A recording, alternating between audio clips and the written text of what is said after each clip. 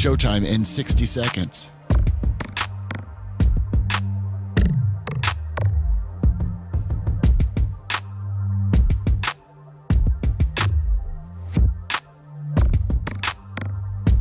"45 seconds.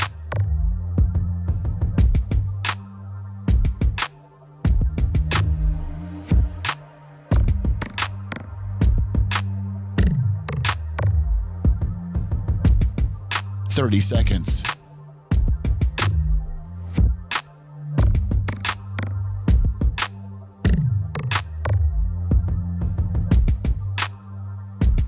The show will start in 15 seconds, and this is your last audible warning.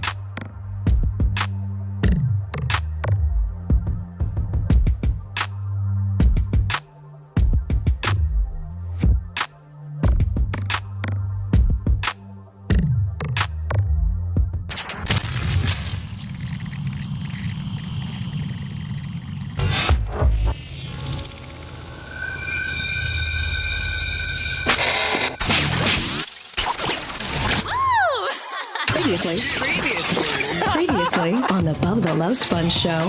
That's the cross the neck gimmick. Look at this. You know, the good thing about this is this. This is not art. Oh, this is bat shiz crazy. Doesn't the dog come in and look at her and like run away? Yeah, I mean, folks, like I don't want to be on the Barbie. But the thing about it, we've all had them. Every one of us has had them. Seth, have you ever had a crazy bitch that really, really, really did you like sexually took you to a next level? I was the crazy bitch. You're listening to the Bubba the Love Sponge show. Broadcast rights for the Bubba the Love Sponge show have been granted to this station by the Bubba Radio Network and is intended solely for the enjoyment of our listening audience. Any rebroadcast, retransmission, or other use of this production without the express written consent of the Bubba Radio Network is prohibited. All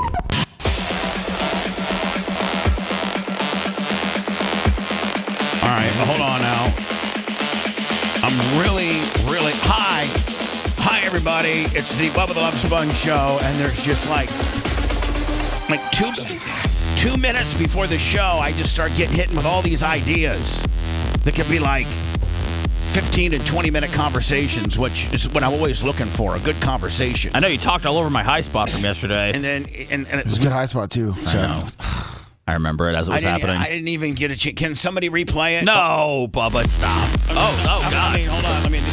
Let me turn that off. Okay. Mach, do you have the ability to just hit previously on? Yeah, he's doing it now. Okay, thank you. Because Does Tuddle make you nervous? No, Tuddle doesn't make me. Hi, Tuddle. Hi, Bubba. Hi, everybody. It's Tuddle, and I'm back. I just want everybody to know I'm sober now. I got a couple bitches. I'm managing various things. Yeah. And I'm back, and I'm not going to mess this one up because Bubba can make a star on anybody. Even a guy that tries to hang himself from a ceiling fan can be a star. That's right. Beach Meadow Detectives, $10 on the super chat. Pot's up. Okay, hold on. Pots. Yes, both are up. Yes, go ahead. Ready?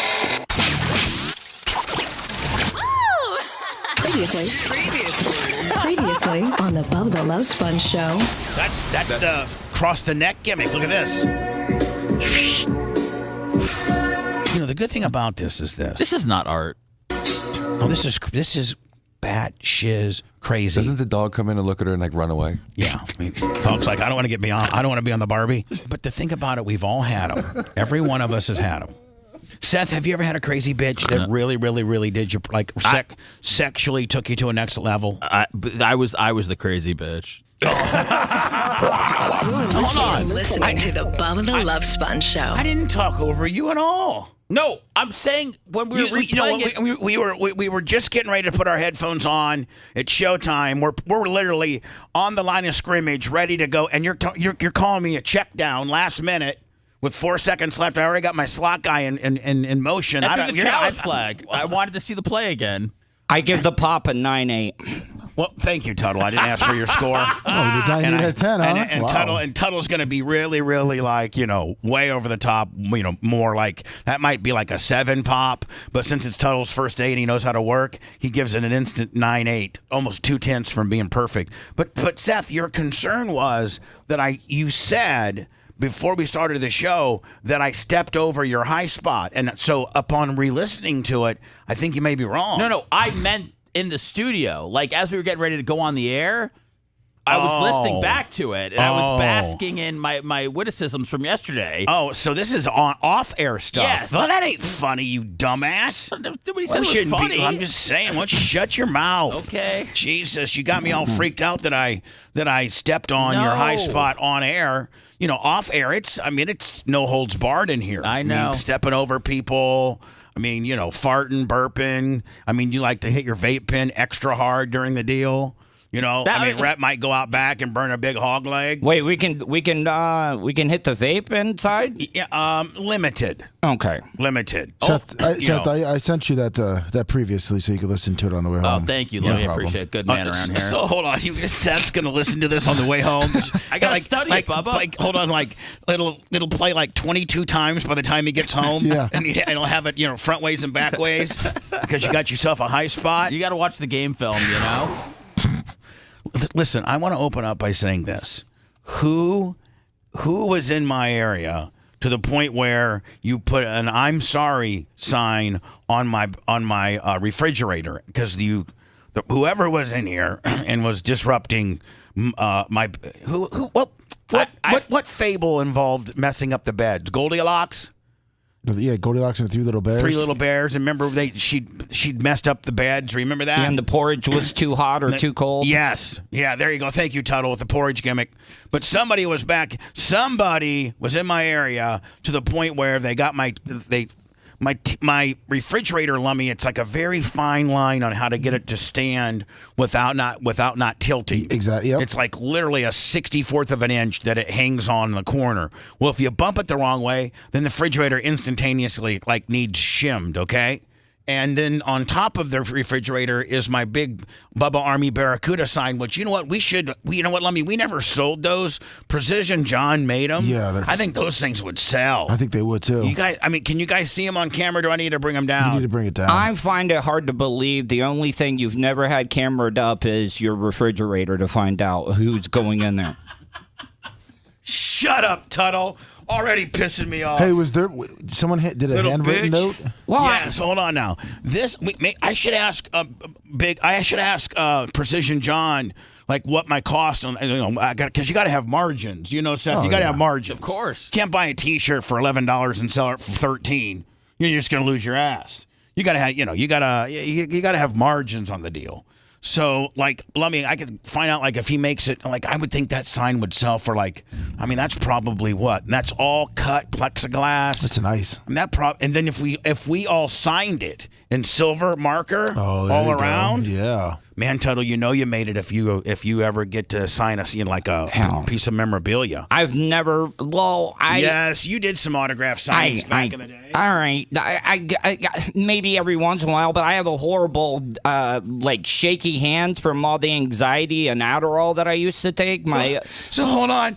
You're saying he's got permanent shaky hands. Any current Tuddle autographs in circulation might look like a person with Parkinson's wrote it. Exactly, like Michael J. Fox. Like you were Janet Reno, and you're just shaking.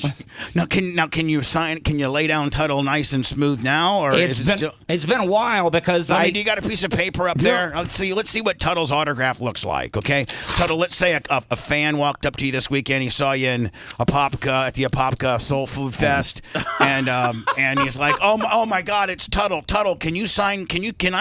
Will you sign this piece of paper for me? I'm part of the Bubba Army now. Wednesdays on the Tuddle. One of the reasons why I'm bringing you back, buddy, is for you to be a walking billboard for me on all your I know you're heavily involved in social media. I know you're into trolling. I know you're into hacking. I know you're into all. I know you're into I think at one time when you lived at the Clem gym. I'm sorry, when you lived at the CRI.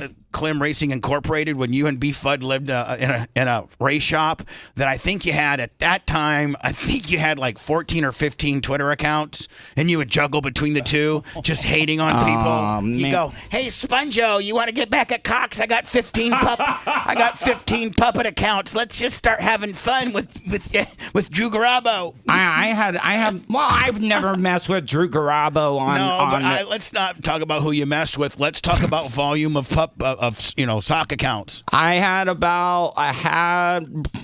maybe a dozen. Yeah. I'm not gonna lie to you. And you used to make me read them. One of the last times I was on the show, you would make me read the most uncomfortable ones in front of you, and it just gave me explosive diarrhea all the time. So you're saying, even though this wasn't your words, I'd make you read whoever tweets the meanest stuff to us, I'd make you, find the top however many and then read them to you, and then that made you feel as if I was mad at you because you were reading them? Yeah, like I would had a Twitter account, Bubba's Broken Belt Loop, just because, I just would have... Would he come in, would Bubba's Broken Belt Loop then come in on that Twitter guy and just start, greasing him? Yeah. Bubba's the best. You're a piece of shit. Look at you. Whatever. Oh, yeah. I mean, would you even try to dox him too? Yeah, I would. But I never actually gave your address because it was a while before you let me stay at the big house. Yeah. Well, I'm just saying, I out of all the people that you've ever worked for, I think that I have, and I'm not just saying this, I'm the guy that's giving you more chances to come back than any of them. And the last one really wasn't my fault. I had to let you go because you tried to kill yourself, and then I bring you back. And I was a dick. Yeah, you were and Lummy, do you remember? He tries to kill himself, right? Tries to kill himself on Monday. Well, they make him go to the funny farm till Wednesday. So on Wednesday, I call him. You're in the funny farm. If you remember, actually, no, it was like 10 days. They wouldn't let him out he had to stay over the weekend. Yeah, whatever day he announced. One day, so one morning, Tuddle comes in here and was like, "I'm like, Tuddle, what's wrong?" "Well, I just want to let you know that I looked in the mirror today and I saw a monster." And I'm like, "What? Yeah, I didn't have a very good night last night, and it's oh my God, I don't know if I should say this or not, but, and you know what, Tuddle, to this day, I think the suicide gimmick was a high spot that got away from you. I really, it did get away from me. I should have never talked about it. To this day. Was it a joke? But no. Well, it was, to this day, I feel it was... just kind of a cry for help. You think it should have been framed differently, Bubba? Well, instead of comedy? I think that Tuddle it got away from Tuddle a little bit. I don't think he was trying. He wasn't trying to get himself put in the funny farm for 6 days.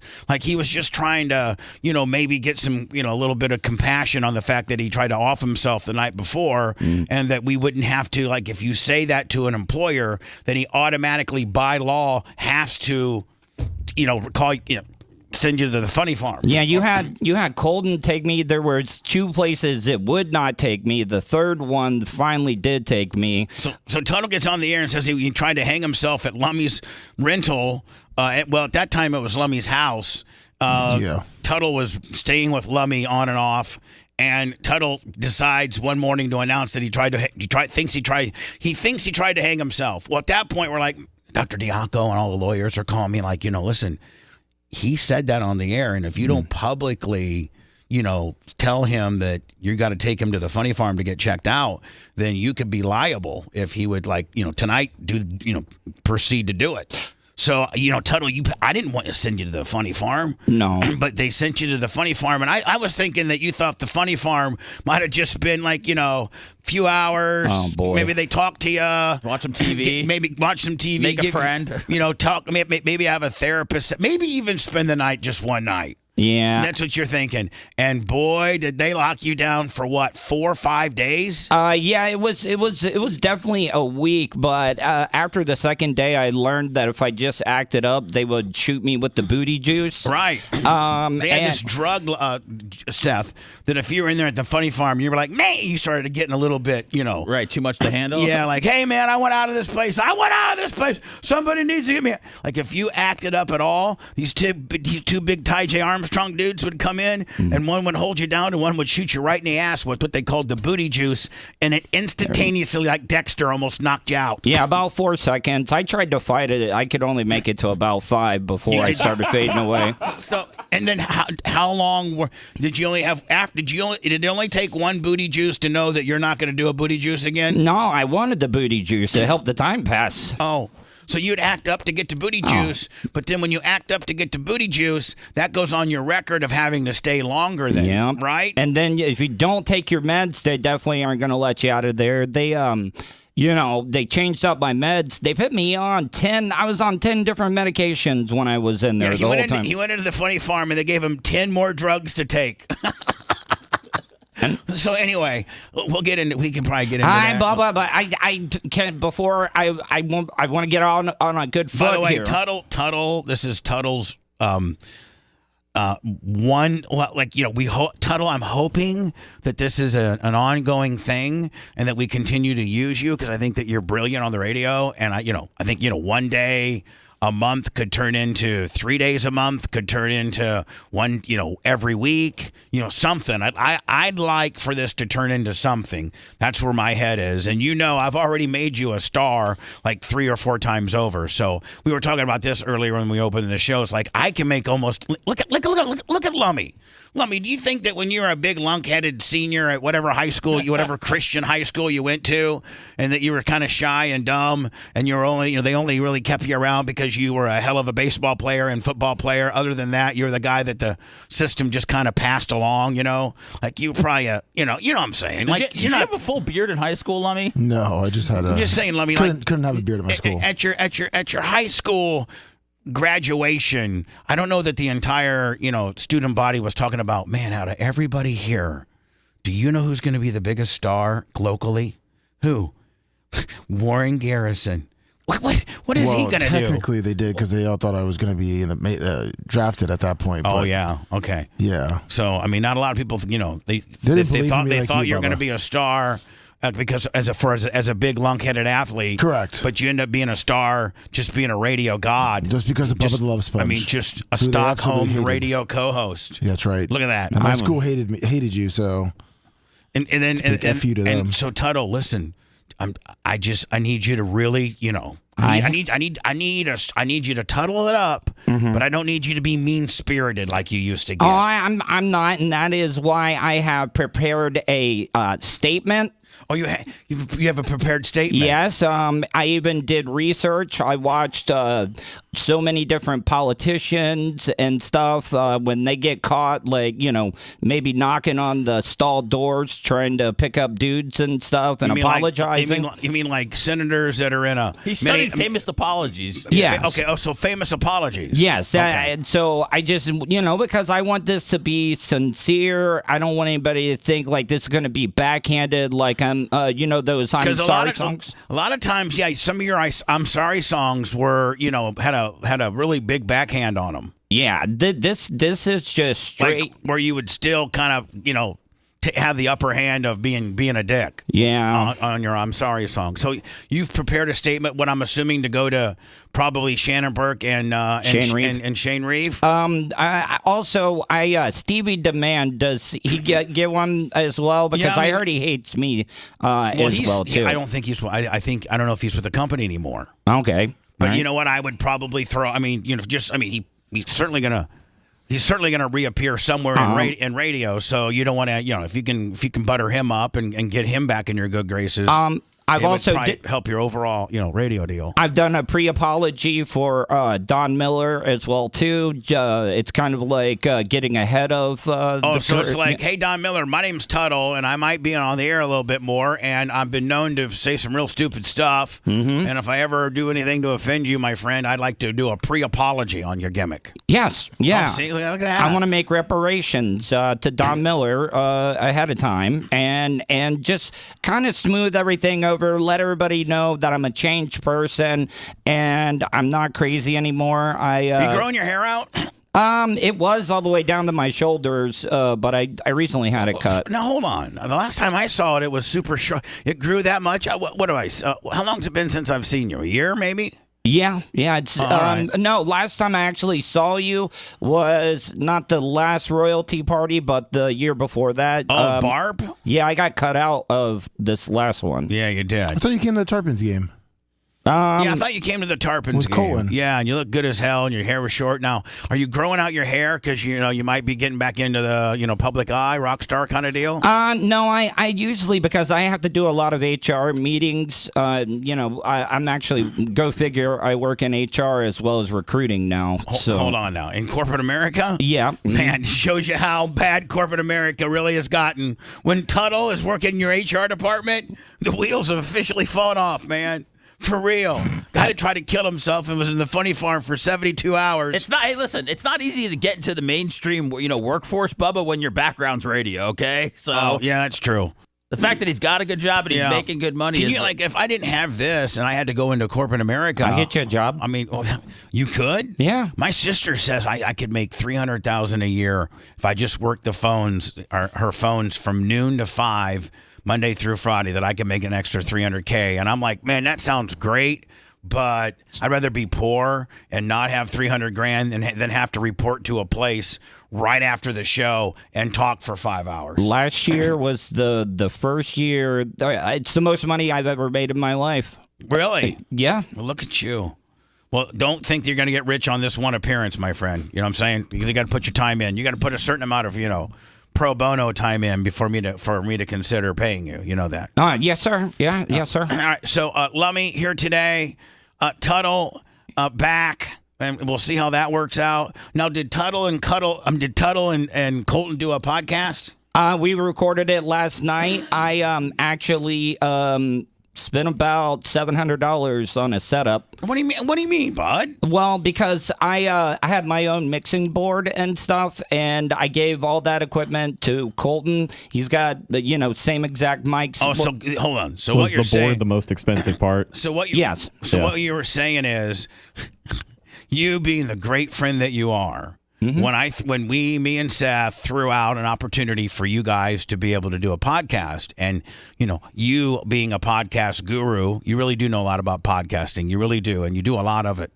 And so anyway, you probably had all the equipment for a single Tuddle podcast over there in Ormond Beach, but Colton didn't have anything, like zero. Yeah. Like he just didn't need a cheap $30 mic. I'm assuming he needed what you assume for it to be a really good podcast. He needed the type of equipment that you have. Mm-hmm. So you went out and gave him all your old stuff, and now you have to go out and buy new stuff. I've already got my new stuff. Oh, okay, good. Yeah, I gave him a mic, a really, really good mic, a mic arm, and a 10-channel board.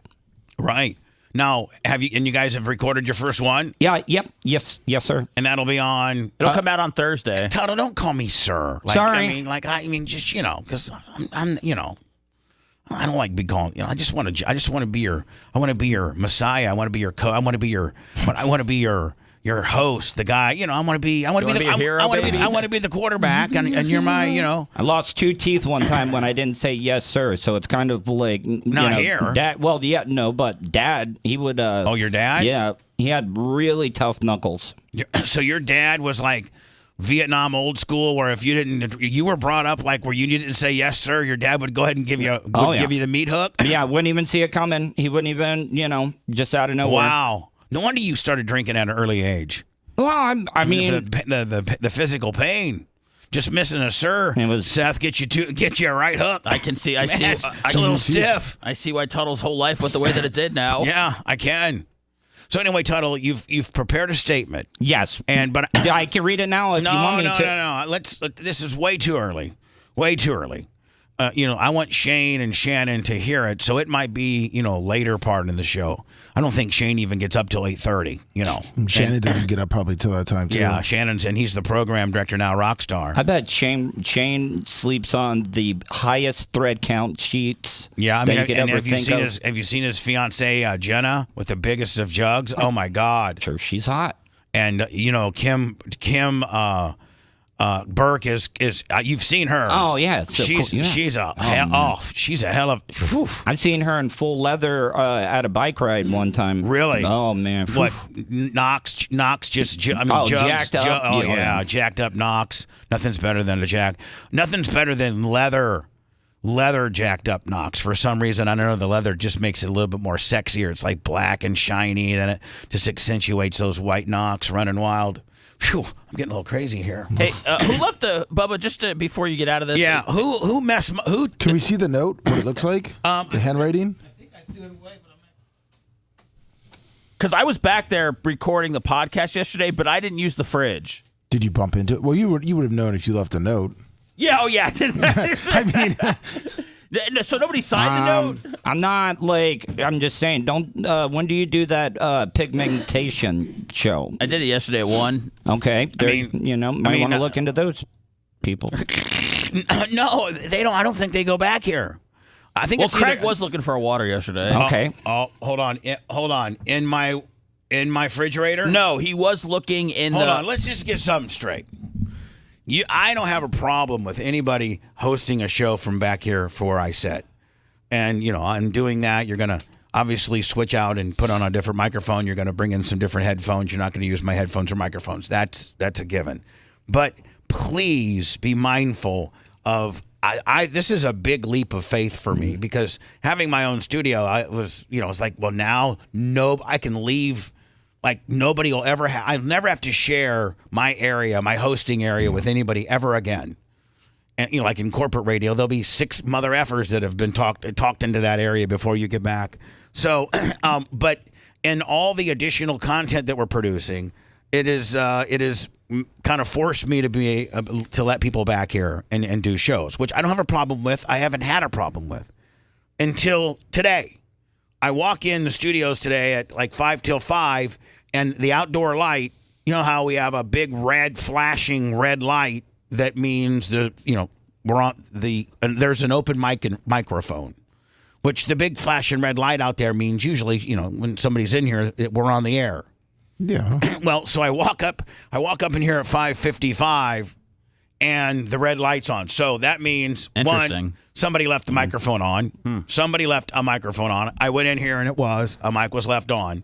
And then my refrigerator is cockeyed, like almost falling off the ledge. The Barracuda thing, Lummy, that I showed earlier, yes, it's fallen down. Oh, no. And then there's this little sign on top of my fridge that says, "I'm sorry."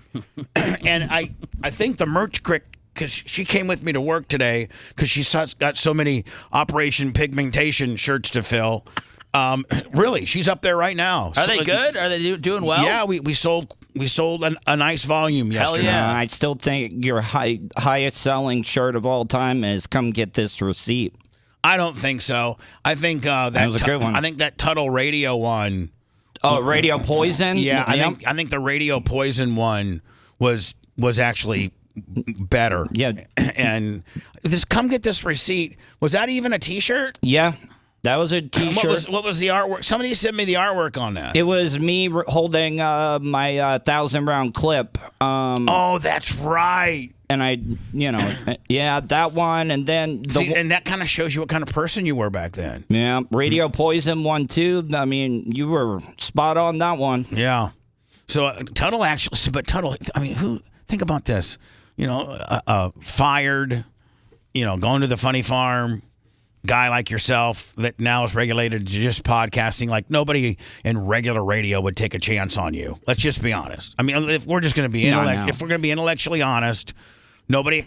Clear Channel, JVC, Audacity, Cumulus, whoever the big players in Orlando are, which is probably the closest market you could work and still do your job. I don't think anybody wants to. I think you've burnt every bridge there. See, And then you came to Tampa and you burnt every bridge here. sounds like me and you got a lot in common, Ben. Well, we do Tuds, and we're both walking on the high wires. Okay, my friend. Yeah. It just happens to be I'm locked. I'm still hanging on to a show and can determine who's on my show. So let's hope that your unbelievable radio wit and cunning humor will be able to take it right to the edge. And then, see, you'd go right to the edge and then you'd hit the gas. Now you just need to go right to the edge, feather it, and then start retreating a little bit, okay? It was like Thelma and Louise just driving off into the Grand Canyon. That's how you used to be. You used to be Thelma and Louise, where you could back it off a notch and you hit the brakes and not go over the cliff or gas it up to see how far you can launch it. Yeah. So I need you to hit the brakes this time and just get it right there, stopped at the edge, okay, buddy? So don't Dale Earnhardt myself. Put it right in the wall. Right. Don't Dale Earnhardt yourself right into the wall, okay? Did you know, Bubba, when Tuddle was being rehabilitated, that Tara went to go visit him? Every single day? Well, a couple of days. She brought me comic books all the time. My sister is just probably one of the coolest bitches. Like, she's not... Like, I gotta even think that my sister, I'm not trying to have, what's that? I guess it's called incest. I'm not trying to marry my sister, but I gotta think as a man. You appreciate the jugs? That no, I don't appreciate my sister's jugs. You've never, shut up, Tuddle. You're already pissing me off. Tuddle knows, though. Listen, as a man, I would think that she's a pretty good wife. Like Tarek's got it pretty damn good. He's a kept man, right? Well, I think he is. I know. Even though he graduated, he has his master's degree in some kind of computer stuff from Georgia State University. From Georgia Tech. He's got his master's, but he says, like, man, in corporate America, he's filled out literally like 50 to 100 resumes for, like specific looking for his job, and like. If you're a white guy, if you're a white guy, and even though he is Egyptian, he's a white guy. He hasn't even got a call back. You got a master's from a major university in the job that you're specifically this as an employer that you're specifically looking for, and you got a guy, a 35-year-old guy who has his master's, and don't forget he was an IT director for like the Tampa Bay Urology. He was the IT director for all of them, so he's got a pretty good resume as well. And because in his opinion, he feels that he's not getting any callbacks or anything because what else reason would it be? That's true. I mean, what else reason would it be? You're not. We're saying it's Egyptian racism? No, it's white guy. He doesn't look like an Egyptian. If you look at the guy, you don't say, "Oh my God, that's an Egyptian." Yeah, but you get the application and you go, "That's an Egyptian name." Yeah, but what's his last name? Zidane. Oh yeah, that's a white guy all day. Or a soccer coach. Yeah.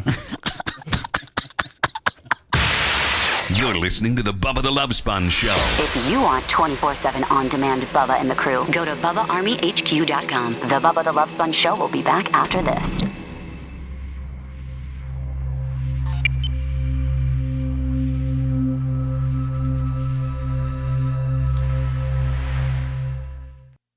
But do you think Macho Man is the one that does all y'all's engineering, right? Yeah. Eventually, I would like to, because I want the show audio to sound well when we're back in. I just want to get the setup right on it whenever we can. Let me know when you want me to airdrop that to you. Yeah, if you want to do it, do I have to put an airdrop or something on my phone, or do I just... No, you should. You have an iPhone? Yeah. Okay.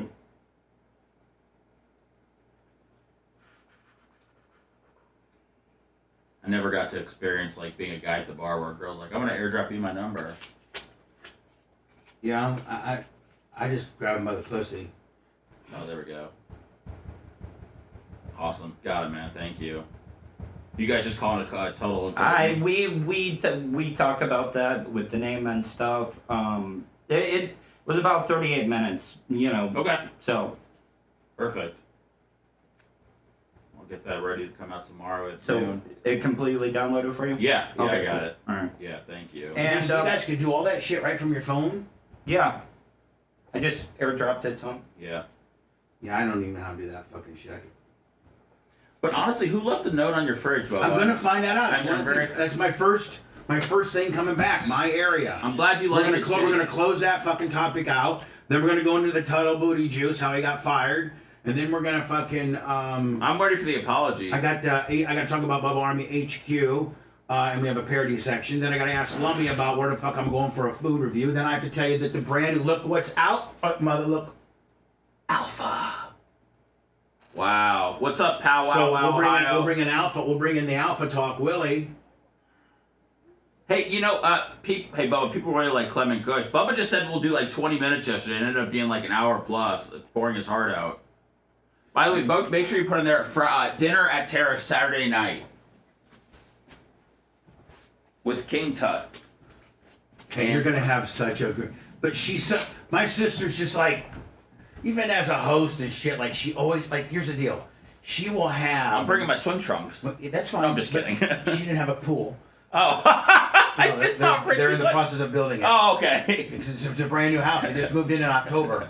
But she'll have, like, when you get there, she'll have, like, some charcuterie or some chips and some kind of welcome me food, and then Stuff for the kids? Yeah, absolutely. Yeah. And then if she cooking dinner, or are you guys going out? No, well, she was trying to make lasagna, but then I told her that I don't eat red meat, and then I had to, and now it's just dissolved into, like, I'm a picky eater, but I think we're gonna get a pizza. Okay, there you go. So she'll have that pie fucking ready. Yeah, we were thinking about Domino's. Yeah. Okay, great. So I'm trying to prepare for the. Can you shut the fuck up? You were fucking talking to me. You started it, you fuckhead. Your sister, bitch.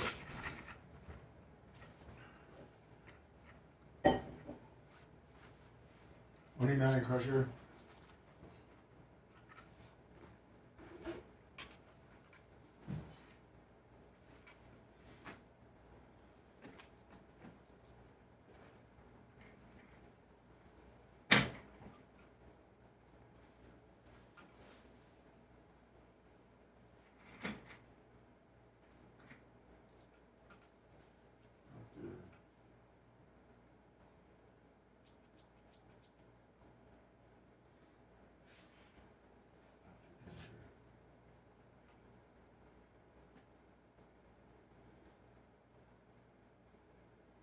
What's up, Danny C?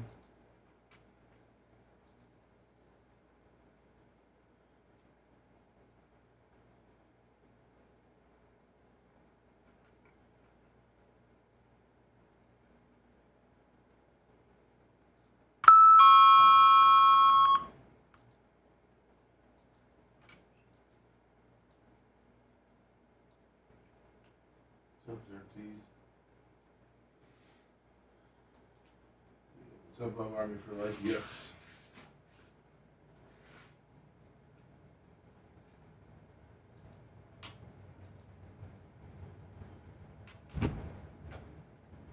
What's up, Berto Perez?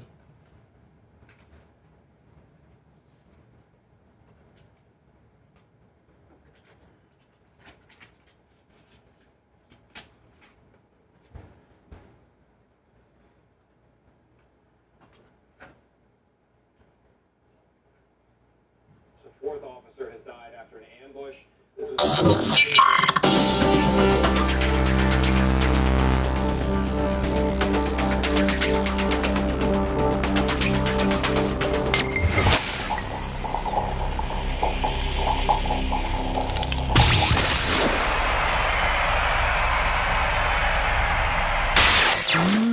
Pouring ourselves out one download at a time. BubbaArmyHQ.com. Enlist today.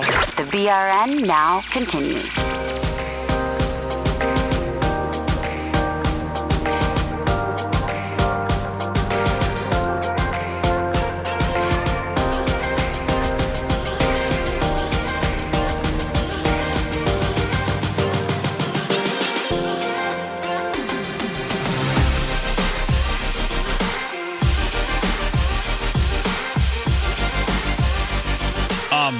The Bubba the Love Sponge show Wednesday, May 1. Closed out. We had a pretty good April. Nice. We had a pretty good April. Not employee bonus era yet, but a decent April. And that's with Cash App being ridiculous.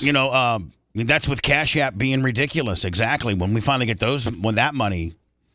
I can only imagine what the bonuses are like on, growing the audience as much as you have online. I was there at the beginning, so I was getting quite a bit. So I'm sure that Lummy's getting paid pretty well. Well, actually, you know what? For the first time, they're getting small little raises because Anna's gone, and obviously I'm going to let a majority of that salary get absorbed by the company, so the company can get stronger and have a little bit more money in its coffers. But at least half of Anna's salary, I'm whittling it to the boys, so they're all getting like $100 or $150 raises per paycheck.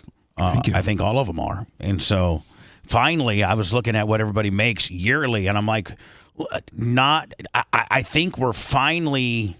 I think Lummy, you as a co-host. Rhett, you as a video guy or co-host on the radio at Cox. I equate to, I think my guys are as competitively paid within the marketplace as regular, Cox / iHeart kind of deal. You pay more than the other companies do, yeah, Bubba. I think I'm actually paying a lot more. You really do. I mean, it's minimum wage at the other companies right now. Are you 1099ing or? No, we're taking taxes out. It's payroll. It's no 1099 where you're an outside contractor. No, you're an employee, and I pay your Social Security, escrow tax, and I pay my federal withholding and all of that, and we're doing. It's a real business. It's a real business, and we're doing good. And April, which was a little bit slow, really ended up being a pretty good month, and that is we had to take losses. Would have been a really good month if I didn't have to take the huge merch loss, but I paid for a whole bunch of Like, for instance, it's here. I'm not going to get into it right now, but Bubba Army Alpha, it's here. They sent me 5 bottles. The other 500 bottles are en route. I only made 500 bottles of these. Maybe it was 250. I don't know, but I made it very limited. So when they're done, they're done. And I'm going to go ahead and open that today and, spray it. Well, I can't wait. You want Tuddle to smell it? I would love to. Of course. But we'll go through. I wear Obsession right now.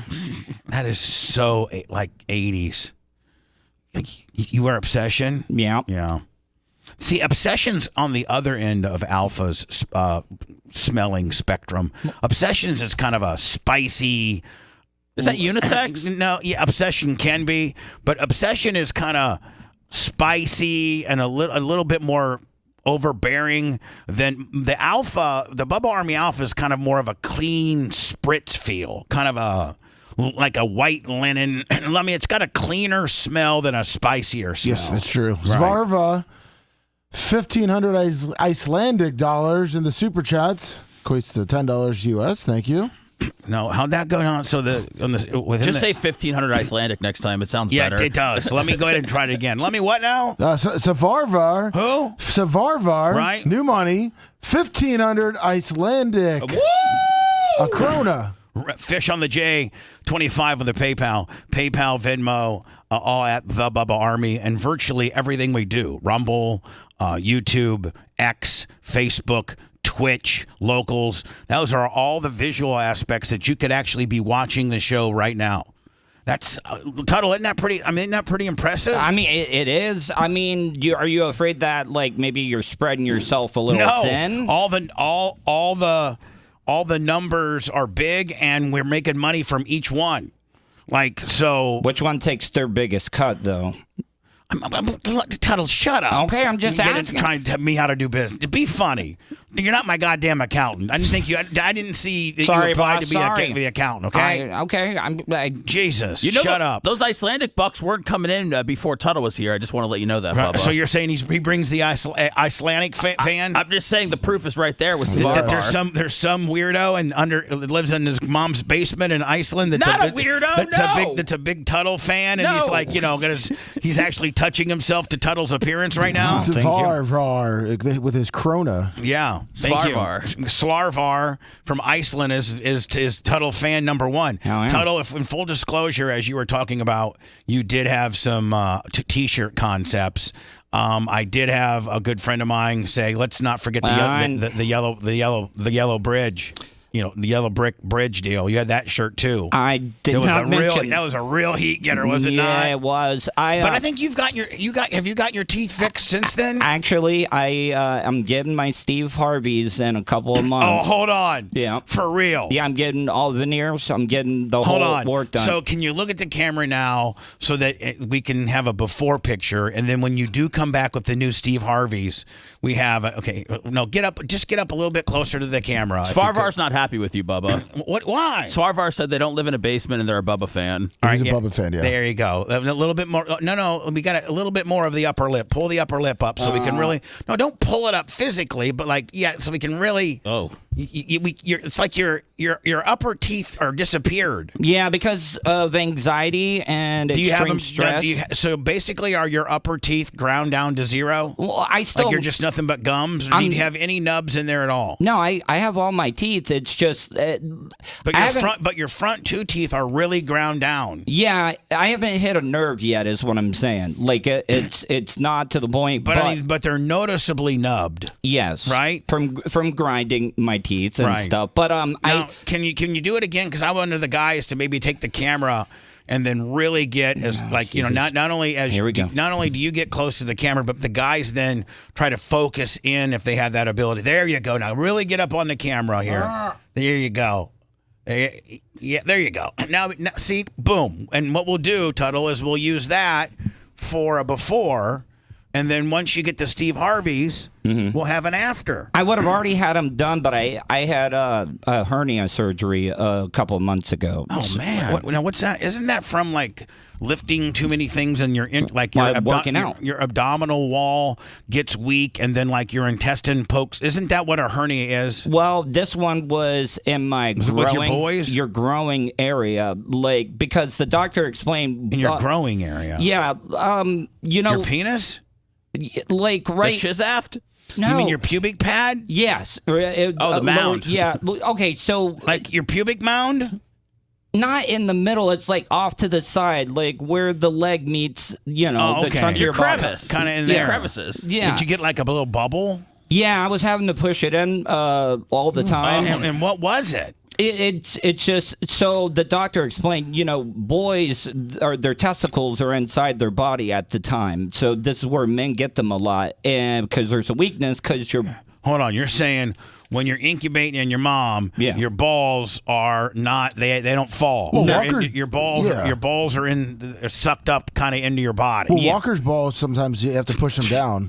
Really? He does it till he's about 2.5, 3. Right. So sometimes you got to grab Walker's sack and kind of push him out. Yeah. Pull the ripcord. Yeah, you can feel the balls kind of up by the penis. What does Walker? This is aggressive conversation about kids. What does Walker do when you're what does Walker do when you grab his sack and pull his balls down? He kind of laughs. I think he likes it. Oh, hold on now. He doesn't go, ah, ah. No. He likes it? Yeah. Oh, he is going to be a whack job. You grab the sack, Lummy? Or is that a mommy? I normally let Ashley do it. Okay. I let her grab the sack. Well, she grabbed the sack and then the ball falls down? Well, no, you got to push him. You got to roll it down. Yeah, so it's probably what Tuddle had. My 2.5-year-old sometimes I didn't have any of this problem. Well, sometimes it just happens. My mom and dad weren't grabbing my balls or anything. Well, you don't know that. Sometimes you got to do it. Dr. Dan said it's normal. Okay, all right. They just go up sometimes if you're not using them. So it creates a weak spot in your growing area, so that's why a lot of men get hernial. Is it more of an inheritance thing, where? It's not. You mean hereditary? Well, no, yeah, it's what I mean. Is it why do most men not get them, and the men that do, what's the malfunction of those men in order to get them? Well, do you have an undeveloped little wall there or something? Well, you got to remember, I 10 years of alcoholism and taking and ingesting all the other stuff that people, drugs. Not only pharmaceutical and a lot of those, but some street levels too. Oh yeah. But I started working out. I go to the gym. I've been going to the gym like 5 days a week now. You see that I'm currently working on, making the front part of gym. It looks nice. And, you could work out there. It's very nice. I'm sure people... Seth, you know what? Just like I put you through a workout, maybe I should once I get I got some more stuff coming. Once I get my gym's not complete. It was complete, Lummy, then it became incomplete. We're just having some gym issues. You're making it better. Right. Moving some stuff out, bringing some stuff in. So once I get it complete, which will be in 2 weeks... Then Tuddle, can I put you through a workout? Yeah, I would love that. That we tape and put up on the YouTube. Yep. Mm-hmm. Seth's already done it. Lummy, you did it once, didn't you? Yeah, twice. Yeah. Yeah. I don't know, Rhett. I don't think you think you're up for that, Rhett, or you're too high for that.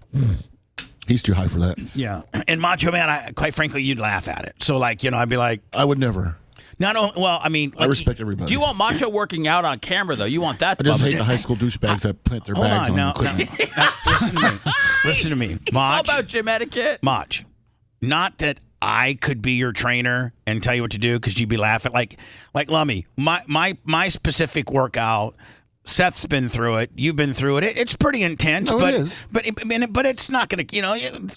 A guy like we can get through it. We'll be huffing and puffing at the end of it. Boy, Macho Man would be like, man, this is what I call warm up. Man.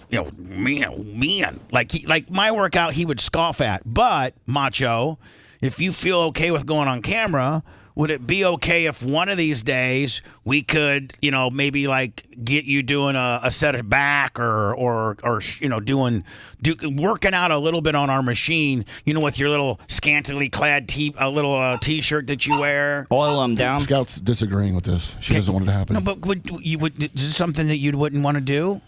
I don't know if I want to open myself up to all the criticism because everybody's got to. Hold on. Let me hold on. I'm not just saying this because I love the hell out of you and you work for me. If there would be anybody that would be critical of anything that you were doing and how you looked and how strong you are and how just absolute jacked you are, that would just be an obvious sign of jealousy and insecure because there's the people that were making fun of me when I was lifting weights. I know clearly they're jealous of my physique.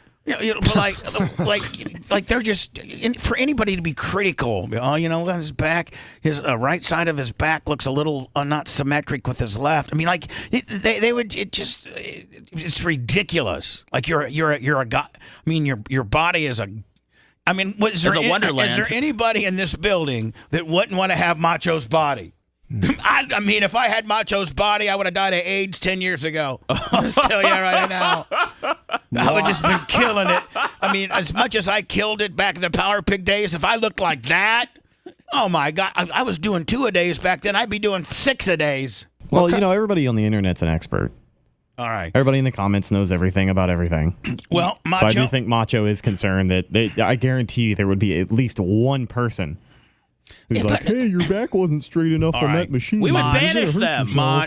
Mach, just consider it, okay? I'd really like to get you working out in air, but I understand your privacy. I don't want to dox you or nothing. And so please know that I'd love to have it, but I certainly understand because you are kind of a head case at the end of the day. I mean, in order for a guy to look like Mach, you got to be a head case. I mean, right? Like, in order to, you can spend a certain amount of time in the gym and look pretty good, or you can just live in the gym and superset everything and just eat clean and be just everything that Macho does. You're not going to see him at Tara's enjoying lasagna. He's going to be having a protein shake, doing skull crunchers. That's right. Okay? And so there's a certain amount of craziness to want to work out that hard, and Macho obviously has that. So, do you remember when you put me through your Bubba workout one time at the old place? No, I don't. But I'm wanting to, once I get my gym complete, put you through one. This is back when you would throw me bottles of alcohol when I was funny and I had a really good show. Nip, like a nip? Yeah, and I was about 10, 11 shots of vodka, and you put me through a workout at the old gym. For real? Yeah. Do we have that on video? I think we did record it. I'm surprised you didn't kill him. Oh, the worst. Oh, it was so, man. The worst. Listen, I love Tuddle. But Tuddle, and today his first back as a co-host, but Tuddle, you weren't really always just a co-host. You're always, the majority of your time with me was being a stunt boy. Like, you were the stunt guy. Oh, yeah. I mean, right? Yeah. Or the guy on the streets, or, you didn't. I was your web guy first. Well, no, hold on. We need for like Seth, 2 weeks. Seth, wait till you hear this. So we need a web guy, right? And Tuddle's already I think been fired 2 times before at my place. And next thing you know, no, this is the first time. This is the very first time because I had just gotten fired by the Monsters, and you had Russ and Hamill interview me. It was like what, 09-10? Yeah, right. 10. So anyway, we heard Tuddle was this guy from Orlando. He's funny. He's on the streets. I had heard some of his stuff. I kind of wanted to talk to him. Maybe we'd hire him to be a guy on the streets or whatever. But he tells, now we're also looking for a web guy. Like we're looking for a guy to oversee the web and know how to write code and do all that kind of stuff. And Tuddle applies for that job and he gets it because he tells Hamill that he can do, oh yeah, I can do anything. Like I can post stuff, I can edit stuff, I can, do WordPress, I can do it all. Didn't know how to do any of it. Took Bubba Raw and the regular Bubba website down for a weekend. Entire weekend, yeah. But Seth, my plan was to get my foot in the door, act weird enough, and just to get into the studio. I only needed to be in the studio one time. So he's like a calculated Andy Kaufman. So he's like, let me just bamboozle them by telling them I'm an IT guy, and then Bubba's going to be enamored with me because I'm a hot mess, and then he's going to be one time he's going to call me in the studio because that's what I would do. I would call him into the studio, and then you knew that you were just going to, be a comedic genius because that's the way you are. You have confidence in your craziness, and you've got some radio skill set, and you just knew that all you needed was that one shot. And you know what? You were right. I had heat with everybody. This is back when you were doing really, really well. I think you had 17 employees you brought into the studio, and they all aired their grievances against me. It was so horrible. Yeah, I had like 16. I had all my staff come in, Seth, and say, "This guy, we hate him. He's been here 2 weeks. We absolutely hate him." What could they tell that he was trying to fast track his way on the air? Yes. He's like, all he's trying to do is become a character on the air. He's a mic hog. He doesn't know what he's doing. Like he does not have any idea how to do a website, but No, I did MySpace. Remember, you used to have to do HTML coding on MySpace. Right. So that's the experience he had, being able to sign on to MySpace. He fooled you guys. So anyway, that was the first time, and I mean he's been fired I don't know how many different times, but I'm going to close this out in the fact that the last time he came, you were a bona fide co-host, which I mean, like, just there's back then, we had so many people work. Well, it was very prestigious to be a co-host and not be in the bullpen or an intern or or a video editing guy or anything like Cigarette John was never going to be on the air. You know what I'm saying? No. But I can make a star out of anybody. Let me look. The crew that I had back then that were kind of my ancillary, guys were you and Tuddle. You and Tuddle were both not on the big show. And look at you now. You're the most popular person by far of anybody on the air. Thank you. And Tuddle, you have an opportunity to maybe do. I mean, like you're back on today with aspirations of maybe doing more. Yeah, I'm ready. I have pretty much no life. I'm all alone. I live in a 55+ community. Now, hold on. Oh, that's right. So your mom died and you're living with her. Oh, no. And so she lived in a 55. By the way, my mom lives in a 55 and up community. So it's just that in itself is a whole ecosystem. Bubba lasted a weekend there. Yeah. Like they all know each other's business. They all like, There's a lot of sex that goes on there. Well, Tuddle. Hold on, Tuddle.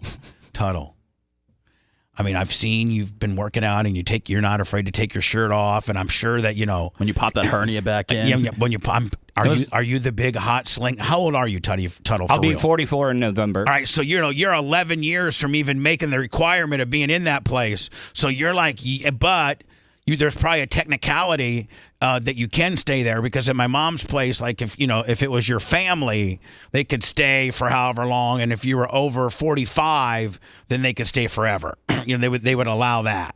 So. Have you found a loophole where you can stay in here? Yeah, well, okay. So I have keys. I lock up the clubhouse, and I also put my broadcasting skills to use. I host bingo every Thursday night with the machine. Now hold on, Tuddle. Yeah. So you go to every one of these 55 and up things. They all have an HOA or some kind of. I'm a part of the. I go to them every single one. And so you bamboozled them into letting you stay there, and then two, for letting you stay there, because you're a radio, big time stand-up comedian, funny guy. You're a funny guy. Oh, and they got a fancy machine too. You're an entertainer. Did you approach them or did they approach you? I approached them. Did you offer it or are you getting paid for it? I mean, I get a cut of the 50-50 raffle that they do. We've got. Well, you ready to bring them on full time, Bubba? No, but we've got to get it's video. Yes, of one of these excursions. And they got the full working ball machine. Now, Tuddle, here's what you do: is you go to the HOA, and you tell them that you're shooting, a reality, for our show. You're shooting some. Bingo night. You'd like to shoot bingo night so that everybody knows, they're going to be on camera. You know what I'm saying? Like we're completely upfront with them because I'd hate to be taping. What if I just had it on me though? Like if they didn't want to be on camera, or maybe we set a tripod. Now, how's the configuration? Do you sit at a table? Yes, and then you run the bingo machine. Yeah, it's a console. So on one side you have the ball machine where it comes out, okay, and then you have like this table where you put the ball. We got some pretty fancy and secure. Selfie sticks that maybe we could just selfie stick, just you. Yeah. Just your area and all your commentary and I got a microphone and do they ever come up? Do they ever come up when they win, or do they approach the bench when they win? Yeah, well, because I have to check their cards, but I have an assistant that keeps. We have a banker because they sell the 50-50 raffle tickets. Right. Now you're gonna probably have to ask your banker if it's okay that she wants to go on camera. You know what I'm saying? I want to get the banker. Yeah. The last game of the night we do cover all, where you have to cover all your squares in that, and I think last week's was $120 for cover all. Really? Yeah. Now, how many people approximately show up for this? There's probably on a good night 45, 50. Oh, okay. And it's all quarters, so I'll call 5 numbers, and then everybody's got to put a quarter into the pot, and then I call another 5 numbers. Seth, don't you think we need this so bad? Don't you think? Yeah. I mean, I think we just set them up, go live on Instagram, just put the phone right in front of them, and have them call out the live on somewhere. Mm-hmm. And on the weekends, somewhere where we can monetize. And on the weekends, I clean the outside of people's trailers when they get a HOA letter. I mean, you're a pressure washer specialist? Yes. I use this great cleaner called 30 Seconds or Less, and you just spray it on there. Sounds like your radio career. Yeah. So you spray this stuff called 30 Seconds or Less, and then now how much do you charge for that? I was making about $300 a house, depending on the square footage. Hold on now. Was it the whole entire house or the whole entire trailer, or was it just the one side that was not? That has to be for the whole trailer. Yeah. Mm-hmm. And now is this 55 and up community? Do they have any built homes, or is it trailer park? Because the trailer park aspect even adds kind of a cooler white Trish ash, Well, you can't move these, and these are the ones that come in two pieces that they got to put together, like whenever they get there. So they're more like manufactured homes. Yes, right. But probably they're sprinkled in probably some fifth wheels and some things like that, right? I mean, they're probably not all travel trailers, are they? They probably have some RVs. Yeah, there is. There's a few RVs. Right. So when I go on my walks around there, I even know which. Do you write the violations up? No, but I do know everybody that smokes weed in the park because they burn so much at the 55 up. Really? Oh yeah. Now hold on. Now, do you as you're doing your nightly walks, are you writing addresses down that look a little moldy and then turning them into the HOA? Yeah, I have. So then you turn him into the HOA, and they're like, "Oh my God!" Well, Tuddle, Pat, they probably call you Pat. Yes, they do. Pat has a power washing service. If you don't want to do it yourself, it's an all day job. So you turn him in, HOA finds him, and then you recycle him back as a potential customer. Yep, that's a hustle, buddy. You're hustling, aren't you? I also. You probably are making money. You do 2 or 3. Let's say you do 2 or 3 of those a week. He's got a full-time job also. Full-time HR director for some big-time corporation. Now you're a part-time radio host. Yeah. I also will get the random quarter sack if somebody needs it. So you sell weed to them. Oh, you're selling weed too. Yeah. So it's like this Mrs. McGill will kind of go, Pat. Me and Fred would like to get a little something. Yeah. How do old people ask for weed? What do they do? Well, I mean, some of them have offered to let me smoke with them. Yeah, no. I'm not the ones that potentially might want to pick up something. Oh yeah. How do they say it? They'll come up to me the first time and so rumor around the park is one of their friends, they wouldn't even know to approach you. Had somebody they known in the park not told them, hey, if you want some good stuff, Pat. Yeah, Pat's the guy. The word's spreading, man. It is, and just be careful. Just be careful. The word doesn't spread, and next thing you know, the word gets spread into a guy that's former Leo that no one cares about him slinging weed in 55 and up. Yeah, not for the amount that I'm not dealing like in large amounts. Right. Like I keep it under the ticket. Right. Right. And then I also but so how does Grandpa ask for a quarter? Well, he comes over and he says, I've heard from a couple of people you're the man that can procure certain things for people. It doesn't come. Seth, these old timers are all cryptic and think they're still fighting Vietnam, where Charlie's listening over every corner. Right? Yeah, they don't know it's halfway legal at this point. Right? They don't know that really the cops ain't gonna do nothing. Yeah. So you're like, oh yeah, sure, Fred. I'll get that to you by later today. Yeah, and there was one time, but I didn't get ratted out.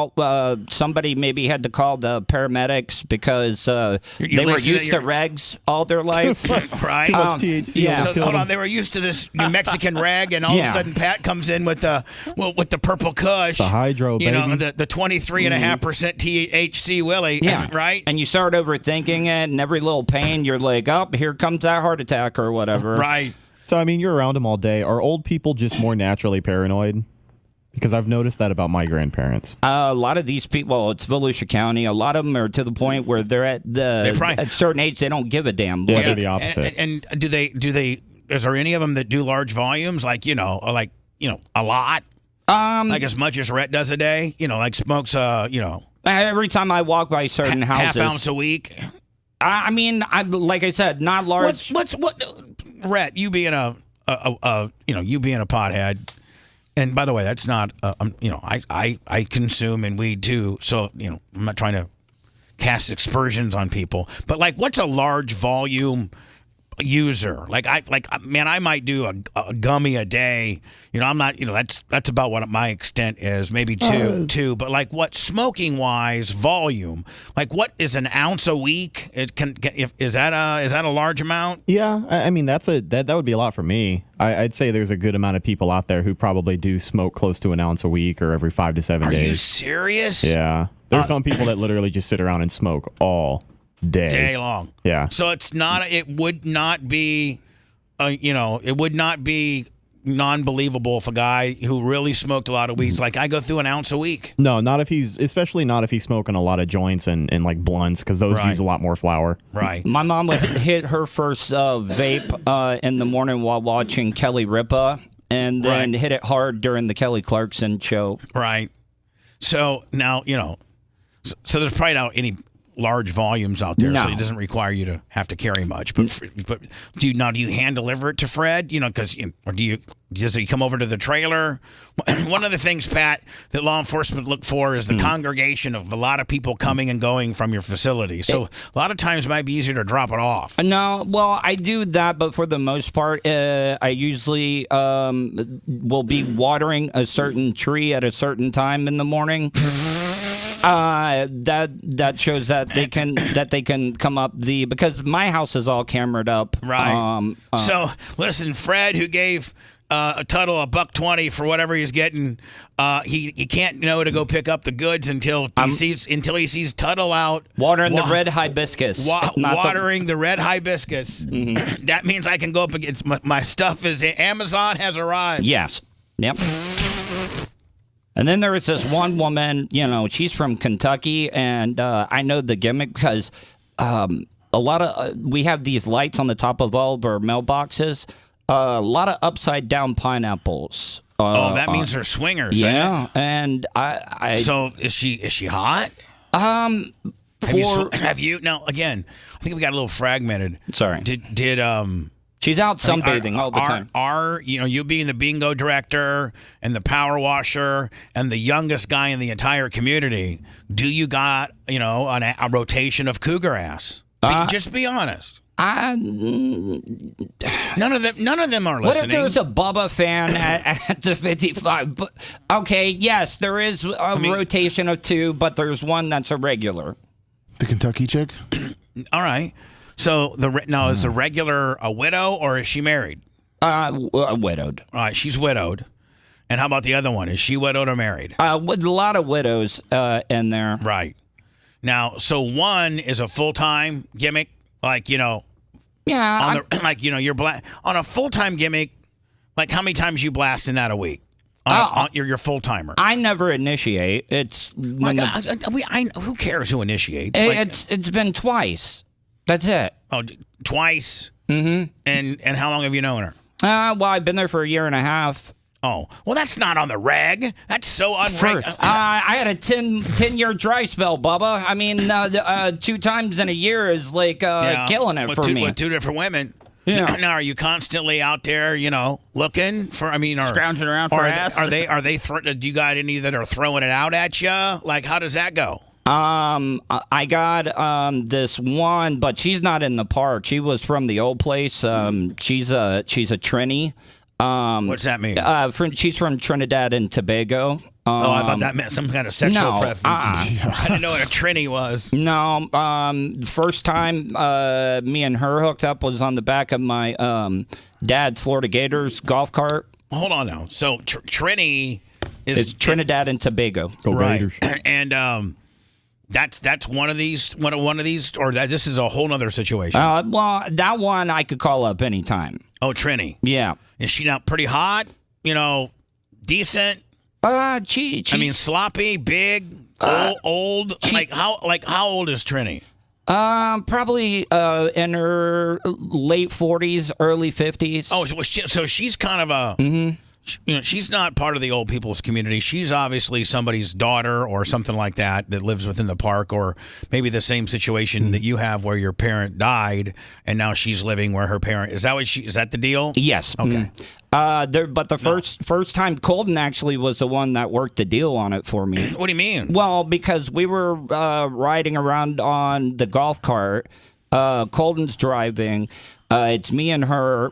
We go out into the woods, and she was all up on me, and Colton was like, "Take care of my buddy." Oh wow! So you were Hogan and he was Bubba. Yeah. Wow, you guys doing Bubba Hogan high spots. Yeah, so Colton parked in the woods, under the canopy and went and smoked. No, he didn't watch. He walked down to the water and like smoked one. And so you and Trini did it in the woods. Yeah. I mean, now is this while your mom was still alive? Yeah. I mean, because now you can just bring him back to your place, right? Yeah, I can. Do you? I mean, like mom's, rest in peace, Tuddle's mom. We love you, but we've lost her, and you're now living in her. I guess you guys have now. Do you guys have a fifth wheel, or do you guys have that manufactured housing deal? 1,400 square foot. Okay. So you could obviously, now that mom's not around, you could be bringing these gals back, back to the 1,400. Could you not? Yeah, I could.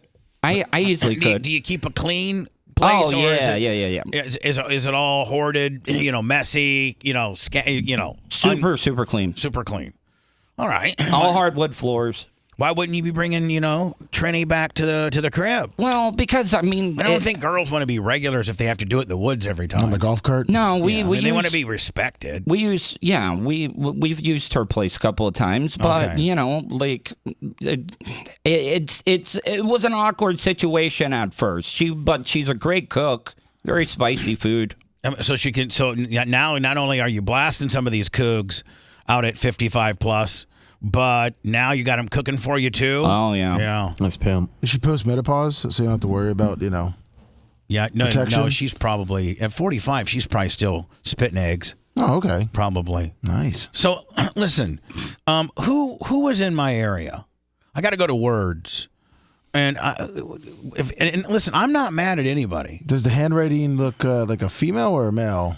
Tuddle, Lummy, I don't know. I just threw it away and now I can't find it. Oh. It just says, I'm sorry. Now, it's obviously one of you, and I want everybody to know that I'm not mad. Like, I'm not going to yell at you or nothing. I'm just going to tell you to be more careful, but, like, who is it? Did they intend to make it a big whodunit by not signing their name? I can't. So, like... I left before your guys' podcast was over, so I'm out. Okay. Rhett did too. Rhett, Mach, were you back here doing anything? No. Okay. Well, Tuddle was probably you, and then you were probably so high, you wrote an I'm sorry letter. Not Tuddle, I'm sorry, Seth. What the hell, man? No, Seth. I mean, like, you were back here. You were the last person here. You were probably chucking rings real high. You left the mic on, and then you knocked over my refrigerator, which caused the Barracuda fish to go down, which then caused the refrigerator to get off one of the legs off of the counter, which makes it real tipsy, and you freaked out and wrote I'm sorry. So if you did that, that's not a problem, buddy. Everything's fine. No, I understand. If I did that, I would definitely let you know. I would be out in front of it, Bubba, but I didn't write the note. I did leave the microphones on. That's definitely me, but I might have knocked into something, but I did not write a note. This person actually wrote I'm sorry. I didn't. Really? Do I got to sit here and everybody lie? Nobody tell me the truth? I mean, this eerily reminds me of that audio of Bubba trying to get Blitz to confess to stealing. Just admit it, Seth. Just admit it. Come out. It'll be okay, just no matter how much. Yeah. I love you. I love you. I'm not going to fire you. Let's work through this. It's not a big deal. I don't care if it's 5,000 or 50,000. We're going to come out stronger on the other side. We're going to come out stronger on the other side. So, Seth, then as I was walking out, I go, Chris, you went batshit crazy. I'm ready to race. Yeah, okay. That's why I was like, Seth, whoa. you got me all running loose. Damn. Seth, why didn't you sign the note? I know you signed it, and it's freaking me out that you won't admit it. Do we have any, Bubba? I'm gonna call Craig and see if Craig was back there, but I walked them out. Like they were here by themselves for maybe a minute when I went to go check the audio. Well, now I want everybody to know that I don't have a problem with you doing a show and being in my area. What I do have a problem with is I don't want anybody looking in or having anything to do with my refrigerator. That's off, that's out of bounds. What I have in my refrigerator and what is my business. You don't need to be looking in my refrigerator. If you need a water or something like that, for the most, because I got my little gummy bears in there, I got my little peanuts in there, I got my little wafer bars, I got a whole little world in there that I got set up just the way I want it. Is there any chance it was Merch Crick? No. Okay. Hell no. Okay. She would have came and got me immediately and said, and I'm like, no. Sorry, Daddy. Yeah, none of that.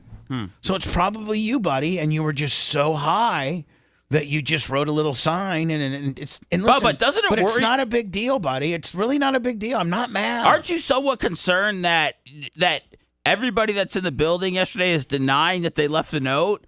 Like, don't you find that isn't that odd? Yeah, that's odd. Well, especially when you know that I'm gonna I'm already told anybody that did it. I'm not mad. Like it's no big deal. Like I don't care. But I can't cop to the crime if I didn't do it. Then who did it? You are the only person that was in this area after I vacated it. By the way, we did an unbelievable Clem and Kush yesterday to the point where I'm almost asking maybe Kush to take it down because I think I got a little too deep into the family therapy deal. Yeah. Oh, wow. It made me cry. And listen, my mom listened to it and she's like, it made her cry. Wow. For real, I'm not kidding you. Tara always tells. Tara, when you tell Tara, you might as well tell Janie Cakes. So Tara had found out about it, the podcast, and how I got a little, not emotional, but we really drilled down deep on some of my family issues. Tara got a heads up on the deal. She shoots Janie Cakes is not a normal downloader of our podcast. I'm just going to be honest with you. Janie Cakes watches the show through, just like every boomer, Facebook. That's how Janie Cakes gets all of her Bubba information is from our Facebook page. So she goes and watches every show and she gets up and like things like that. But she's not like, for the most part, anything that we would ever say on a podcast, my mom would never know to even go. Like she didn't even know how to do it. So Tara tells her, hey, you need to listen to Go, and Tara tells her how to do it. Tara might have sent a link to it. Oh, no. And she listened to it, and then she calls me. I took my pills a little bit early last night, so I'm a Tuddle fuzzy time. She's like, Fleet, are you okay? I'm like, yeah, I'm good. I'm getting ready to go to bed. And she's like, okay, well, I listened to the podcast, and, we, as a family, we just need to get through it and just realize that what's meant to be, just being like a mom, what's meant to be is meant to be, and we hope he'll come around, and I know you love him. So are you gonna be okay, Fleet?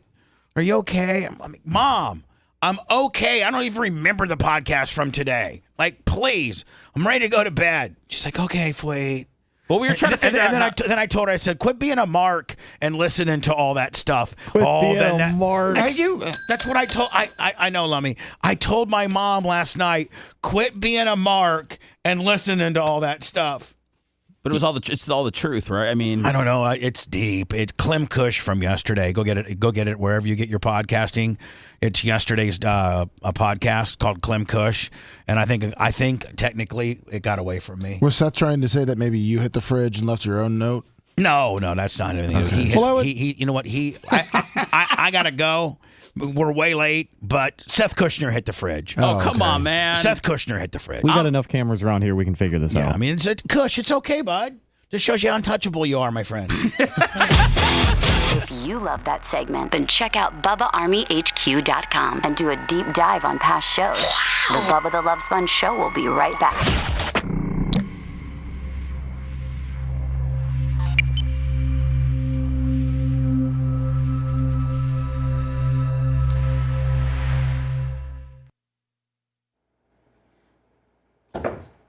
Tuddle Weed Shop with the $5.99 Jim PCLL $5 super chat.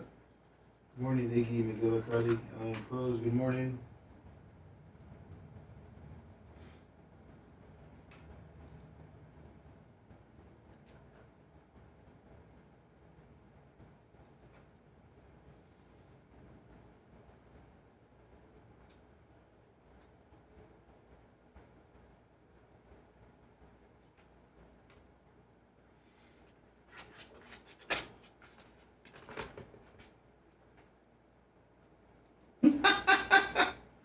Man.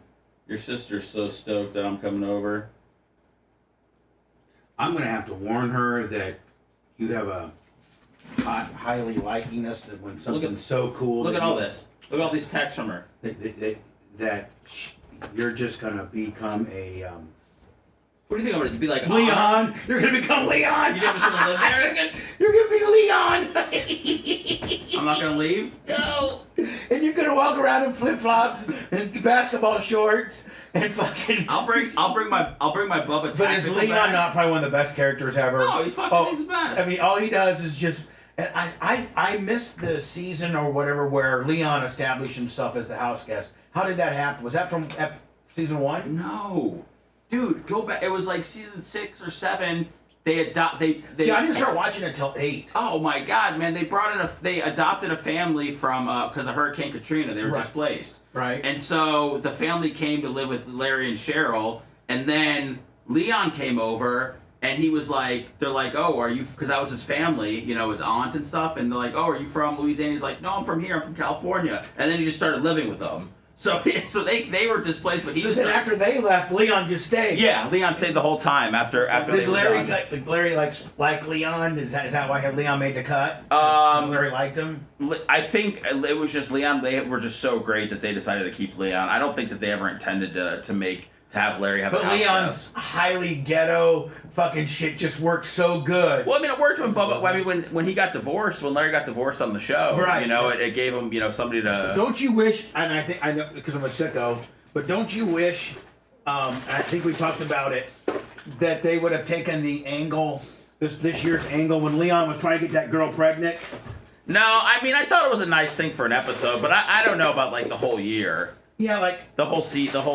Yeah, not the whole season. Yeah, but at least a couple more times, maybe. I know that stuff gets you all hot and bothered. I'm looking.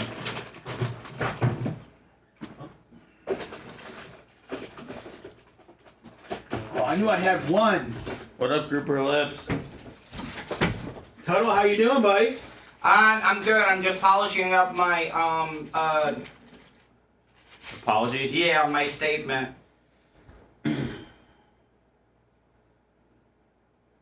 I crack up every time I see these fucking cops with these break up the protesters now with tear gas and shit. Yeah, when a week ago they were sucking their dick.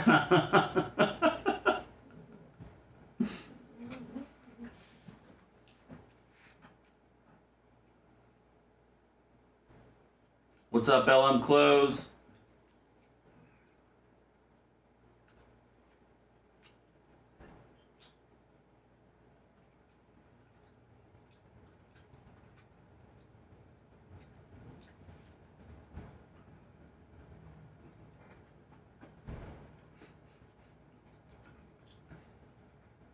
What up, Dutch Duke?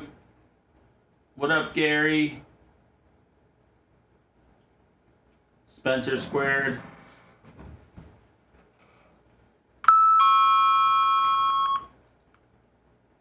Hello, Mr. McGillicuddy. Big Hoss 83. What's up, Tina? No, Marcos was horrible. Shalom. Ron Stoppable. Quicker Ticker. Thank you, Nug. The people tell me I'm killing it, Nug. What's up, Nick? BMD. Dark Brandon. Hey, Glowbug. Gave a shout out to the Glowbug yesterday. Oh, I saw that, Orange Cat. I saw that. Thank you.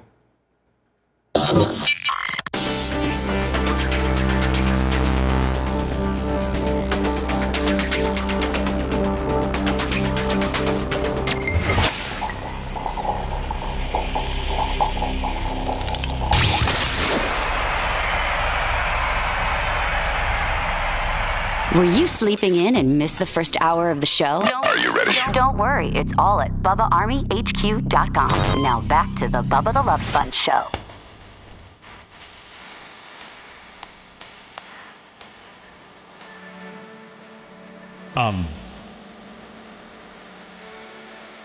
Lummy, like, unlike any other radio show, And, Tuddle, you're familiar with almost all terrestrial radio. Anybody that's doing anything that's, syndicatable or supposed to be legendary, like, of course, Russ Rollins, Monsters in the Morning. Ron Bangtan.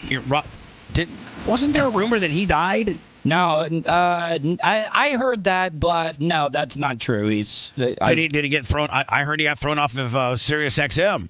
No, he's still doing that too. Yeah, he does it with his daughter. There were rumors that he got fired from Sirius. You might want to, if he's your buddy, you might want to call him and tell him, be building some other infrastructure, my friend, because it was an article that I didn't even prepare to talk about, but just off the top of my head, I saw it because I take interest in how the radio companies, like for instance, the regular terrestrial radio companies, with the exception of the small nimble ones like John Cracchiola and JVC or Bruce from Genesis that don't have 220 markets across the nation, but terrestrial radio now is filing. I think every major company has filed for bankruptcy.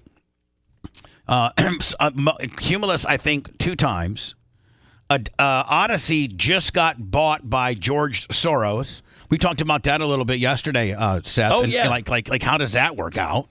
You got a guy that is, I forget where, Holland or where the hell he lives, and he's, a multi-billionaire, and he funds Democratic candidates and soft PACs to the tune of $580 million. Homeless Drew Garabo, $500. Super chat? Super chat. Love that super chat. Wow. Thank you, 500. Thank you, Homeless Drew. So Pat, what other show can have a show that's really a telethon, but you still put good enough content out to get hordes of listeners to believe into your cult? Come on now. Jerry Lewis couldn't do it any better.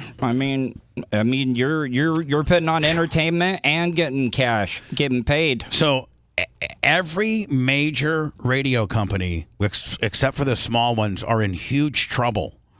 And it's just amazing as to how these radio personalities. I don't know how they're going to be able to continue to make it if they haven't established a podcast, or they've not established a 100,000 plus YouTube presence, or they don't have any other way to monetize their content that they put out. I see some of them lately have started trying to do some one-off stuff, but man, hey brother, you're honest to God. What's 2017? How many years ago is that? It's 7. Is that 7? You people now, you radio personalities that are now trying to do a little YouTube gimmick, a little this and that gimmick, you're literally 7 years behind making any money. For real. In building something now, Lummy, with the competition is so much harder than.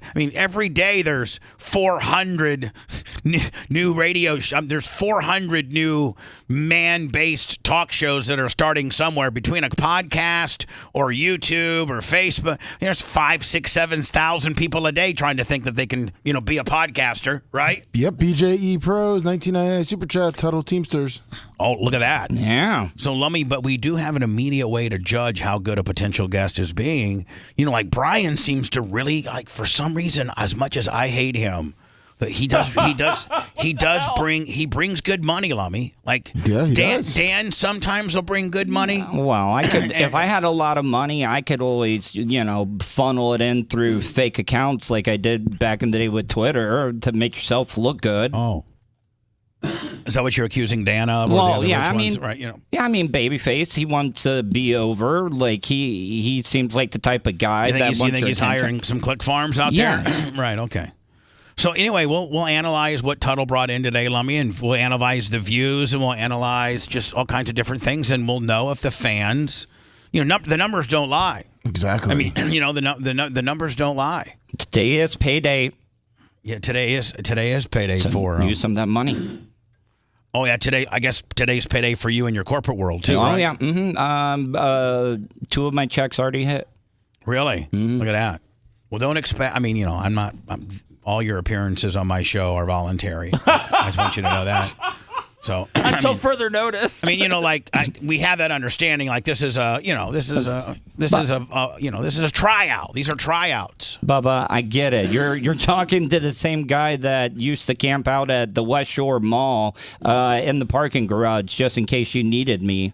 When you didn't even work here. Yeah, because my wife at the time didn't know I was fired, so I would just drive over here every single day. So he was fired, and he was telling his wife, "I still got a job with Bubba." Yep.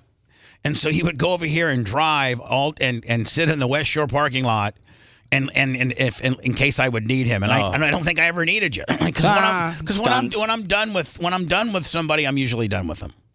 And this past time, I wanted to close this particular topic out. Okay.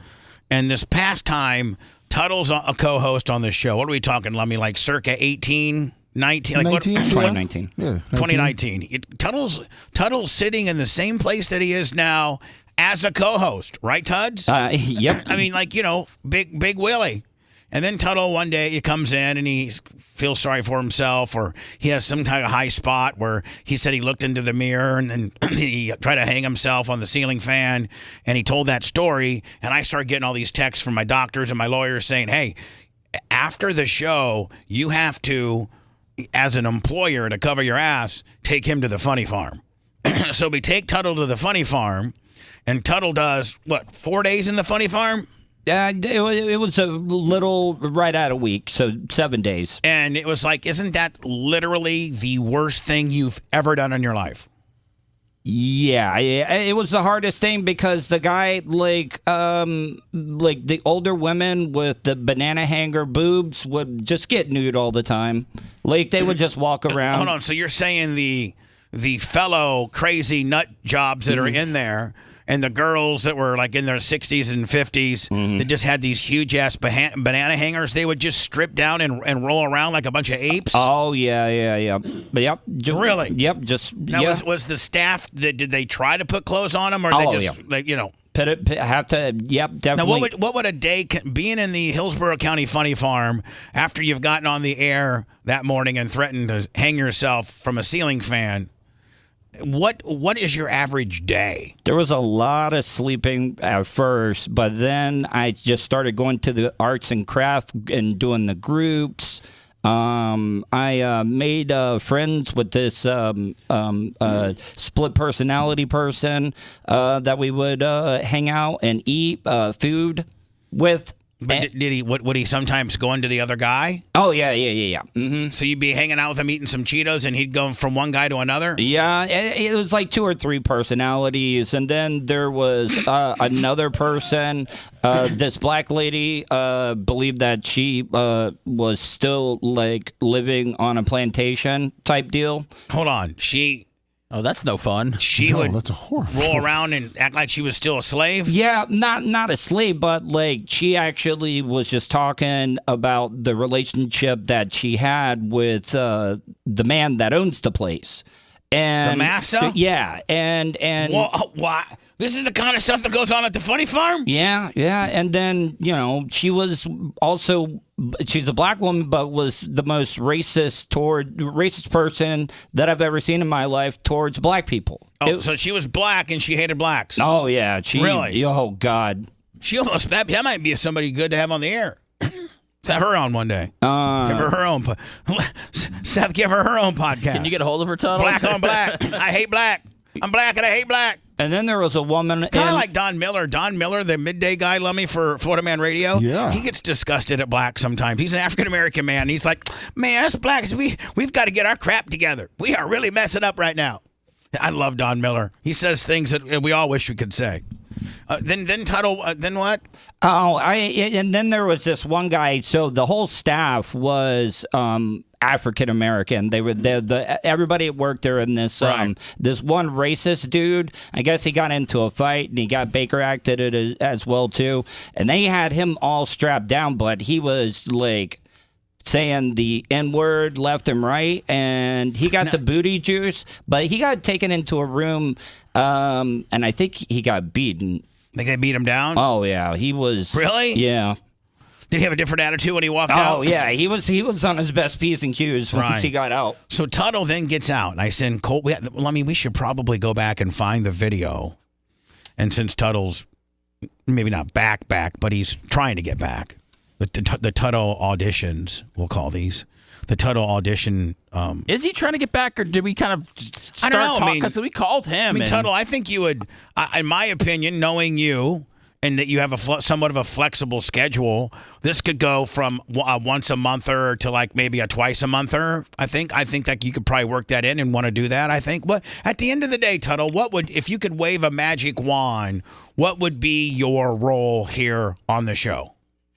Well, I definitely don't see it on a full-time basis because the money I'm making right now is just way too good. You could right. So maybe part-time at best, worked around that schedule. Yeah. But it's my passion. But getting a taste of actually putting money away and making and this is, please don't take this as a backhanded comment or whatever. But this is the best I've ever done financially. I don't want you to take that as and I'm not going to ever be competitive with what you're making now, and so I would never want to take you from that.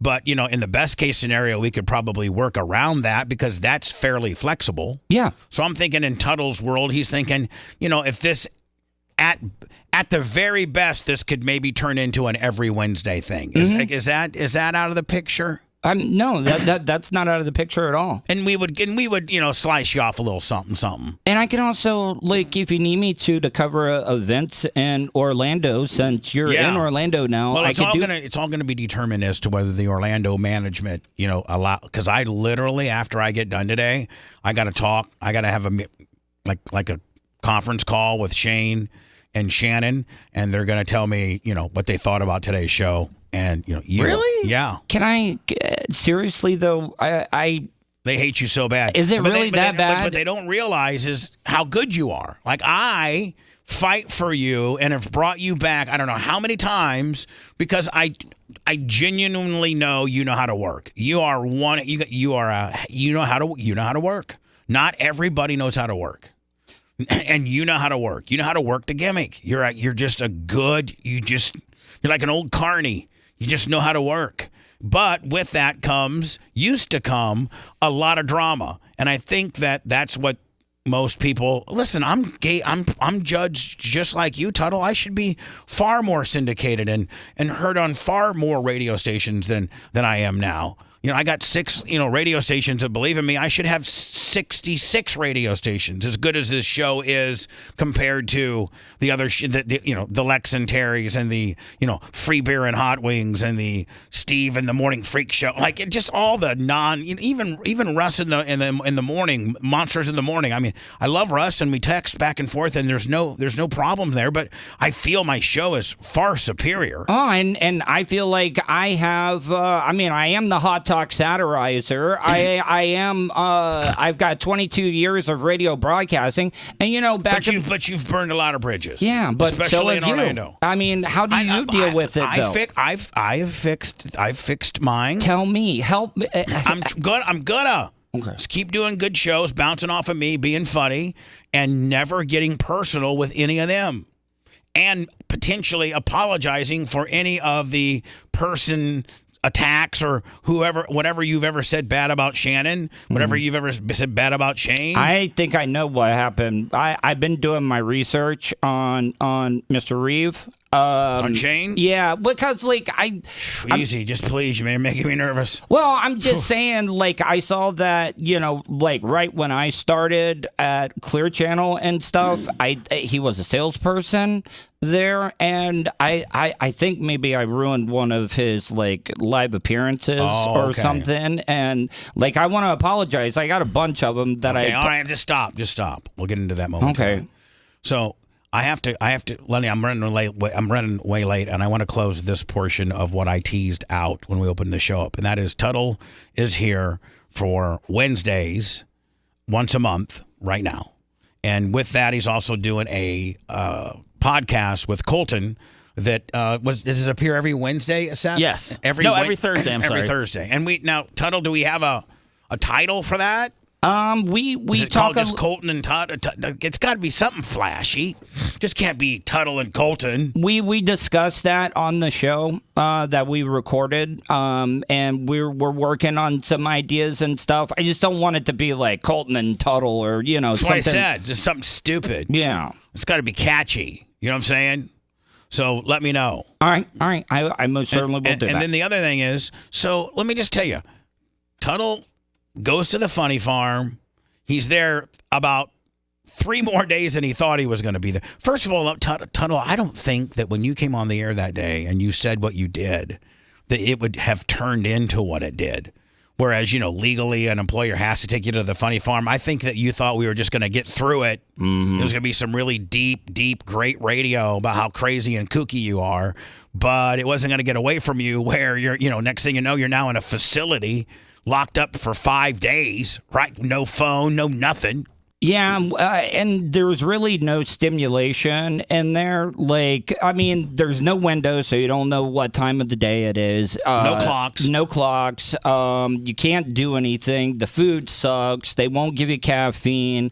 You just go in and at this point, man, the way you're living, you're living where you get drunk every night on what was that place? What was that stuff called? Oh, Pinch Scotch. The cheapest rot gut scotch that they sell at Walgreens called Pinch is what he would go through. He'd go through a fifth a night of that and then had all these psychotropic drugs that he was taking. And you go from living that life, Lummy, a bona fide alcoholic. Lummy, would you drink that stuff? Pillhead. No. And you go into the funny farm and it stops immediately cold turkey. Like cold turkey. Like were you going when you watch was it Ray Charles, the movie Ray Charles? Remember when he was the heroin? That he was going through the heroin and the cold sweats. Yeah. Were you going through any of those withdrawals for the first couple nights? Yeah, but they keep it super, super cold in there, and they nail your bed sheets down so you can't use those to try to off yourself. So your bed sheets are bolted down? Yeah, and they're very, very thin. So they on purpose make them where they're not very sturdy. Right. And then is that all you get? A sheet, or do you get just a sheet? No comforter? Yeah. You're on a comforter and stuff, but they pretty much take away any chances. There's no doorknobs. So you go through that menagerie. Mm-hmm. And all the people that you meet there, and how you have racist African-American people, and if you act up, these 2 big black guys come in and give you inject your butt with what they call the booty juice, and it instantaneously knocks you out, like Dexter. And I think you're calling the show, like we're having you on the air once a day, live from the funny farm, and you're like, you give us a little report as to what happened. So then, Lummy, if you remember, he was supposed to get out Wednesday afternoon. Yeah. And I got on the air, and I think we knew this, that he was getting out Wednesday afternoon. And I got on the air I actually had Tuddle on the air Wednesday, the day he's getting out. And I said to him, Tuddle, you've been through an unbelievable amount of stuff. Why don't you go? And at that time, what you were doing is you were staying here through the week, and then you were leaving on Fridays to go be with your mom and dad at their other trailer place. Yeah, the Hobo Fish Camp. The Hobo Fish Camp, yes. And that was what you did. And so you, at this point, you'd missed 2 or 3 weekends of seeing your parents. They're completely freaked out as to what's going on, as they're getting secondhand news. They're getting reports that you tried to kill yourself and you're on a funny farm. So as parents, they're freaked out.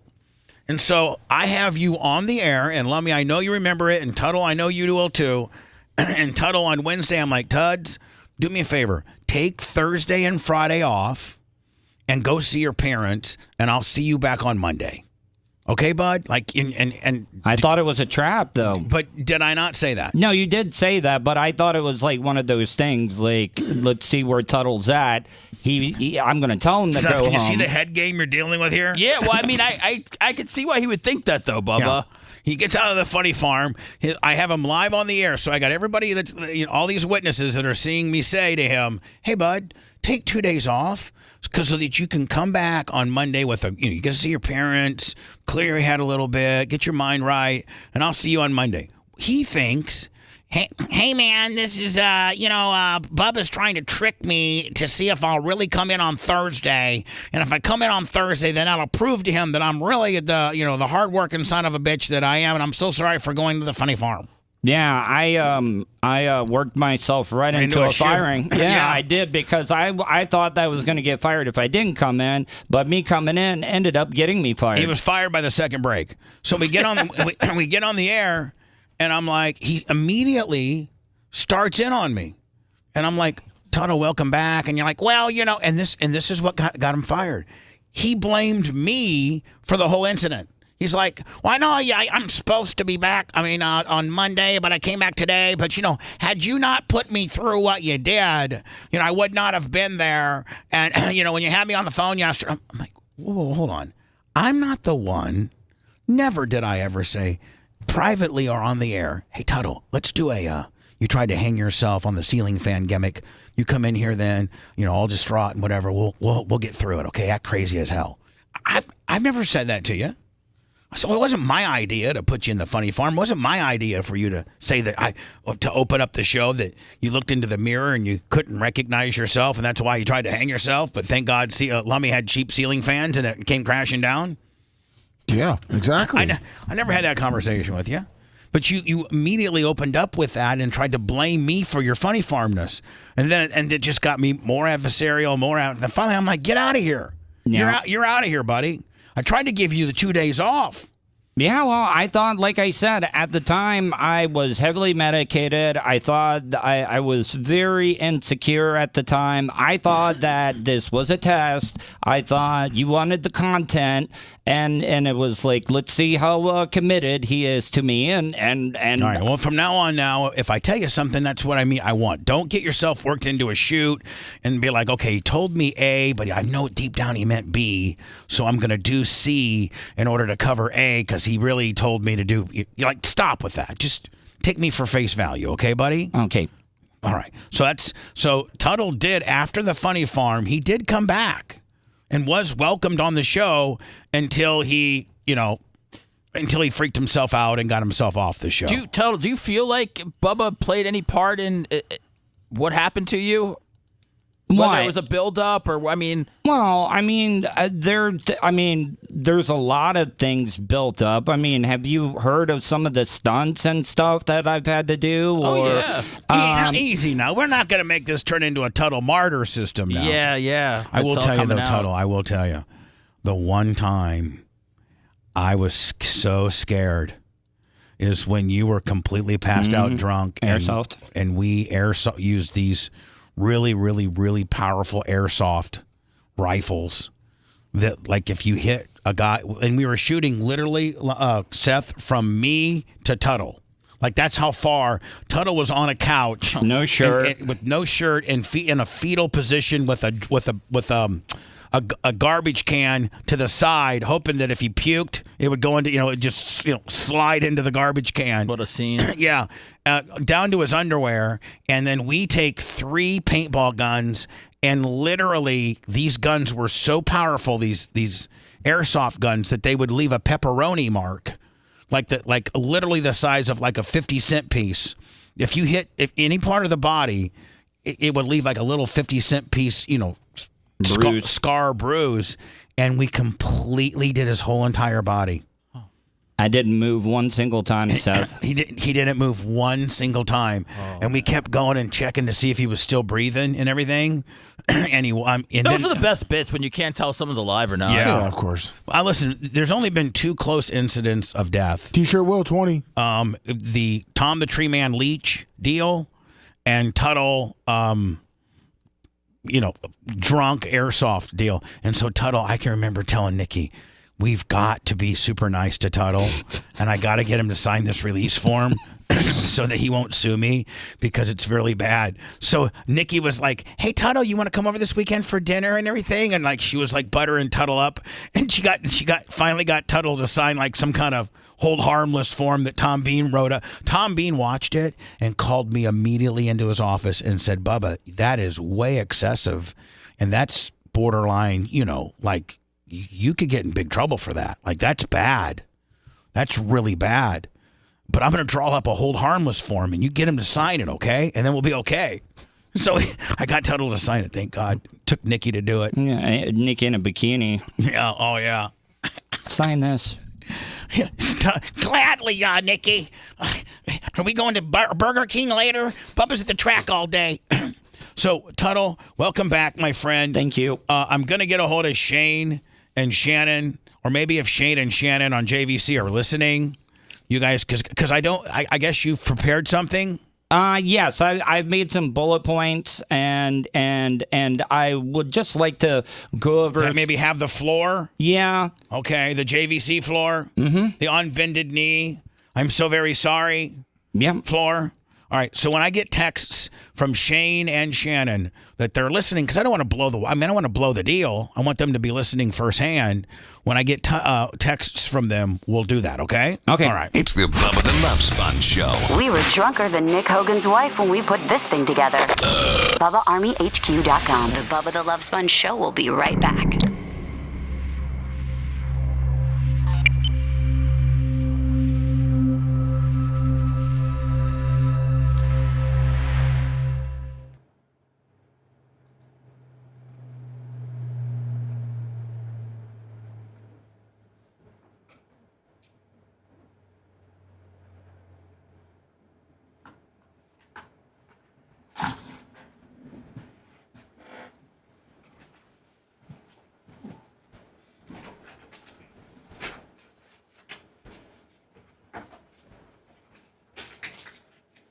I'm going to ask for a food review today. All right. Oh, I got some new money. Lemmy, has there been an will you see if there's been an update on this? Well, I'll do it here. Oh, on the Vietnam? I'll do it right here because maybe they killed her. Was that a woman? Yeah. And she was gonna die through. They were gonna fucking whip her to death, weren't they? That's how they were gonna do it. What's up, Tuddle? Are there water in the fridge, or the waters or anything? I think there's waters in the fridge. Okay. And if not, may I have one? And if not, if there's an energy drink or whatever the fuck, just grab it. I just wanted to ask for it too. Okay, bud.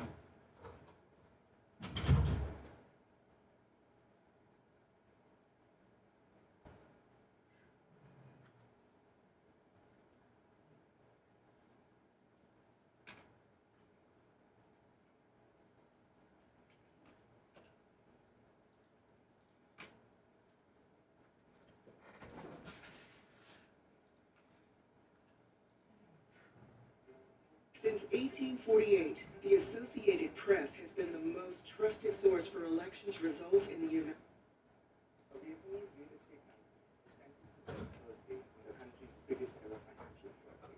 shocking development in an intensifying anti-corruption drive in the Southeast Asian nation. Tony Lan, a high-profile businessman who chaired a sprawling real estate company, was arrested in 2022. The 67-year-old was formally charged with fraud amounting to $12.5 billion. For Vietnam's 2022 GDP. A key player in Vietnam's financial world, she orchestrated the 2011 merger of the illegal Saigon Joint Stock Commercial Bank with two other lenders. The court found that she then used this to illegally control over 90% of the bank, a charge she denied, and approved thousands of loans to those companies that eventually found their way back to her. The court added that she then bribed officials to route her tracks. Her case is now amongst the most high-profile and ongoing corruption drive in Vietnam, known as the Blazing Furnace, that has touched the highest echelons of Vietnamese politics. Last month, the former president resigned after being implicated in the campaign. Analysts say that the case has dampened Vietnam's economic outlook and made foreign investors jittery.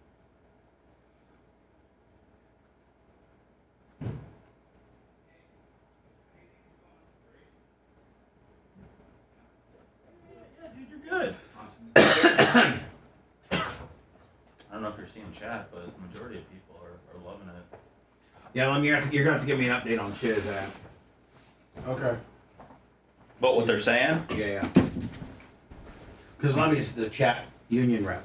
You know that. Oh yeah, no, absolutely.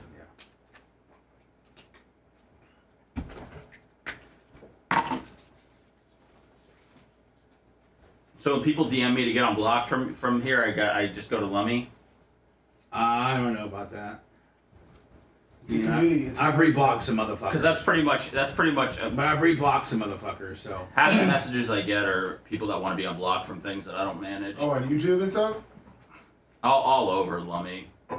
All over. well, that means they've been a fucking asshole, and now but they can't live without us. But they want to fucking talk shit. It's a committee, straight fuck off. What's that, Lummy? It's a committee. The committee? Yeah.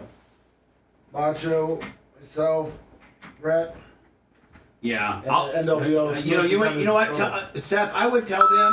Here's the answer. You ready? Yeah. You only have capabilities to unblock them from maybe Twitter. Like whatever Instagram. Instagram, whatever your little world is. Yeah. But you don't have any YouTube. I don't have the Facebook. Or Facebook. Yeah. Tell them if you've been blocked on Facebook or YouTube. I'm sorry. I still have to earn trust to get those passwords. Yeah. So the rule on like Twitch, Twitter, all that is whoever blocks them is the one that has to okay the unblocking.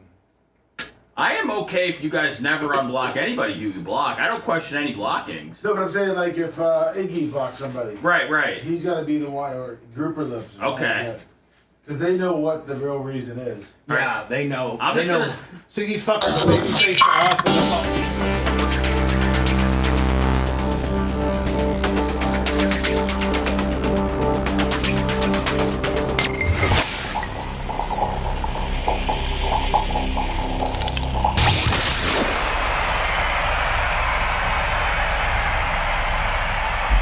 Do you want to hear all the times Hulk Hogan or Tucker Carlson called in? I like that idea. We have it all for you on BubbaArmyHQ.com. Now back to the Bubba the Love Sponge Show. I got a text. Not that anybody's ever going to admit that anybody was in my area, causing my refrigerator almost to fall down, and then writing an I'm sorry song, I'm sorry note. Merch Crick says, I believe the I'm sorry was an old note from Lummy that he must have written a long time ago. It just happened to fall. Okay, so she's saying that it was a note that I had up there. Oh. And it fell. Like I had it stuffed back there somewhere, Lummy, behind the Barracuda. Oh, so it just fell down. And it fell. Yeah, so I guess there really wasn't, other than Seth being so high that he left the I'm sorry. Hello, I'm waiting. Apology. Yes, hello. This is like when you gave Anna that apology, kind of, when you called her racist. I'm waiting for my apology. By the way, Lummy, we do have to apologize to Seth Kushner because, oh no, it's 418. He sent $1 on 418 on the Cash App. So sorry. Yeah, it just keeps doing a reminder. Oh, it does? Yeah. But reminding me how much I'm not going to get. Yes, exactly. It keeps doing that down here to me with all the people that have given. So, Seth, I'm sorry for potentially blaming you on the refrigerator, but I'm not sorry the fact that you left the microphone, the red light running all night long and the electricity and wear and tear on my light. I'm just saying. Half the apology is accepted. You can take the wear and tear out of my paycheck, sir. Can you imagine if I took like $3.06 out for the electricity and wear and tear on said on-air light indicator? Look, it's that'd be such a dick move. Well, I mean, it's like an ambulance light out there, Bubba. I mean, I know. I hate that. I mean, when I come in here, like I said, I kind of make it my own. I turn the temperature down to 70 degrees. I turn the lights on. I do all this stuff. So Yeah. I'm sorry. I'll make sure I do turn it off next time. We had a good podcast. Robert, let me. I think is this new money? Robert Jeffrey, is Robert Jeffrey new money? I think so. PayPal $50. How about you. that? PayPal, Venmo, Cash App, maybe Cash App. They've been kind of a dicks to us. Bubba Army Radio HQ. Let me don't forget Bubba Army Bubba Army HQ. Bubba Army HQ. It's really doing quite well with all the subscriptions and things like that. And I think that you guys are now like developing a new parody category. Yes, for all the new ones. Yeah, from all the Dark Match Steves and the John from Naples and the Carlos, which we don't know those guys are even going to ever make any more parodies. But we know that Dark Match Steve will. Sure will. So Dark Match Steve with 2 brand new parodies that I can't play now because I get copyright strikes on them, but they're so good. Are they not? Yeah. I mean, they're. We didn't start the fire. I mean, it's a masterpiece. Oh, I mean.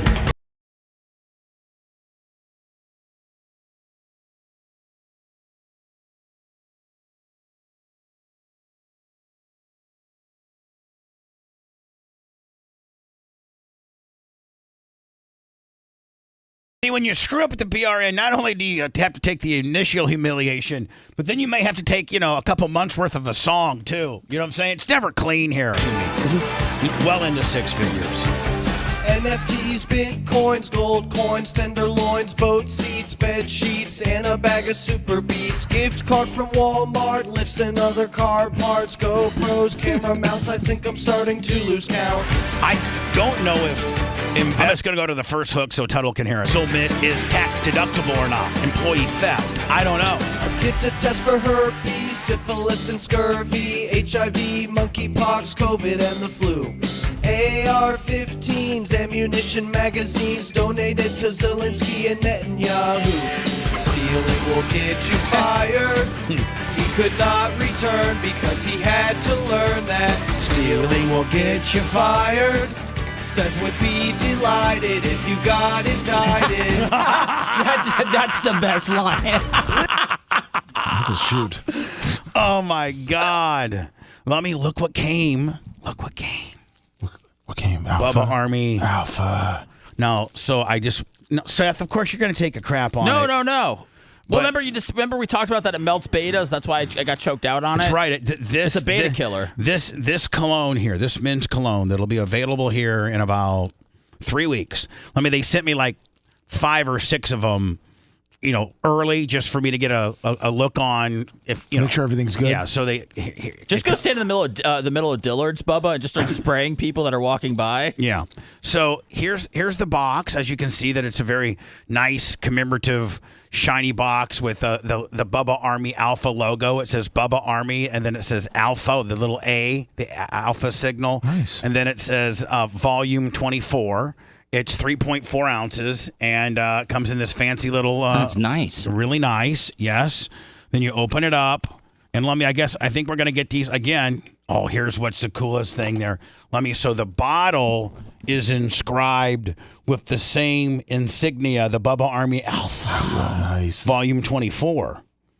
And that, so let me make sure it's, I took a lot of R&D to make sure this was the right. I just gotta get in there. Oh yeah. Yeah, that's gonna get you some vagina right there. Oh yeah. Can I get some of that? Yeah, here, come over here. I'm gonna spray you. So I can come up there. Well, you're allowed to come up here. Okay, I know. Before you would get sworded. Now you can come up here. Okay, I'm a different Bubba now. I mean, Tuddle, you're gonna see I'm a much kinder Bubba. Okay. Now, as a man, you'd put one on your wrist, just one. Now you rub your wrists together. Okay, and then you just put one there and one there. That's it. And then now it's going to be strong at first. It's going to be strong at first. But by the time you get to work, it's just it's got certain pheromones that just make chicks go crazy. Oh, that's nice. It's modeled after we modeled it after the $400 Creed. I forget what Creed it is. I have the name. But and I think I'm going to sell them. I don't have a lot of margin, on this, but I think I'm going to sell them for $39. Oh, that's a good price. It's comforting like brand new warm sheets. Yeah, it's got a little bit of a fresh linen, spray about it. Hey, Lummy, can I send you home? Can I squirt you before you? First of all, Lummy, what do you got to do today? When's the first time you're going to see Ashley? He's got to pull Walker's balls down. Around 12. True. He's got to pull. I'm sorry, Seth. What was that again? I'd like to hear it clean. He's got to pull Walker's balls down around 12 today. Yeah. So, and Walker might get all turned on by the alpha. So, when's the first time you're physically going to see your wife? Probably 1 o'clock. 1 o'clock. So, if I give you a little spraying down right before I leave today. Oh, yeah. After you do your show and whatever, maybe even do a little physical workout back. It might kick an extra pheromone in. Well, the last time you sprayed it, I got lucky when we got back. I just want you to do the same, because I think, honest to God, it is such a clean, good smelling cologne. And as I'm trying to diversify into merchandise. Tuddle, did you know I had my new Air Bubba Trump-inspired tennis shoes? Yeah. How many did you end up selling? I think 200. I think just a little over 200. All right, and how are they doing on wear and tear? Is Well, what we I'm haven't saying. got them yet. They're still being they're still being made. We should be getting those in about a month. Do you think people will wear them out, or do you think I don't know. sneakerheads you will think- keep them? Should guys be hooping in them or? I don't know. I don't know if you save them or you wear them. I don't know. Because, I did pre-orders only. I did order a couple extra, Lummy. Like if we sold, 11 10.5s, I ordered like 12 or 13 of them just to have a couple extra pair. So there will be a couple straggler pair once people see how unbelievable. Lummy, I showed you the sole to them yesterday. It's super nice. The sole actually has the fat guy dunking. I saw that. Yeah, it has. Let me see here. Merch Crick showed me when I was checking on the pigmentation sales. But I also sent you a YouTube video about the Alpha that Tracy Nix shot on Friday. Well, now hold on. Your girl for the Bubba Army Alpha. There. Hold on. There is the soul of my Bubba Army Trump-inspired tennis shoes that are going to be here in a month with fat guy dunking a donut, Lummy. So even on the sole, who's got that? Nobody. So you guys did a commercial with that tight dressed Tracy girl? Yeah, it's a quick little one-liner thing, but we put some music behind it, kind of make it funny. It's the block with the X on it. You just got to click on it. It will work. Oh, I got one from Tuddle. What's this one from Tuddle? Tuddle sent me something. I did? Well, no. Lummy, you sent me something that Tuddle sent you. What was it? I didn't. Tuddle didn't send me that. I just sent you when This you were right talking there. about the him getting out of the funny farm. Oh, the funny farm? Yeah. Oh, yeah. We got to watch this. Yeah, the booty juice thing. Hold on here. Let me hear. Oh, you know what? You've never lost that technique of looking down at your phone excessively. That's kind of like your dumb. That's your go-to dumb pose. Wait, no, he's working on there. Like he's finding all these videos and stuff, right? No. On this particular video. Oh, okay. Hold on. I had work at this point. I was still doing fish. Hold on. Watch Lummy. Is it going to be him? Lummy always has the I'm looking down at my phone working dumb stance. Watch. This is a flashback. What's up, buddy? Hey, thank you. No problem. Oh, my God. In a good way or a bad way, Tuddle? Look at the Fitzpatrick. He's got the fit. I mean... Man, oh man. Look at that. I mean, Pat, you've come a long way, my friend. God, look at that. Look horrible, Look man. at that. And that's the guy that was trying to come in and, face me on some stuff. Hold on. I was gonna get out. Pat! There was a code red, so it had everything shut down. You're out there. Now, again, Colton screaming. Now, what's Lummy doing? What's Lummy doing? There was a code red. So That's Lummy right there. He always is walking around looking at his phone. No, but he could be doing downloads from Gary Cantrell. He could be launching Bubba Army HQ. I'm not saying that he's not, but he's always got that working on my phone gimmick. He was running seafood back then, Yeah, Bubba. I was answering emails waiting for Tuddle. Oh, okay. So Lummy, you were at what? Booking Seafood Express? I was working at that. You're out this bitch. I know. Pat, you're out this bitch. All right, let's go this way. The elevator just came. This guy. Come on. Look at this guy. Let's get you out of here. We're breaking you free. He's gone. He's gone forever. Thank you. It's like I just. Lummy, I need to know. You're the union rep for chat. Are they liking Tuddle today? Yeah, Dark Brandon 999 super chat. Here's the comeback kid Tuddle. I wonder if we should put a poll up. You know what? Today on our Twitter, I'm going to put a poll up, Lummy. Or can we put a poll up right now? Yeah, we can put a we'll poll. put one on YouTube. And put one on. I'll put one on Twitter. Put one on Twitter too. Maybe on Facebook. What do you want it to say? Is Tuddle? How is Tuddle doing today? Good or bad? Right? I mean, right, Seth? Like, it's something you don't want to give people too many options. Oh yeah, just say, are you enjoying Tuddle today? Yes or no? Are you buying into Tuddle being on the show once a month? No, that's too much. Okay, that's too much. Are you enjoying Tuddle today? Yes. Are you enjoying Tuddle today? Well, yes or no? People don't know when people are on the show if it's like every single day, if it's a guest appearance, if it's replacing somebody. Well, Tuddle's shooting for Wednesdays. Tuddle's shooting for permanent Wednesdays. That's what he's shooting for. And so keep that in mind. Are you enjoying Tuddle? Yes or no? We'll have it on Facebook, Twitter, and YouTube. Yeah, man. And this is literally minutes after he broke out of the funny farm. Yeah. From trying to hang himself at Lummy's house on the ceiling fan. that was shoddily installed and came crashing down. So all Tuddle did was get a bump in the head. Was it really Lummy? Was it a cheap ceiling fan or was it bad installation? Both. It was right when I moved in. So So Tuddle, did you have how far did you get? Did you have the belt wrapped around your neck and it just you dropped down and the ceiling fan came with you? Yeah, I was having second thoughts, and my foot. I'm very clumsy. Kind of slipped. Plus, I got a big head, so it had to be a real big sheet to get around my noggin. So you just couldn't engineer your suicide correctly. No, I even failed at that. Yeah. First 100 votes are in. What's that? First 100 votes are in. 92% say yes, 8% say no. How you? So what you got? I don't even care. I look like a bomb. You actually don't look that bad. Victorious. He's got his. When Fitz was the quarterback for the Buccaneers and actually had a pretty good run. Remember? Yep. He had a pretty good run. You got your Fitz Magic shirt. What's on underneath of it though? That's just scrubs, I think. It's cold. They keep it like 60 degrees in there. I know. Everybody says glad you're okay. Hello, woo, hello, hello, hello. Hopefully he's out forever. Back to the fish huddle, Tuddle. Woo, Tuds is out. Tuds is out. Yeah. Tuddle, if there's anything you have to say directly right now, what would it be? Tuddle, what's going through your head at this point? What's your first thoughts? I was just glad to be out Give of me your there. first thoughts. Piggy 7375 $100 on the super chat. Well, I want to know your first thoughts, Pat. Tuddle, you were like in a real hospital, were you not? Like this Yeah. is a real funny farm. This is the third one we had to take him to. Mm-hmm. Forever? It's like you almost getting broke out of prison, right? Can I talk to the soldier? What about Lummy? So you're telling me right now I could be like, turn around, we're going back? Yeah. Oh, with Lummy's shitty water pressure? Whoa. Oh, it's not that bad. Pat, everybody's excited for your stories, and they're excited to make sure they want to make sure you're healthy. I'll take your phone and answer some questions. How's that? Okay. Are you healthy All right, so and that's happy? I mean, I'm not gonna lie. That's Tuddle's Look first. at how unhealthy I looked. Ugh.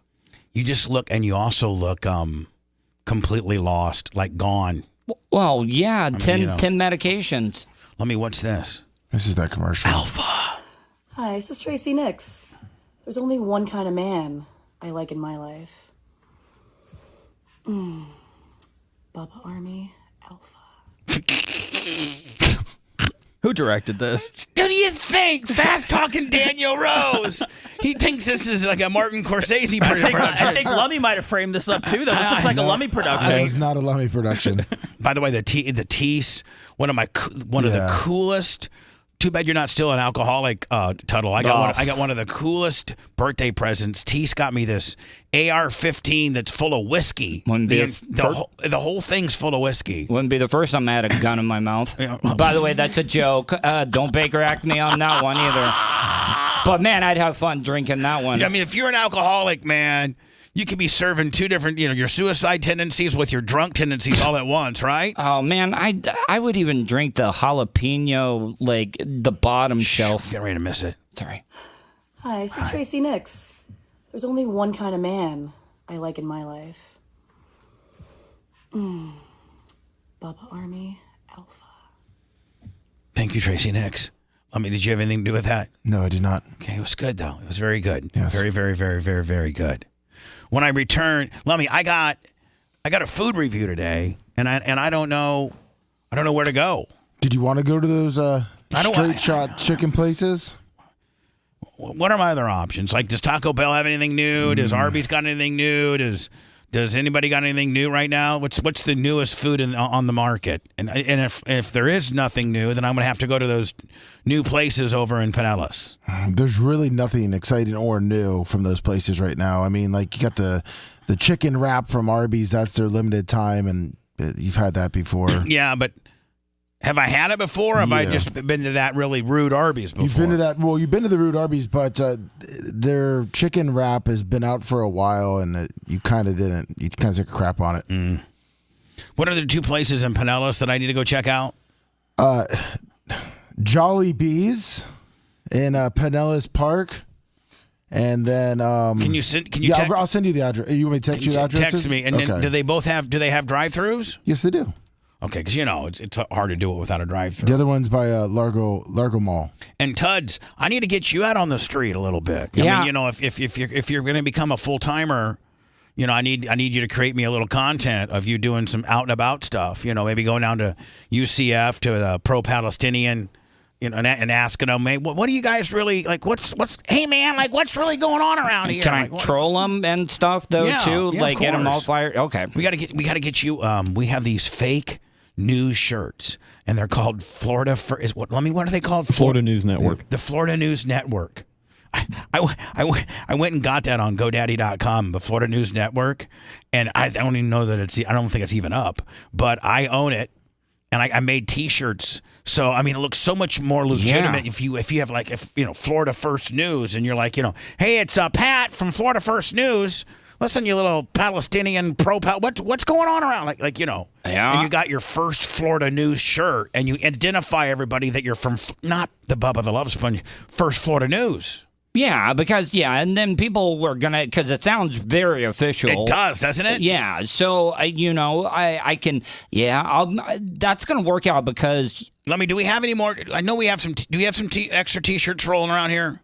I don't believe so, unless we can get ours back from the other news person that was Anna. How many did she have?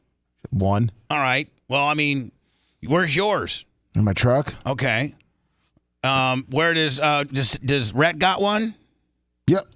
Well, okay. That's it. I think you only made like 3 or 4. No, Colton's got mine. Oh, he does hasn't Colton given it have back yours yet. now? Okay. He's had Colton it has since January. Well, listen, I'm going to have the Merch Crick look around for a First Florida News, because if Colton got one, he might be a guy that might be with you, so you both need one. In any account, I got to get you.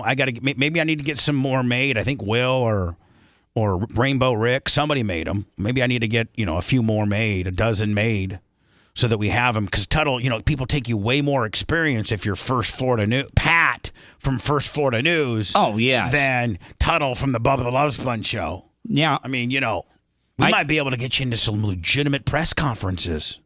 Maybe you start doing like an Alex Stein gimmick. What do you think about that? Listen, and you know what? I'm not going to take shots or anything, but like I think I could do the Alex Stein type deal, because I've been doing the man on the street stuff. I'm not afraid of, asking any question to anybody at all. No, you're one of the best ever. So, let's think about something that you can do. All right. And we got to get you a First Florida News T-shirt. So let me put an APB out on that. All right. And I'm going to hit the beat in Orlando for you. I'm going to be on the beat. I'm going to be a beat reporter. I'm going to get you all the stories that you need, because like Orlando, that's my area. I think I can help. And we're like on a big time signal over there on 103.1. Like, and can you imagine if this show is good enough? I mean, the Monsters, I don't know. Have the Monsters been beat in the last 20 years by another male? There's like not been another male skewing talk show. The Monsters have had a 25-year run at probably being number one. Yeah. Nobody's ever come in and competed against them. No, there's never been a male-driven type show like yours. And quite frankly, I mean, nothing. Hey, listen, I love Russ. We text back and forth, but I think my show has more characters. We're a better show. Yeah, we just got to get to people of Orlando to know that we're parked over here at 103.1.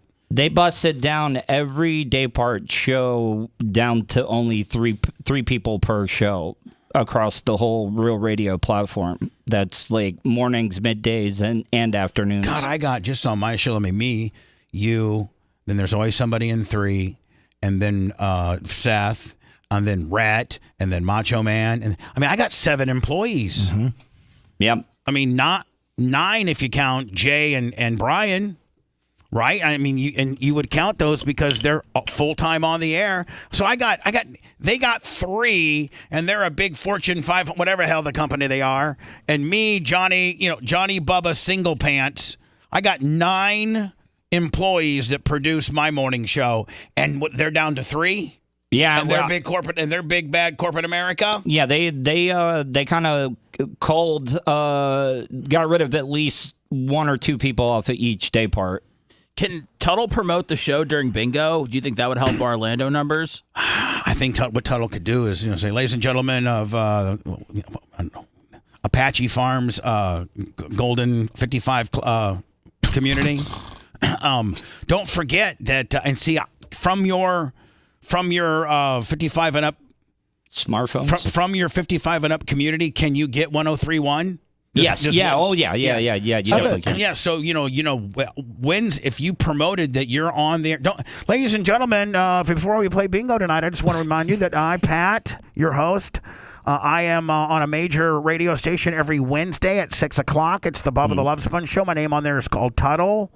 And we'd like, if you could give it, again, Wednesdays at from 6 to 10 a.m., his name is Bubba the Love Sponge. Don't Google him. Those people know who you are. There is a good percentage of them that were cranking the Power Pig back in the day. Probably. Okay. But Tuddle, you can now position yourself as, 1031, a radio station that they actually can tune in and hear you, Tuddle, as a co-host every Wednesday. Now you're going to get more groupies. Yeah, and you're then going to get some of those really nice 55-year-old banana hangers. Now, would you be okay with me after I get the older people in the community listening, getting their feedback and asking them questions? I want all of that. Okay, because even if it's bad, get their dirt too.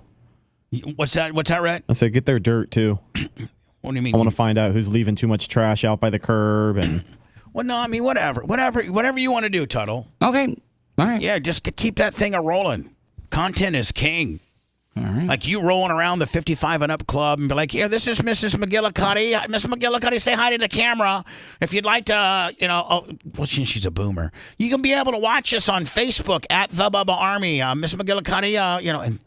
There's probably every old person out there ain't got nothing but time and a story, and right? They want to talk.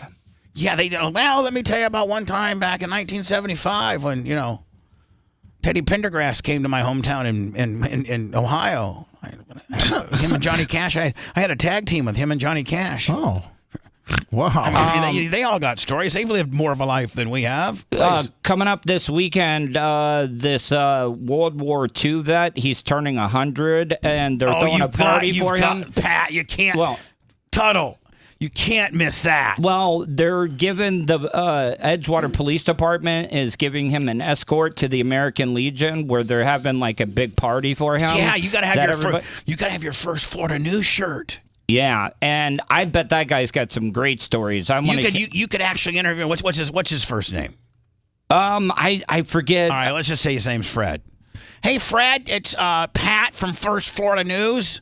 Want to get the scoop on the fact that you're turning 100? At 100 years, wow, Pat, Fred, what's one of the craziest, what's one of the craziest things that you've ever seen? And what do you think about what's happening in the world right now? And get his view on Israel and get his view on Hamas. And does he like Biden? Does he like Trump? Get drilled down on the because those old timers, Seth, they love to get into the politics. Of course, what I'm saying? yes. I want to ask how many Krauts he killed and if he ever got a Luger off of one of them. Because everybody, like any memorabilia, like a scalp or something. I don't know if you're asking a guy if he ever scalped a guy in World War II is probably appropriate, Pat. I mean, it's not. That's why you do it. You're probably right. Anyway, we got to get you this all starts and stops, and you can shoot it right there on your iPhone. Yes, and I have. Do you have like a little microphone that you plug in? Yeah, I have one of those lavalier mics. Too bad we couldn't get Macho Man to get us like a regular looking microphone that plugs into an iPhone, and then we get a mic flag, First Florida News mic flag. Wouldn't that be cool? That would be cool. Make you look super official. So Tuddle, I mean, the more official you look, the more legitimate you can get into some of these questions and get invited to the 100th birthday party of that. He's got some good stories, and then the bingo stuff, and then I'm assuming you have a golf cart? Not anymore. No, I don't. What? I got to think that everybody in every 55 and up community's got like a huge golf cart contingency. Yeah, no, they do, but they actually charge you. What do you mean charge you? Well, have one like in the community at the time. You see what I'm saying? It's like an extra, liability charge that they have in the park for the golf cart, so I just didn't feel like paying it at the time, and we just knew I ended up selling the golf cart. It wasn't in great condition. It was by saltwater, like 24/7. So it seems like you're broken up about it, Bubba. No, it just seems like if you become a big enough star, Pat, maybe You can buy it back. You know, maybe Big Mike from. I mean, if you just think about this, Tuddle, you become a big. You know, you become as popular as like Lummy.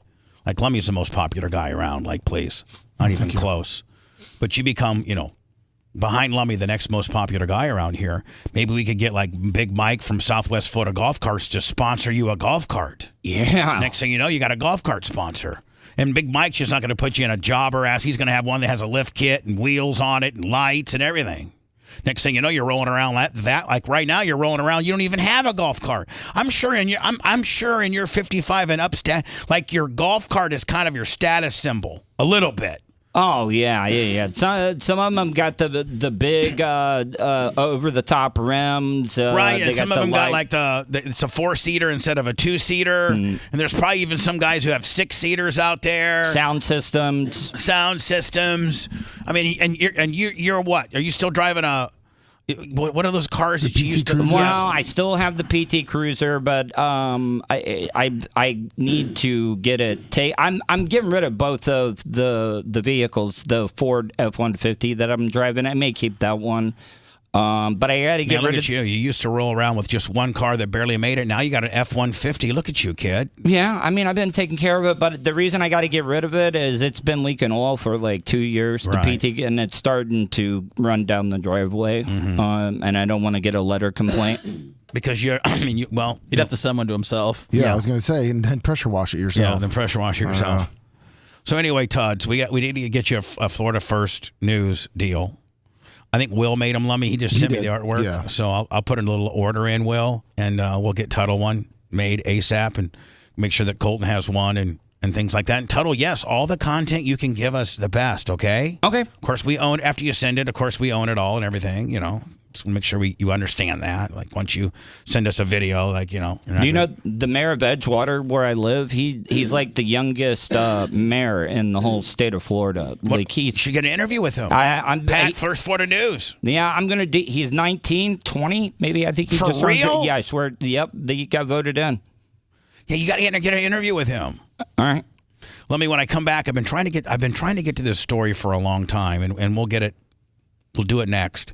But it's Vietnam, man. They do not mess around. No, they don't. And like this, they have this woman was this huge financial tycoon and property tycoon, and I forget how many billions of dollars she was worth, but she bamboozled a bunch of really good Vietnamese people, just the average Vietnamese. Like, she caused a bunch of Vietnamese people to lose their homes and things like that. $12.5 billion. Yeah, and here in America, you'd be like, okay, you're in jail for the rest of your life. We're even pussies. Well, you're not. You know, if you get in certain states, they don't even have the death penalty. And I don't even think that they really have the death penalty for anything financial. Like, I mean, I think there's the death penalty if you rape a kid and it's so egregious. Oh, boy. There are a few states that will kill you. But unless you stab somebody with $1, then you're not going to be right. You know, I mean, like, but for the most part here, you know, if you have to kill somebody, you know, rape and kill, you got to do some really bad stuff to get sentenced to death. And then once they kill you, it takes like 20 years worth of appeals, and we only have a few different ways we can kill you. And I mean, we're really, really soft on girls. Like, we don't like killing girls much at all, unless they're ugly like Eileen Warnos. Right. And this woman here, she's sentenced to death by whooping. Man, Vietnam does not play. They're sentencing a woman to death by whooping. So what does that? Does that literally mean like you just whip them with a cane until they die? I think so. How does that go? Didn't some American get caught up in Singapore years ago? Yeah, he vandalized and spray painted like graffiti on something. And he was whipped. Yeah. And did he get to death? No, not to death. I think he got like 20 or so. This one here, when I come back, she's got death by whooping. We're going to have to look into that. Holy shit, a lot of people have worked here. Glad we built BubbaArmyHQ.com for all the PTSD memories. Bubba the Love Sponge Show. The Bubba the Love Sponge Show will be right back.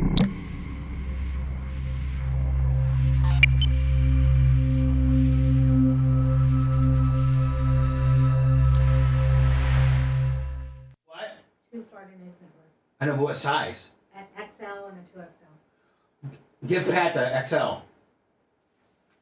And then you think Colton would take a 2X? What's he gonna Or does Colton already got one? Well, Colton has red. Colton's already got one. All right, Cole. So, all right, so give, yeah, there you go. So just keep that one. Thank you.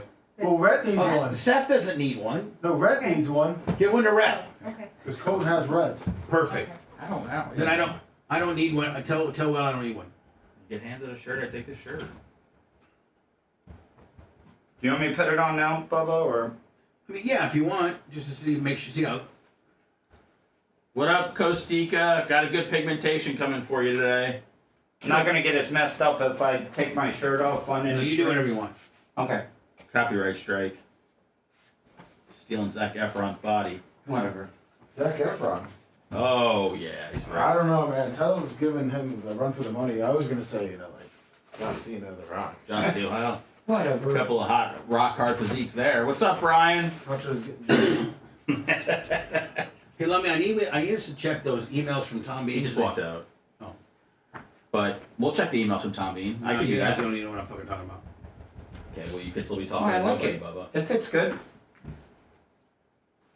I'm gonna put my shirt back on because I want to look official when I do my statement. later. Right. And you're gonna have to practice. Hey, it's Pat from First Florida News. Okay. What up, Steve? What's up, Chris? You little rascals.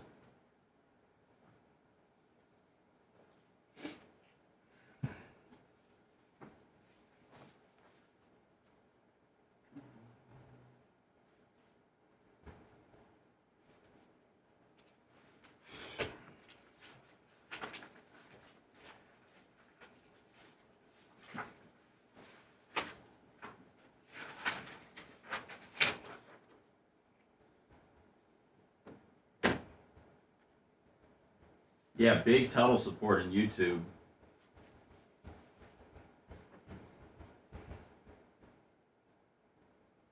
Matroni. Hey, who wants to get in our autograph break? We got a few spots left. 150 guaranteed. 6 autos, probably 7.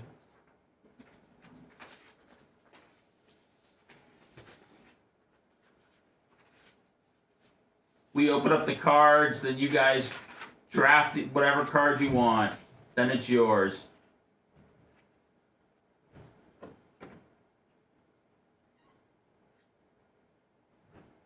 We got pictures. I got this Instagram. It's all over the place.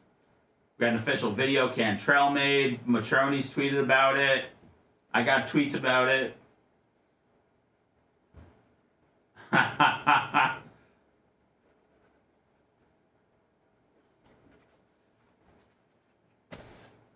You got it, Daniel. Longwood.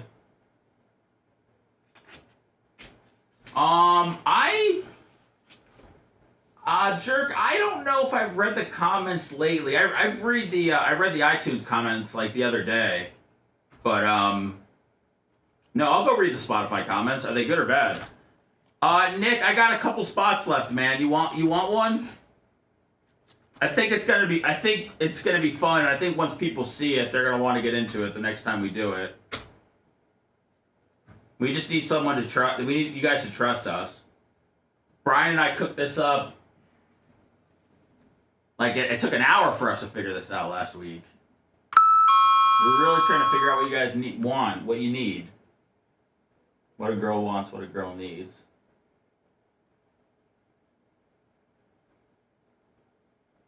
Oh, thank you. I appreciate that. Yeah, I'm going to check it out today. But make sure you guys always rate the podcast if you haven't done that.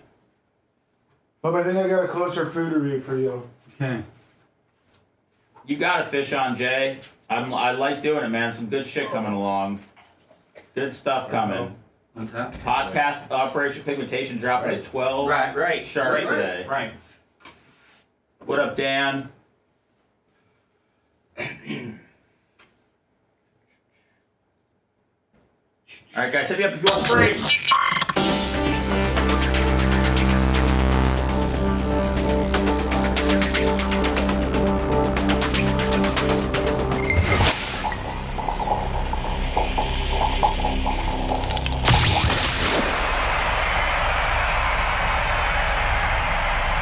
You're listening to the man that is best friends with Deion Sanders, Tony Stewart, and not Hulk Hogan.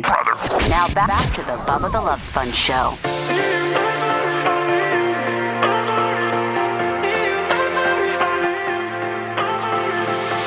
The Bubba the Love Sponge Show is sponsored by BetterHelp. That's BetterHelp.com. Again, this show is sponsored by BetterHelp.com. We all carry around different stressors in our life, big or small, and when you keep them bottled up, it can start to have an effect on you negatively. There's a way to even maybe handle this, and that's through therapy. It's a safe place to getting things off your chest, and you can figure out how to work through whatever's weighing you down. If you're thinking about starting online therapy, give BetterHelp a try. It's entirely online, designed to be convenient, flexible, and suited for your schedule. Just fill out a brief questionnaire, get matched with a licensed therapist, and you can switch therapists at any time for no additional charge. It's quite simple. That's one of the cool things. Get off your chest with BetterHelp. Visit BetterHelp.com /BTLS. That gets you 10% off. Again, that's BETTER, BetterHelp, HELP.com /BTLS. Thank you, Lummy. So, Lummy, I was looking at, we were talking about this woman that in China who has been sentenced to death by whooping. Well, it looks like she's appealing it. Well, yeah, I know of course she's appealing it. And now they may just do lethal injection because this group, I guess there's against death penalties.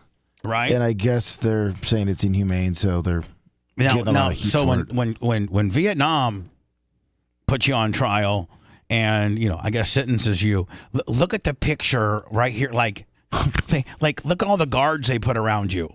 Like you can't get that doesn't even look fair. You automatically look like a real piece of crap and that you're guilty when you got 1, 2, 3, 4, 5, 6, 7, 8, 9, 10, 11, 12. You have 13 uniformed guards surrounding you. Maybe this is your mom right here. Oh, I think those are all people that are in jail. No, the women wear white and they're up all on a trial. And the men behind them are in blue. Oh. No, but these people are obviously correct. I'm saying they're the cops, right? Yeah, but do you see the guy? Maybe they're not allowed to look up. Maybe maybe if it's not your case, you're not allowed to look up. They make you look down. Yeah, man, they got some strict rules around there. Remember that? Was it the Black Dolphin prison of Russia? Oh yeah, yeah. Well, anyway, this woman here, Vietnam sentences real estate tycoon Trong My Lan. Looks like she could be doing nails at your local nail salon. To death in its largest fraud case. And then this article here says it's by whooping. Vietnam property tycoon Tai Ma Long sentenced to death by whipping in a $27 billion fraud case. I'm sorry, I'm not being honest. It's whopping $27 billion. Oh, what did I say? Whooping. Okay. It's whopping. Oh, stop being so negative. Hold on. I completely missed. God, Lummy, the dumb guy had to correct me. I know. How dumb is that? I'm sorry. No, I mean, I'm calling myself a real dumb host right now. Everybody here is more qualified than me. I should be the last person in charge right now. I'm the dumbest. I could totally see where you're coming from. No, I messed it up. She didn't get sentenced to death by whooping. It's sentenced to death in a whopping 27. Completely changes the contents of the whole thing, does it not? Yeah. They're not gonna. I thought they were literally gonna put her out there in the middle of Times Square, and everybody got like a cane or a rock or a stick or a baseball bat, and then they just said, "Okay, everybody, start beating her. Get your money's worth." What if it was like the victims got to all get their money? Oh, if I got to kill Mike Calta. He was sentenced to death for what he did to me. Oh, I'd really want a baseball bat him up. I'd take out his knees first. You know what I'm saying? Then would it be kind of like have you seen the Casino with Robert De Niro and? Oh yeah, where they get beaten to death with the baseball bats in the cornfield. Yeah. Are we going too far with this hypothetical fantasy? I know there's no lawyers here today. I used to have a plan, Seth, of how I would take everybody out here at the BRN. Wasn't it called the plan? Activate the plan. Activate the plan. Mm-hmm. So now let me just ask you: do you still have activate the plan parameters. Yeah. No, not anymore. I mean, they're always in the work. I mean, I thought you were going to wear your shirt. Well, I tried it on to see if is it too tight? No, it's perfect. I just wanted to look formal when it was time to read my statement. But if you would rather me, yeah. So yes, the first act of you being a news reporter for the First Florida News will be a I'm sorry offering to JVC. Yes. Makes it much more official. I've not heard from Shane or Shannon yet. If you are Shane or Shannon and you're listening to the show right now on your radio station 103.1 in Orlando, could you please text me and let me know that you're listening, because Tuddle has an official statement. And I think, quite frankly, I think Tuddle's done pretty well today. Seth, what do you think? You're kind of a good gauger of talent. No, I think he's been great. We've got on YouTube, 85% of the people are loving Tuddle. That's 461 votes so far. And Lummy, what statistics do you have on what forum? I have Twitter. Let me check. I'm sorry. I'm doing a refresh here, and it looks like. Oh, come on. I'm sorry. Of course, it's 77%. Yes. Seth had it lickety split, ready to go because Well, he's a true veteran. I don't have the. It's a tweet. All right, it's so not what's on the yours? chat. Lickety split. 77% yes, 23% no, and 86 votes. Perfect. And what is it? Just is Tuddle doing a good job today, or Are something you like enjoying that? Tuddle today? Right. Exactly. So when Shane and Shannon, please, you've not heard the majority of the show, but Tuddle's been wonderful, very funny, very sober, very coherent. Why don't we just call those guys and get them on the phone? No, I mean I want to organically make sure they're listening. I mean, and this By is them texting you. Well, yeah. I mean, I don't want to. I just want to see. I actually want to see what time those guys usually. Maybe they don't even listen to the show. So, Well, that's what I'm saying. Like, what if we? I mean, if it gets to be 9:30. If it gets to be an hour from now and I've not heard from them, I'll reach out to them and be like, hey, numbnuts, are you guys listening to the radio? Because Tuddle's been sitting on this I'm sorry thing since 6:01. So it's ever changing. I'm, perfecting, trying to just bullet points. I want it to be from the heart as well, too. Like, this is very sincere. This is my way of trying to, get out of the underworld of not being in the radio business anymore. Lummy, as you know, I go crazy on our Twitter. Yes, and really big. And our Twitter now for the month of April, because we just closed out April. Oh, Michael Cohen just got back to you, by the way. Did he really? Yeah, he DM'd you. No, he did not. Idiot. I even believed you. I know. Now, hold on now. Bubba ripped off 30 tweets and said DM me to Michael Cohen yesterday. Listen. I did not tell Michael Cohen to DM me. Who was it? I told somebody to DM me. It was like 6 different news agencies. DM me. Yeah. Because as I'm hearing about this testimony and I'm watching it real time on Twitter because the judges are not allowing TV or anything in there. So you're just getting reporters like from The Hill and CBS and Fox. They're in the newsroom and they're tweeting out what's happening. Michael Avenatti is one of the ones. Yeah, I need to talk to that dude. He's in prison. I need to talk to that dude. I need to talk to that dude. Yeah, you were tweeting him yesterday. I might have something for that dude. So what I'm saying is, I'm telling you right now, man, my philosophy and my conspiracy theory will bode true, and that is Keith Davidson, who took the stand yesterday, and everybody tried to shed such great light on this guy. Keith Davidson is the biggest piece of shiz to ever live, and the reason why Donald Trump's even having these issues, the reason why the FBI was able to see all of Michael Cohen's correspondence was because the feds, the FBI, went to Keith Davidson and they said, Keith, remember that no process that we did on the Hogan extortion deal? We have until 2019 to refile charges. So either you give us all of your correspondence with Michael Cohen, or we're going to reopen that extortion case. And Lummy, if you know anything about the case, it's like they got it on tape. They got surveillance. David Houston and Hulk Hogan were wired as part of the sting. Like, there's no reason why they shouldn't have pressed charges other than Brian Albritton Keith Davidson's attorney went to the U.S. attorney, Robert O'Neill, and said, you did a 58-slide presentation, an overhead projector slide deal. There were 58 slides, and it said that if you put this on trial with Bubba the Love Sponge and Hulk Hogan, it would be disrespectful to law enforcement. Now, and it's part of this 58-page slide. I have it. How can you say that by trying the people that extorted Hulk Hogan, which if that would have happened, Lummy, that would have completely exonerated me, because now people all, Lummy, Tuddle, if you were to ask the people in the 55 and up community, maybe one of the things you ask them, have you ever heard of the Hulk Hogan sex tape and what went down? They may not know because they're too old, but they might. I don't know. Some of them can be real filthy. If you ask the average person, Lummy, how does it go? Usually goes, oh, yeah, his best friend sold him out, the Bubba guy. Bubba sold him out. Bubba taped it. Bubba let him blast his wife. And then Bubba tried to embezzle him. And then Bubba sold the tape to make the money. That's what everybody thinks, because Hogan versus Cox got settled. And so,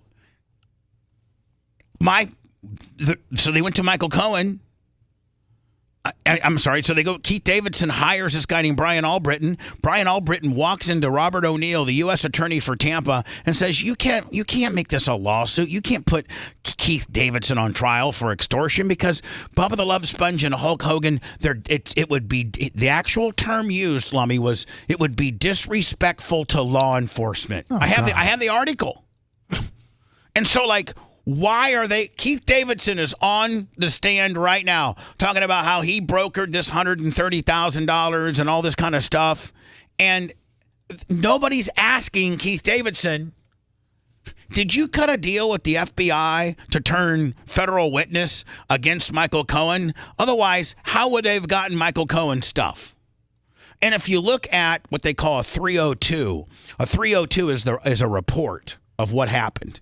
If you look at the Sand Pearl Hotel Sting 302 4 or 5 years ago when it first came out, it listed Keith Davidson as the extortion guy, right?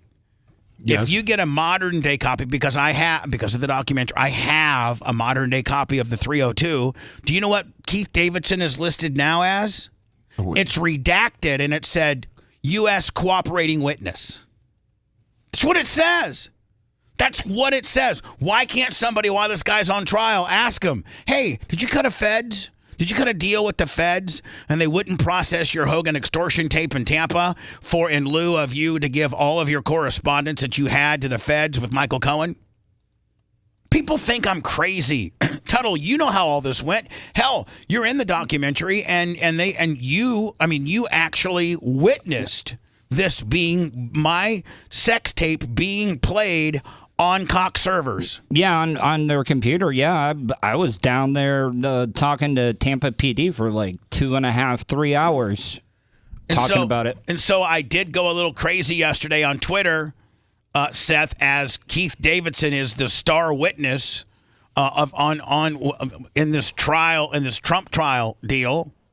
And Trump's always, Lummy, hollering about the weaponization of the federal government. If that's not exactly what he's saying happened. Exactly. I mean, the weaponization of the FBI.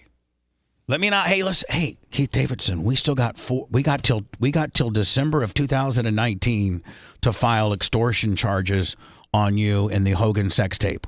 We have that's the statute of limitations. It ends on December. By the way, all of this went down in 17 and 18. So well within the statute of limitations, they go to Keith Davidson and say, hey, Keith Davidson, remember those charges that got no-filed in Tampa? Thinking about bringing them back there, buddy. Unless you give us all your correspondence with Michael Cohen.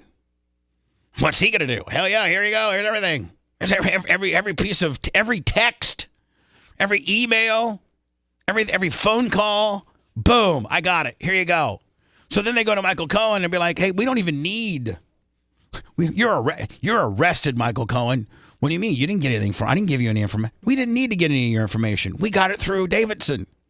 And the stuff that you said to him and the way that things went down is a crime. Now cut a deal with us. And he cut like an 18-month or 2-year deal, remember, because they had him dead to rights. Like Cohen didn't even put up a defense.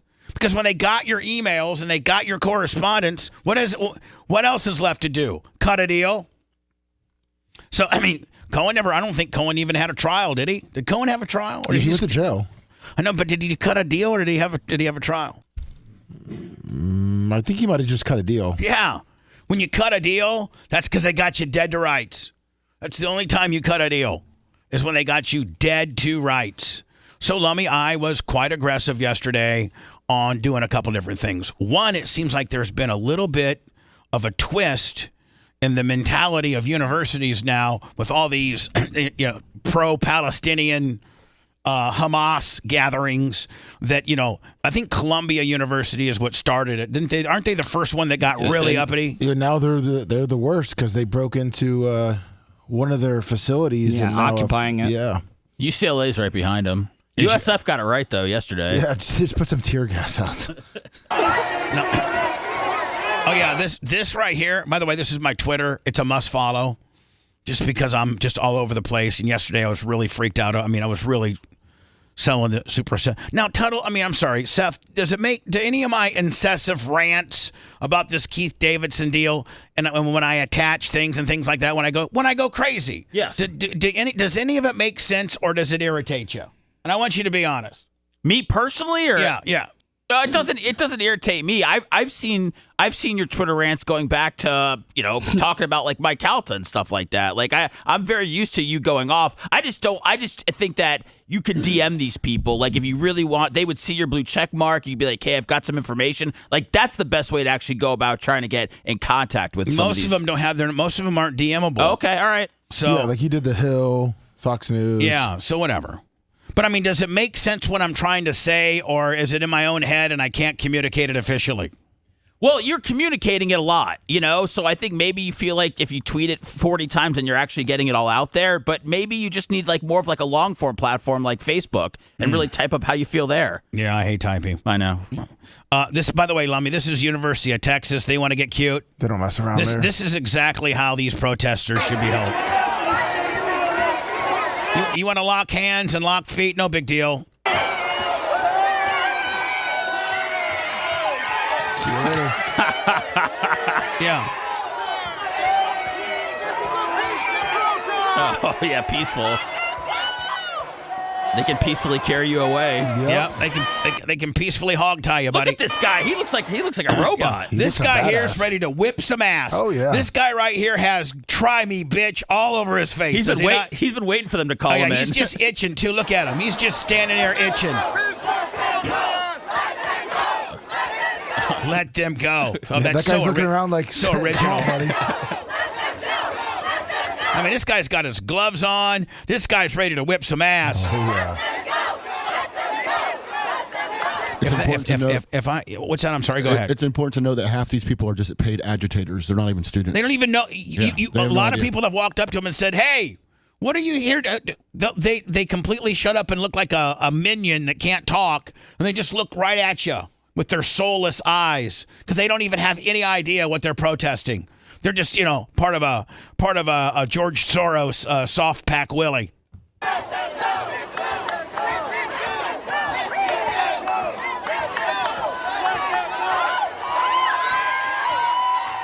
So hold on. Look at that chick.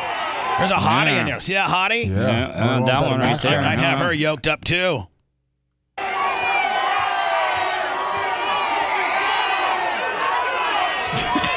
Just grab that umbrella. They're literally ripping them out of. Like they're Bubba, I'd pull my kid right out of school. Yeah, I'd be like, if I saw my kid with a bandana on his face right there, if I see my kid as part of this ruckus, I'm driving down there, whipping my kid's ass, and bringing him home. This is not what you're supposed to be doing in college.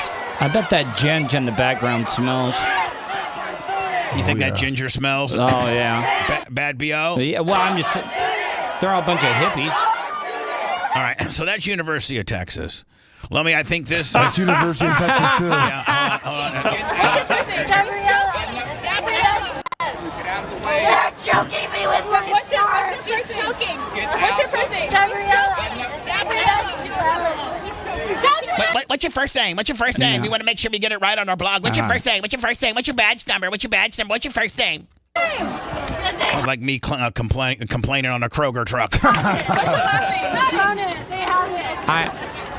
I would be having a microphone right there in front of her, and I'd be like, "Did you learn anything here?" Lock her up! Lock her up! UCLA students, crazy. I have my ID right here. Hold on here. I mean, again, this is on my Twitter. It's a really good follow. I give you a cross-section of transphobia, some wokeness, some snowflakeness, some college protesting, some Trump trial insight. It's just a super great follow. It really is. I like to F around and find out people, that try to do various things and they end up, busting their ass. Girls that are fighting inside of, fast food joints. Oh, those are my favorite. They are.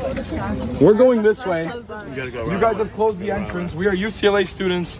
First of all, you're a pussy because no bitch is going to keep me, even if I have to get physical. He's not going to knock him My out. ID right here. Intergender champion here would have. I would have laid all three of these chicks out. The intergender champion. What are you? 36-1. 38-1, and the one loss was from a real professional fighter, Christy Martin. But that one in the middle, I would fold like a cheap lawn chair. I swear to God. Close the entrance. We are UCLA students. I have my ID right here. Tuddle, we got to get you out. Up in the rackus. Walked off, not by the security guard, but by you two, you three. Oh look, they're making their burger while I'm going this way. Excuse me. This is what they do. Everybody, look at this. Look at this. I'm a UCLA student. I deserve to go here. We pay tuition. This is our school. And they're not letting me walk in. I'd headbutt the hell out of that one. You would. Yeah. You Bill Goldberg spear that bitch, wouldn't you? Yeah, come on, man. Why can't they go? Will you let me? My name's Patrick Tuddle, and I am 38-1. 38-1 against bitches, and even with ones with headrests on, and I am going to go into that building come hell or high water. Yeah. And if you get in my way, bitch, you might be eating concrete. Yeah, I've knocked out women with scoliosis before, so don't act like I won't do it to you. It's gonna be over in a second. Just let me and my friends go in to class. We're not engaging in that. Then you can move. Will you move? We're not engaging in that. Okay, we're going. We're not engaging in that behavior. And by the way, they all got masks on, not because they're trying to fight COVID, because they're a bunch of pussies and you don't want to see their ID. Exactly. Because we'll dox the hell out of them. We're going. I'm going in. Elbow right to the nose. I have my hands up. I'm not hurting them. I'm not hurting them. Then they bring in their version of Lummy. They bring their Lummy in. Look. See? That's what they do. That's what they do, everybody. You guys are promoting aggression. You guys are promoting hate. We're UCLA students. We deserve to be there.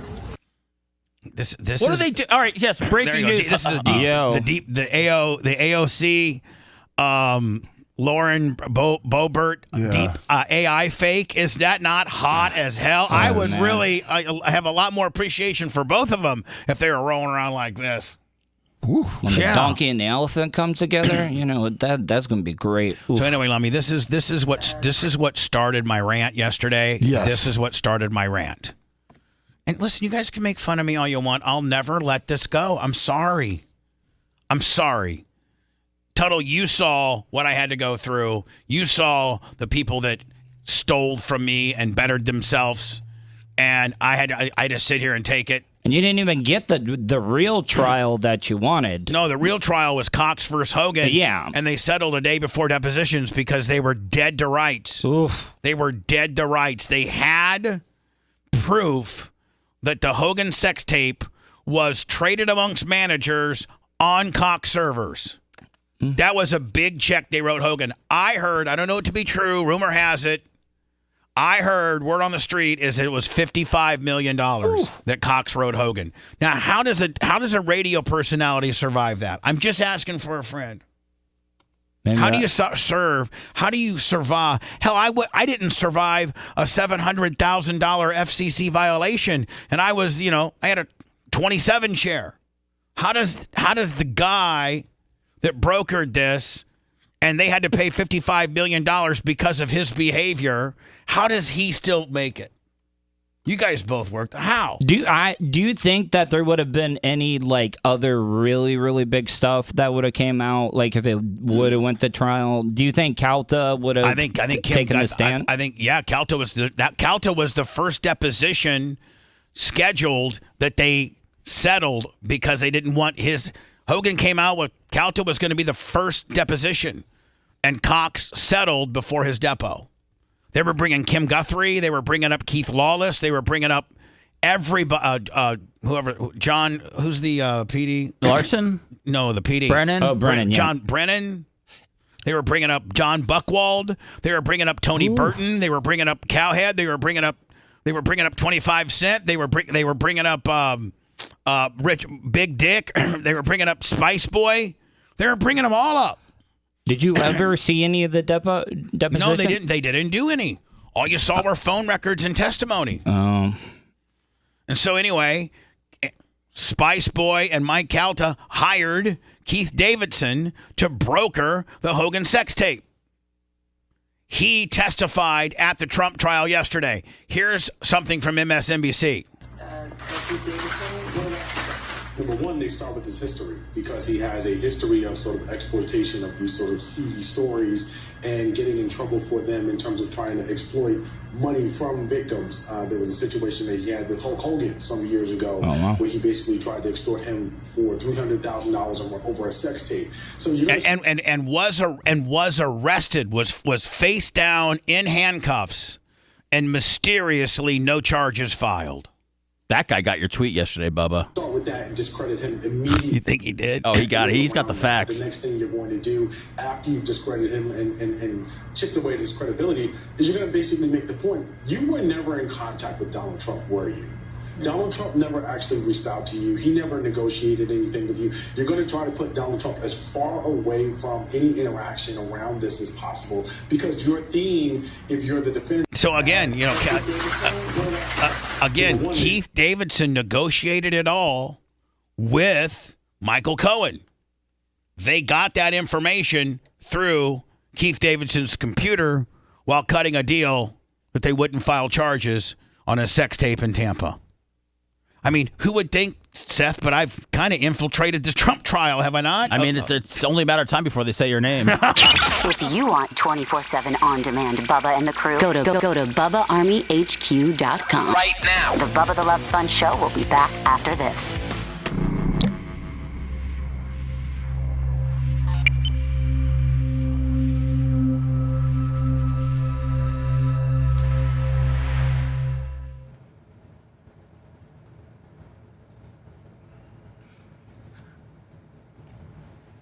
What up, Longer?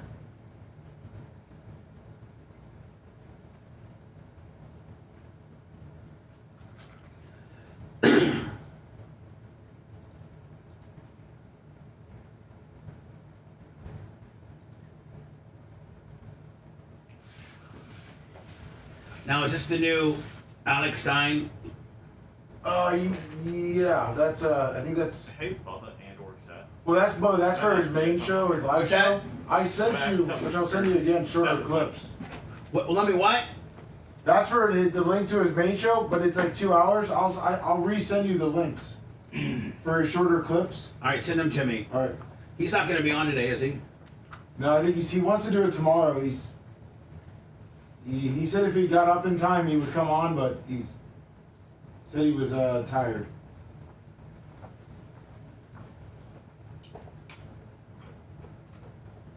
I just sent you the clip from when he was at Sacramento State yesterday.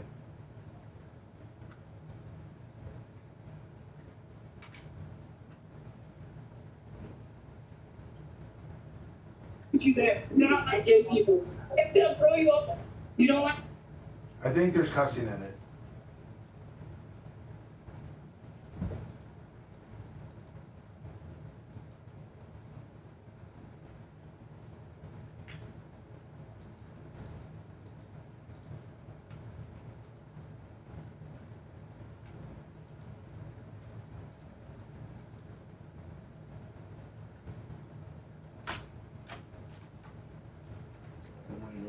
Show.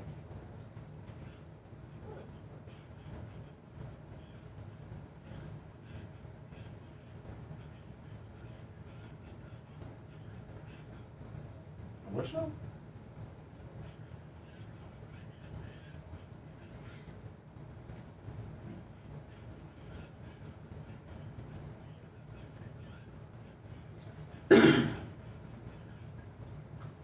No.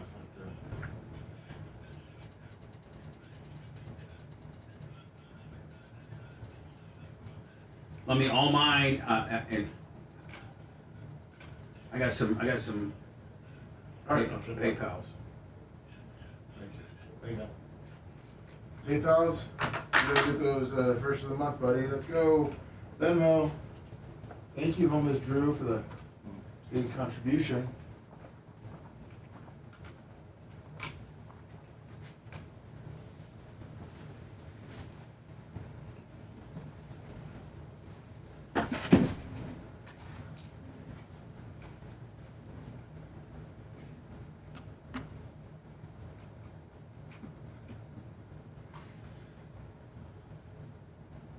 Florida Moonshiner.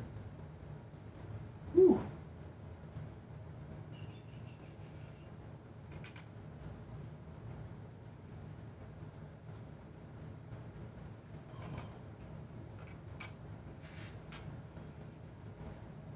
Oh, you're good, big country. I appreciate it, man. Thank you.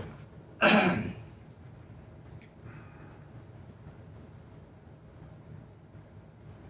right, the JVC thing, they're ready. Okay.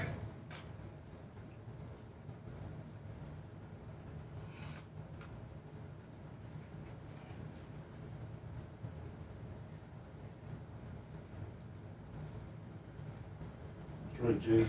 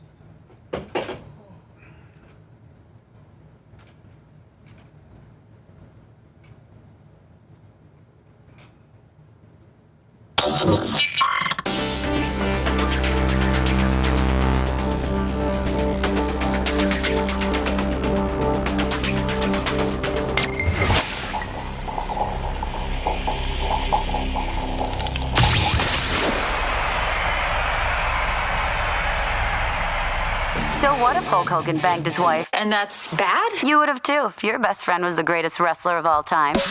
Now back to the Bubba the Love Sponge show. PayPal, Venmo, the best at the Bubba Army. Again, PayPal, Venmo, the best at the Bubba Army. All mine. That's what he calls himself. All mine. Lummy. Him. It's large. Thank you. Nice. Thank you. John F.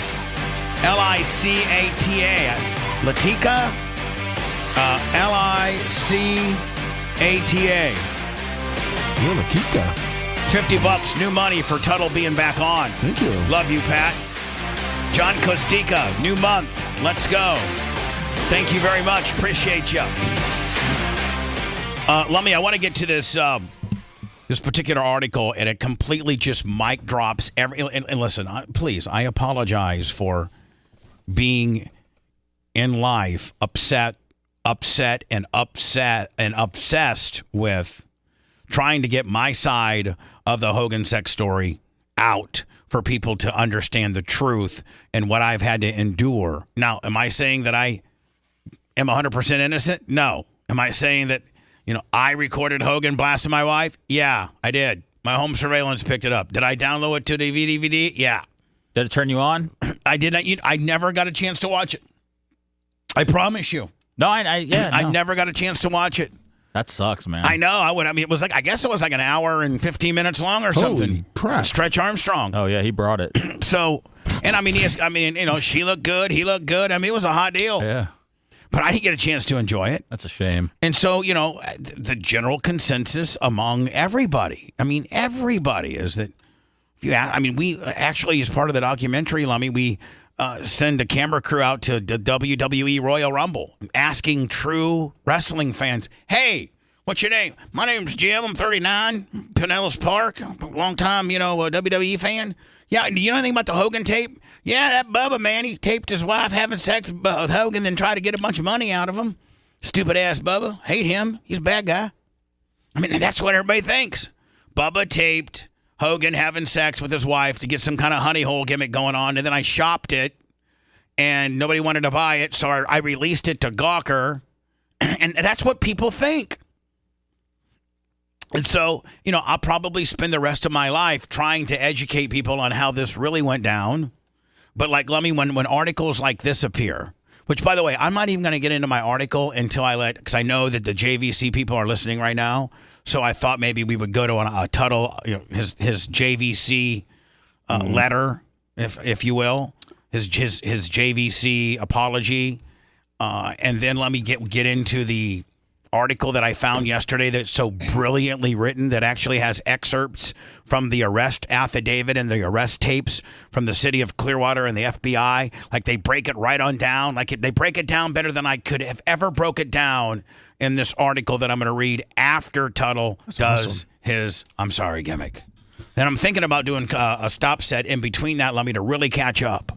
So, perfect. Without further ado, Tuddle, do you need an I don't need... You have dry mouth? Yeah, I'm getting kind of pasty now because, I'm getting all nervous and stuff. Because, right now, the owner, John Cracciola, he's listening. Okay. Shannon is listening, and Shannon's being kind of stiff. Shannon said, not impressed so far. Man. And I'm like... I think he's done... I wrote back to Shannon, I said, I think he's done pretty good. And then nothing. Well, so Shannon's baseline right now is he's not impressed. I personally think you've done a great job.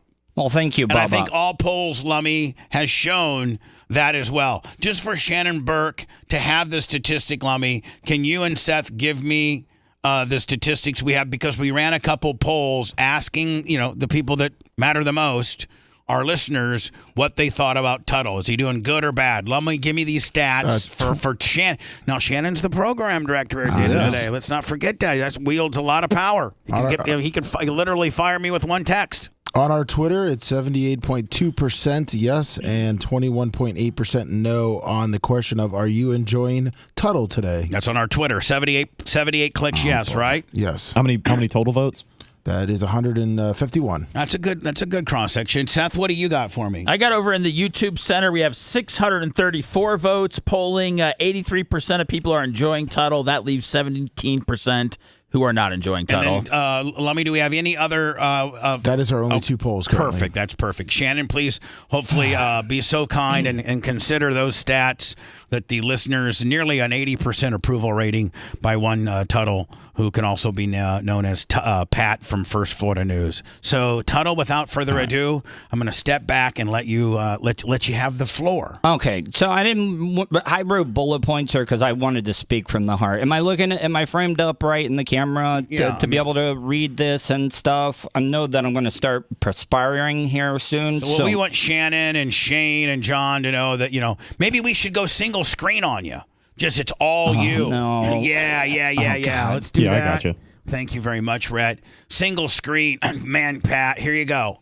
All right. And there's a Tuddle. There's a lot riding on this. All right. Shannon's not impressed. All right. First, I would like to start off with Mr. Shannon Burke.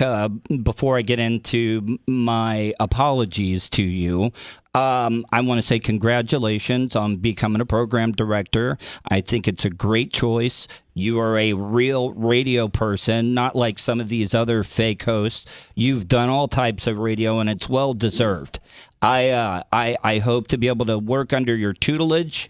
If you ever want to air check anything, I'm down. We can air check this show anytime. So, one of my first apologies. By the way, I didn't even tell you this, but he's big on air checking. So for you to throw that out really is pretty cool. So I'm trying to help you out, Pat. Okay, thank you. No problem. I'm sorry. I'm such a pussy, Mr. Shannon Burke. I'm the complete opposite of you.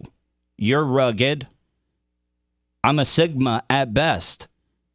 Hell, I might even be a super beta. You got all these cool tattoos, cool hair, cool voice. My voice is the anti-Shannon Burke voice. He does have an unbelievable voice. It's the best. He should be reading commercials for Ford or Chevy. Yeah, and you're the anti-Shannon Burke voice, like the irritating squeak that you hear on the chalkboard. Yeah, I do reads to sell like for old beat up used Dodge Omnis and stuff. Right. Okay, he's selling full-blown F-350 super cabs. Oh yeah, right? with the step and everything. Right. But I want to apologize because I think where the hate first started was With when Shannon. with Mr. Burke, and this is something that I really think caused the downfall and the rift and why you hated me. Well, number one, I attacked the golden goose of Florida Man Radio over there right now. You're the program director. I should not have done that, but I think it all started off the day that you wanted to buy the Saddam car.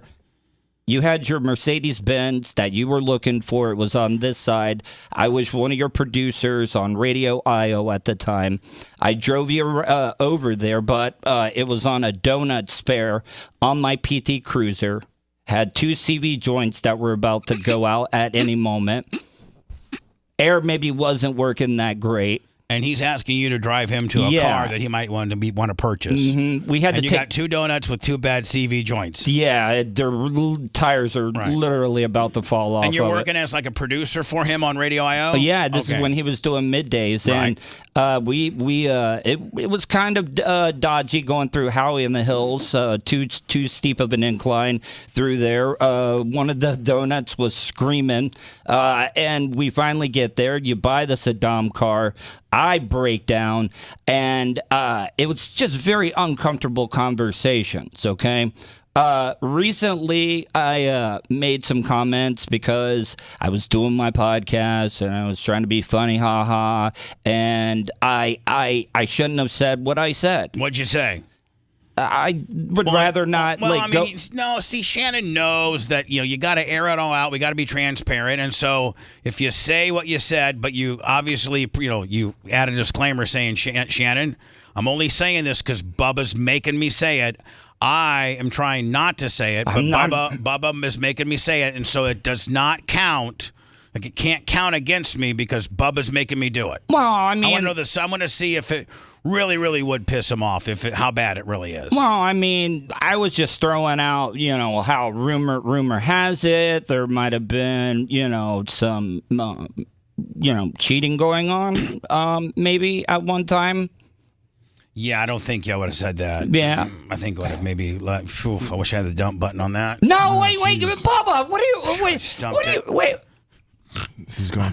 Going down. I didn't say cheating at what? He could have been like cheating on his taxes. No, easy. It's a Tuddle. You're doubling down. You're worsening yourself. Wait, Tuddle, I didn't Tuddle, say. Just stop. Just you're profusely so sorry for anything that you may have said about Shannon in any way, shape, or form. Yes. That you're on bended knee. I'm on bended knees. I will do anything. Like all right, let's move on to Shane, please. That one didn't go so well. Jesus Bubba. Christ. What Shane? What? Okay. He's stupid. You wouldn't even bring that up. I double dumped it. I hope Shannon didn't hear it. Oh, he said he didn't want to bring it up, Bubba. I know it's my fault. Damn it. I didn't say what he was cheating. Easy. Stop. Oh, Jesus. I've already messed it up day one. Yeah, you're done. Like if you just had kept that out, you'd be good. You're done. All right, on to Shane Reeve. Okay, go ahead. Let's Thelma and Louise this right off the cliff, I guess.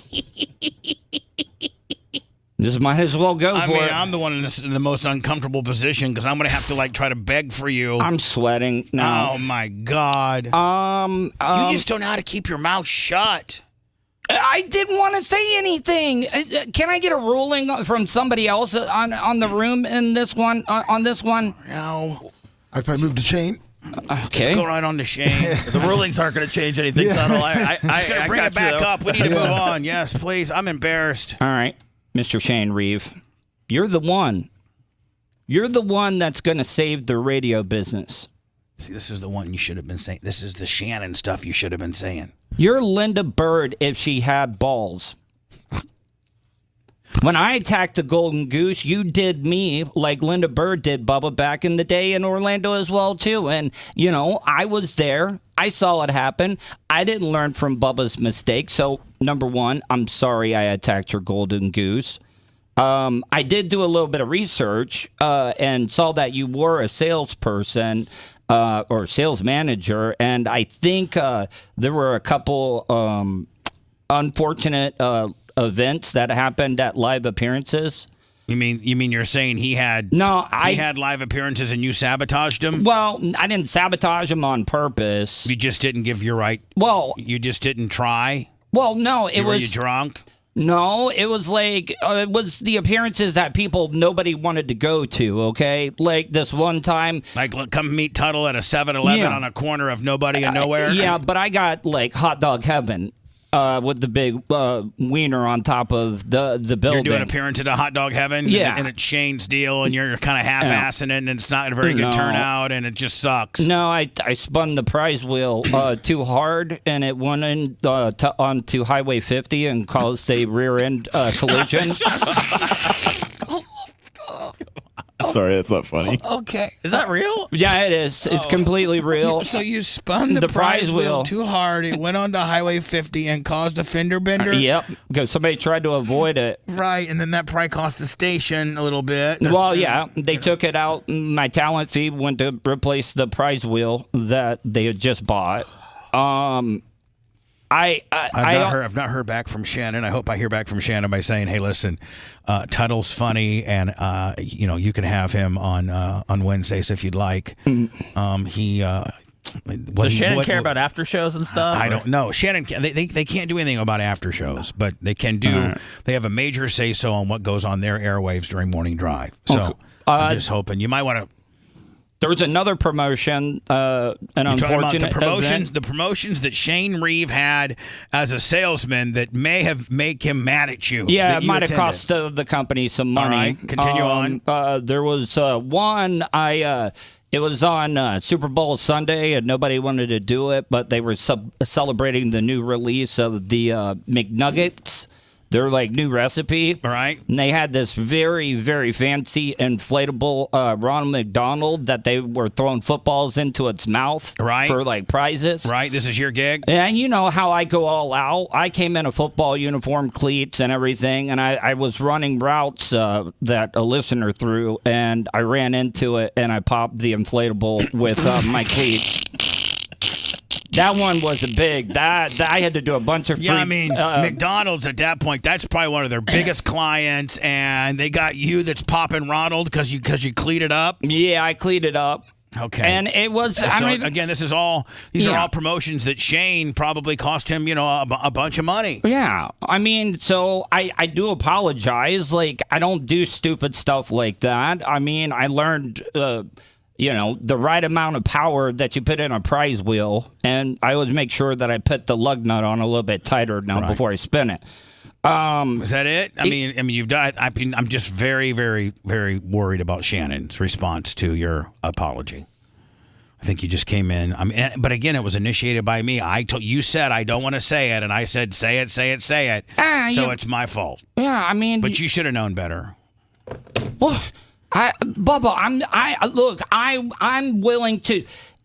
Shannon Burr can name whatever it is, and I will do it. I think he just hates you. Like he just there might not be any going back from this. I don't think there is, and I will respect his decision because, like I said, he's the program director. He gets to make the choice. If he doesn't want me on, I will respect his decision.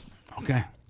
We'll leave it at that. I'm sorry, Shannon. I'm sorry for all the jokes, all my annoying voice. I know you hate it. I know you would want to punch it. If you could punch my voice. If he wanted to punch you right in the face with all of his rings, would you let him?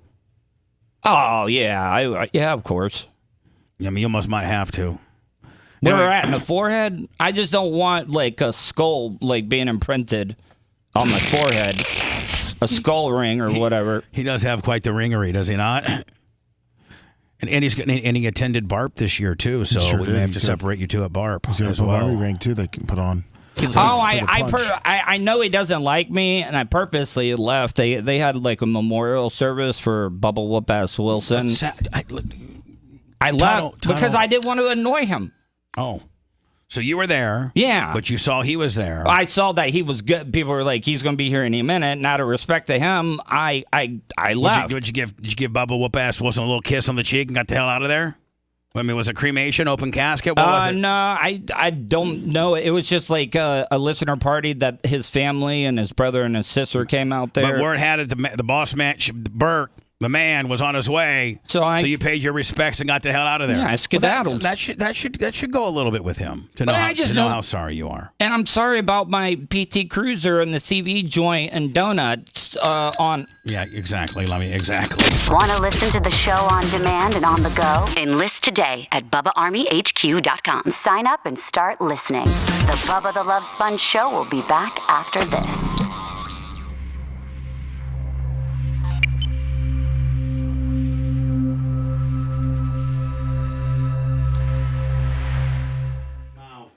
Big mouth. Man. My stupid, annoying voice and face and life. Life. Might as well put your whole life in there.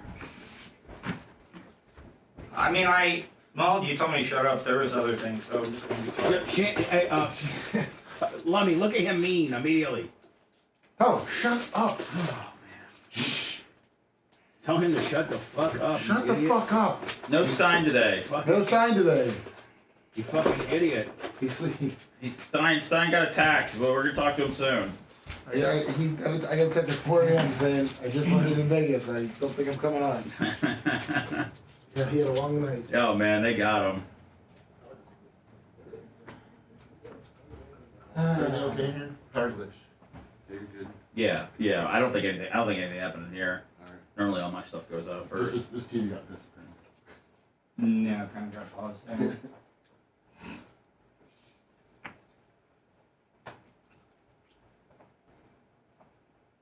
Man, Bubba, I can feel Shannon's stiffness through your phone. He's not listening on the contracts, I checked. I was curious if he was listening. He's not on the contract. Oh, man. Yeah, Shannon's not texting me. That's not good. Oh, man. Man, why you freaking Tuds out like this?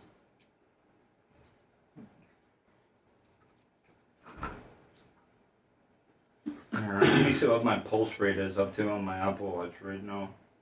See if I'm... Thanks, Neil. I appreciate it, man. Good episode coming out at noon today. Noon on the dot. It's scheduled. It's programmed. We're ahead of the game. And if you want to get into our autograph break, hit me up. Nice little cush on Instagram. Got a couple spots left. Think 2. Maybe 3. Yeah. About 140 beats per minute right now.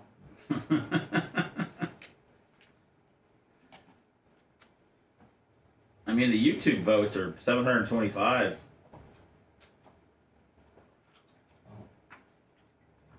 Oh, shit, you got some yesterday? That's awesome. It was a good one-day run. We'll always remember this day. Well, it was nice to see you again, Seth.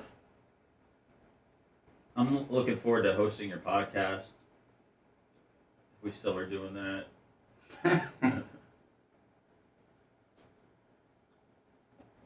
Go Avalanche. Thank you, Berto. I saw you shot me a message, man. I'll get back to you also. Sorry, Tara was texting me last night. It's just getting, dinner plans ready for Saturday, so I was just... Sorry, I haven't been able to get back to everybody.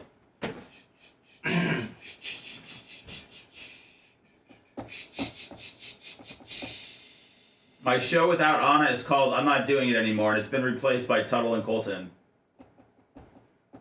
Yeah, we got a big one lined up for next week. It was good.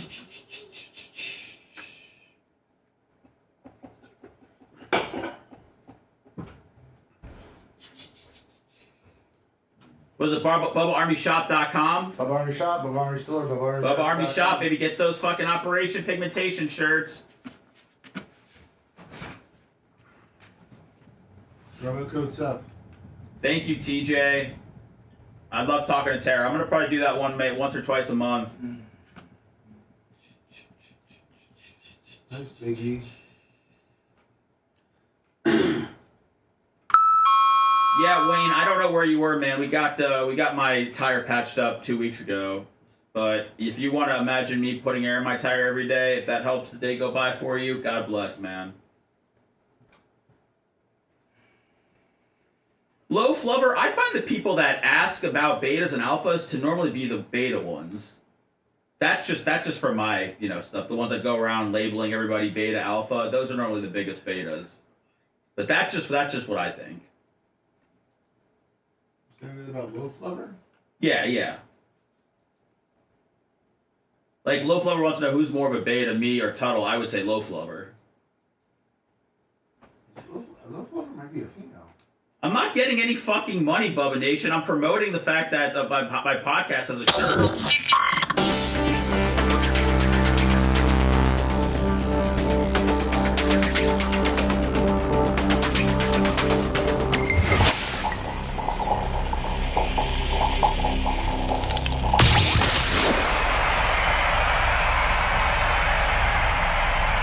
He's the biggest export from Warsaw, Indiana. Oh, yeah! Bubba the Love Sponge. Now back to the Bubba the Love Sponge show.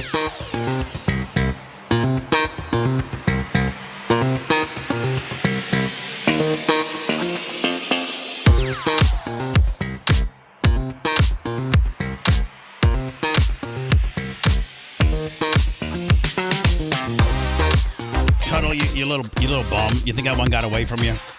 Yeah. No. Let's just let's see if we can pull the nose up, and hopefully your podcast that you gave Seth is funny, and whatever ancillary stuff you're doing is funny enough to maybe keep you on the main show.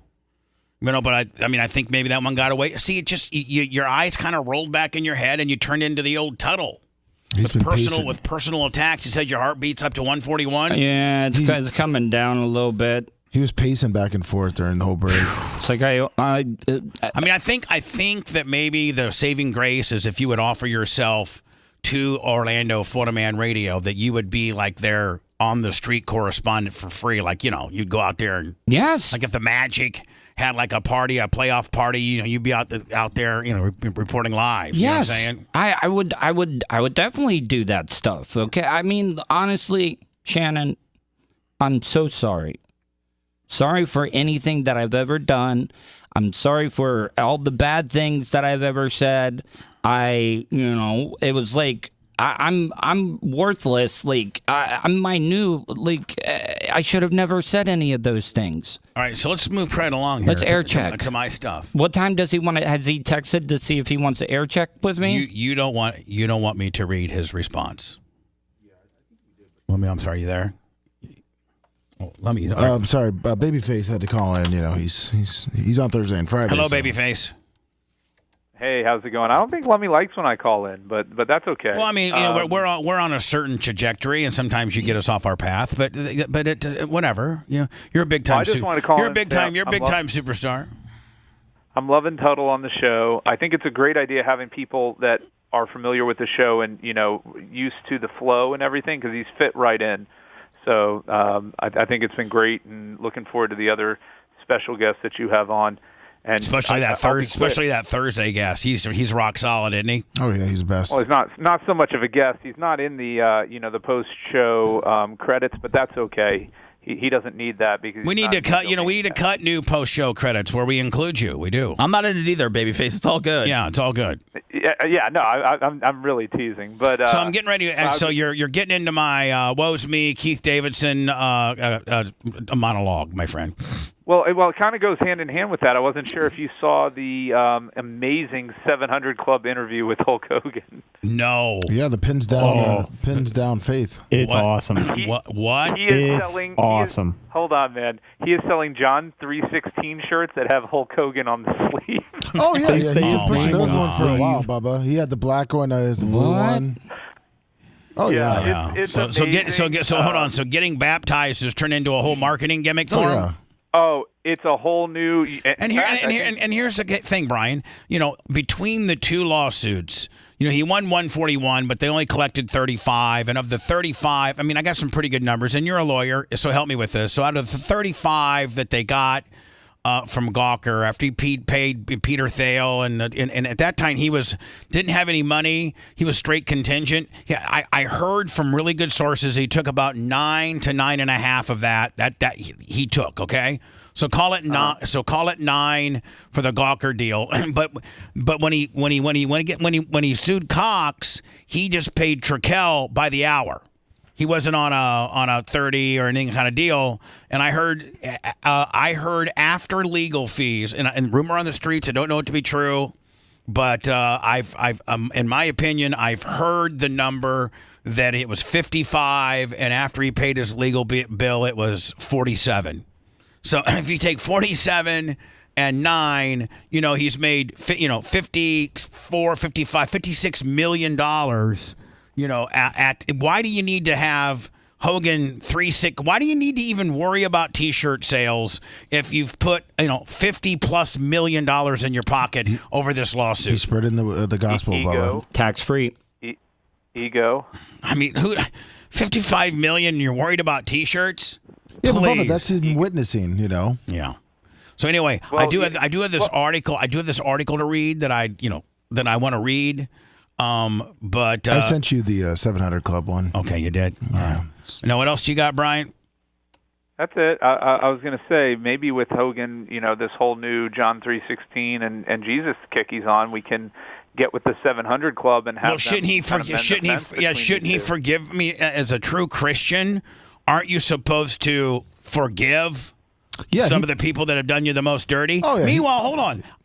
People think I did him dirty, but bitch, if giving a guy $55 million is dirty, I don't know a friend that wouldn't sign up that says, "Do me dirty, Clem." Seth, $55 million. You want me to do you dirty? All day. Yeah. Tuddle, $5.5 million. You want me to do you dirty? Hey, do me dirty. Yeah. Please. Unprotected dirty. He says in this interview, Andre the Giant couldn't use a knife or a fork. Looks like his 316 shirts are $27 for a 3X. I'm going to buy one. 27. We're good. So appreciate it. We were good. I wonder how much longer he's going to live. Oh, boy. I'm just saying, he's so big. He's got an enlarged heart. Right? You can't. You can't. He's master of the grand entrance, whose presence still holds attention.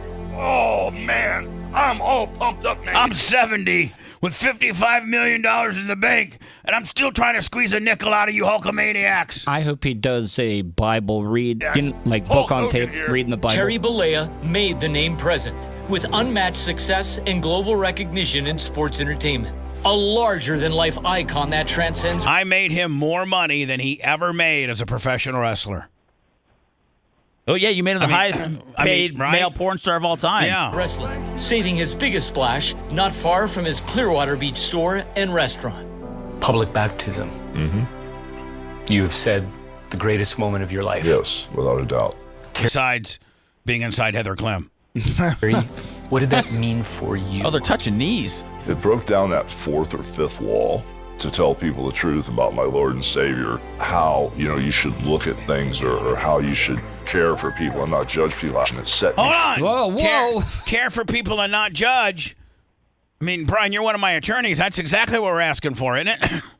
That's it. free. I wasn't that perfect vessel that I should be or should have been. Once I was baptized, I felt I was all anew. It really was a major pivot in my life. Where's your walking stick at? Well, so fun to be a part of River Baptist Church, Indian Rocks Beach Baptist Church. It's not Indian Rocks Beach. It's just Indian Rocks Baptist. Indian Rocks Baptist. Pastor Aaron Philip has something to say, so be quiet. Baptism, and to see the ripple effect that has made all over the world. He had people in Japan calling him. Oh, we like to get baptized in the same tub as Hogan, please. A bunch of young boys. How much? Same water as Hogan. Oh. Just a couple of minutes later, this is the way that Christians go public in their Man, they faith. should have drained out that water and sold him like I am the Alpha. So vital. Hogan's baptism water, bitch. I got a Dixie cup full for $20. I'm just telling you right now, man. There's at least 50 or 60 gallons in that little tub there. I mean, you could be selling Hogan's baptism water, could you not? Oh yeah. Hell yeah. And he felt it important to do what Christians do. Hulk Hogan. Have him fart in it too for texture. Oh yeah. What does the person of Jesus Christ, Terry, bring to you? Oh, whatever. I mean, Who is that? Who's The this guy's guy? a horrible interview. That Second God Hunter Club. presence in us. That still small voice. So what Terry brings to the table is a meat suit. A meat suit filled with the Spirit of Christ, and it's a testing ground for me. I accepted Christ as my Savior when I was 14, but I derailed. It wasn't my life. He has given me the opportunity to prove that I'm faithful, and I'll never make those same mistakes again. My faith, the momentum was overwhelming. There was nothing stopping me. This is why people hate religion. I know. Brian, anything else? He's just got to keep his son Nick out of the Out of the sauce. the wine, the holy wine. Yeah. I'm going to read this. I'm going to read this article. Yeah, everybody wants to hear about it. Yep. So I'll see you later, ass. Yeah, we'll see you tomorrow. He got one last in like he does when he replies to your tweets. Yeah. So this is something that I tweeted out. That's an article, and it's about Keith Davidson. It says the dirty history of Trump and Cohen's third man, from the shark, the Hulkster, and the fight of the century, Keith Davidson. And it goes and talks about some of the various things he used to do. He would do Golden Boy Productions and like Manny Pacquiao and Floyd Mayweather, and he'd cut these big deals. And then when it was time for the Pacquiao guy to get paid, which was supposed to be like $2.5 or $3 million, Keith Davidson would give him a $50,000 under the table, take it or leave it. Things like that. And then now it goes to the Hulkster. And let me just read this and try to understand and put yourself in my situation where, again, everybody, for the most part, even wrestling fans from Tampa that have heard me sit here and bellyache about this thing for 10 years, trying to set the truth straight.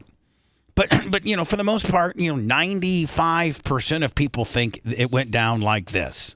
Bubba Clem taped Hogan blasting his wife. I then converted that to DVD, took it to my radio station, and then tried to broker it. I sent a screenshot to the Dirty to try to gain interest. I shopped it with Wicked and Underground because there were no 2257 forms, which are forms of consent. No big companies wanted it. And so I then called Gina Rodriguez, who was like this liaison for sex tapes. She had helped extort, Charlie Sheen. Was it Tequila and others, the Paris Hilton tape. So I call up Gina Rodriguez. She sends me to a guy named Keith Davidson. Now, mind you, I've tried to. Now, at this point, what people don't understand is it's not me that's done this. Spice Boy, Matt Lloyd, stole the tape in my office. And he did all this. Everything that I tell you, he did. But the public thinks I did. And there was going to be a trial. Cox versus or Hogan versus Cox, that exposed all of this. Or if the FBI would have kept Keith Davidson arrested when they arrested him, all of this was going to come out. And that after the tape was worth nothing in Hollywood, that you got a sex tape broker named Keith Davidson to fly to Tampa and meet with Hogan and his attorney, David Houston. But when you were having correspondence with David Houston and Hulk Hogan and David Houston called the FBI and said, hey, we got somebody, some guy from L.A. named Keith Davidson who wants us to meet them in a hotel room tomorrow and for us to bring a $300,000 check as a down payment on the $1 million that they're trying to sell us, the sex tape of Hogan blasting Bubba's wife, and within one of the two sex tapes, he says the N-word. And so the feds were like, okay, listen, that's extortion all day. We'll be there. And so the feds, I don't know what their budget was. I don't know maybe I could get an FBI agent to tell me like what What is a standard budget to have 2 hotel rooms, a stenographer, Hogan wired, David Houston wired, the room cameraed up, and then another room where the feds were, but they had an adjoining door. So there's a minute that Hogan wrote the $300,000 check and handed it over to Keith Davidson. They come crashing through the door. They escort Hogan and Houston out, and they arrest Keith Davidson. Keith Davidson then hires a guy named Brian Albritton, who was the former U.S. attorney. He was the former U.S. attorney, and the current U.S. attorney, Robert O'Neill, was his assistant. And Brian Albritton walks into the U.S. attorney's office and says, if you keep the arrest valid and indict Keith Davidson, it's going to be disrespectful to law enforcement because Bubba the Love Sponge and Hulk Hogan are clowns, and it's going to be disrespectful to law enforcement. What he didn't realize is that my foundation in itself, if the FBI had actually done some looking up and they actually did their job, they would see that my Bubba the Love Sponge Foundation has given over $1 million to the widows of fallen police officers. Now, how can me getting a fair trial in Tampa over an extortion deal be disrespectful to law enforcement? Let me read this article that got released yesterday. Rugged white male from Miami, $100 PayPal. Keith Davidson and Hulkster, a sex tape featuring Terry Bollea, better known as Hulk Hogan, brought down the news website Gawker. But how did the tape get to Gawker? Hogan's attorney, David Houston, says Keith Davidson was responsible. Keith Davidson was hired by Lummy. Spice Boy. Spice Boy. Alpha. Spice Boy. According to the declaration filed by Houston, Davidson demanded $1 million from Hogan, and if he didn't pay up, Davidson threatened to release the sex tape featuring Hogan and the wife of a close friend, Todd Clem, who is perhaps better known as his professional moniker, Bubba the Love Sponge. The excerpt of the tape released to Gawker, Houston said, was described by Davidson as a warning shot. Excerpt from the declaration of David, it says, Houston reported Davidson actions to the FBI. This prompted the FBI to set a sting. Listen, I know I just told you my side of the story, but this is actual FBI testimony.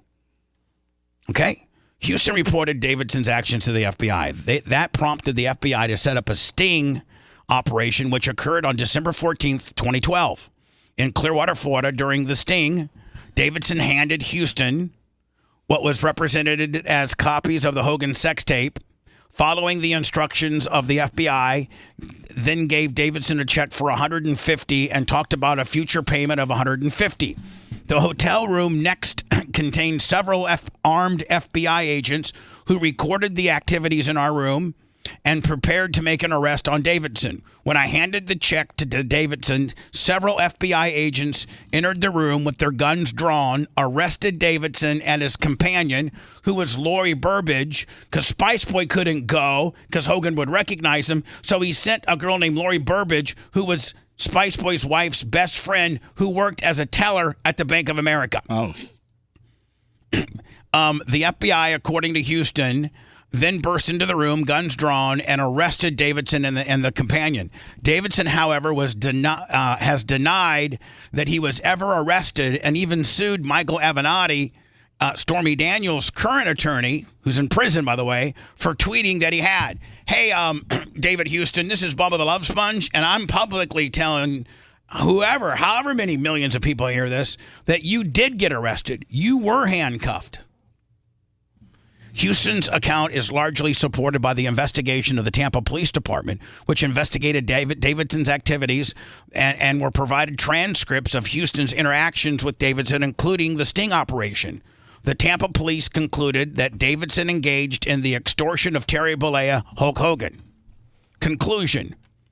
This is a police report. Conclusion. Matt Lloyd, better known as Spice Boy, stole several sex tapes and DVDs from Bubba Clem's office. He then shopped them of the Hogan DVDs to build interest, selling them to TMZ and concealing his identity by having Lori Burbage accept payment for him. Spice Boy then contacts Keith Davidson from California to engage in extortion of Hulk Hogan. At the time of the contact and throughout the negotiation, Davidson is suspected of practicing law in California from the California bar. Davidson translates, it's tough to read this, translates the necessity for Hogan to purchase these videos to Bolea's attorney Houston via the FBI recorded. So Seth, they even had recorded phone conversations.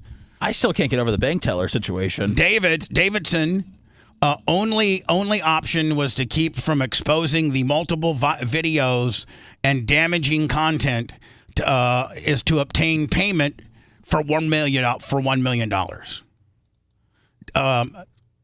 Davidson also acknowledges that his client obtained them from his former employee without the former employee knowledge. So Davidson, who represented Spice Boy, tells Houston that they got the tapes based on stealing them, basically, right?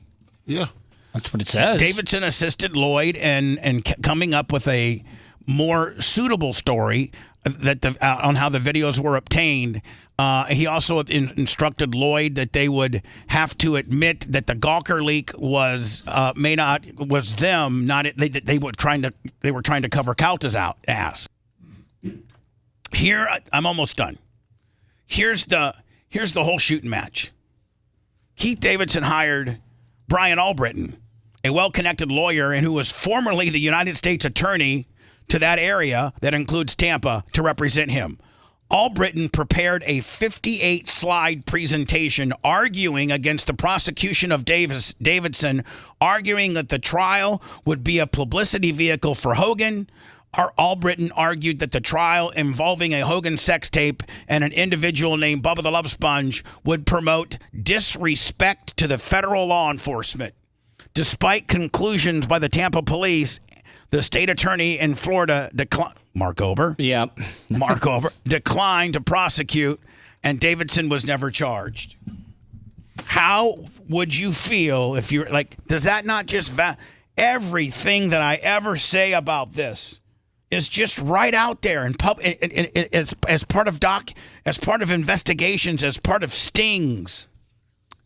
And now it has tentacles into the Trump case and the fact that they never would have gotten Cohen's records to even charge Trump had Davidson not cooperated with the feds, and the feds used the no pros in Tampa as leverage to get that information. Oh, good. If you liked that segment, then you'll definitely like the new redesigned BubbaArmyHQ.com. We'll be back to the Bubba the Love Sponge show after this.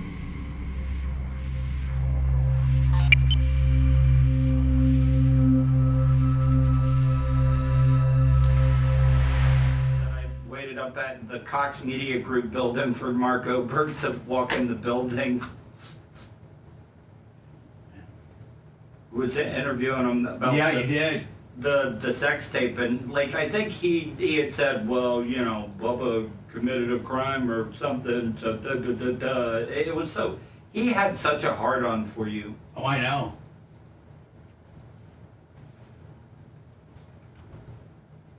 He also fucking extorted the guy from the Shark. He extorted Charlie Sheen.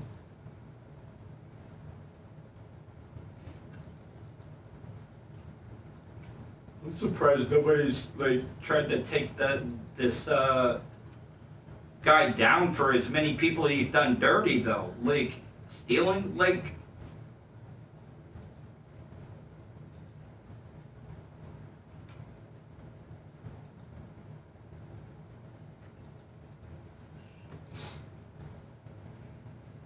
he's untouchable because he cooperated with the feds.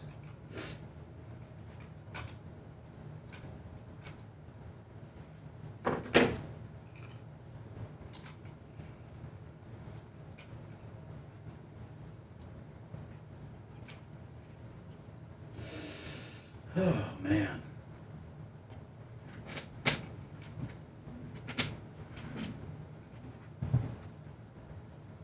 Let me thank you for helping me move yesterday. Oh, of course, Bubba. No problem. Anytime. Oh yeah, I got that footage. I got a post out later.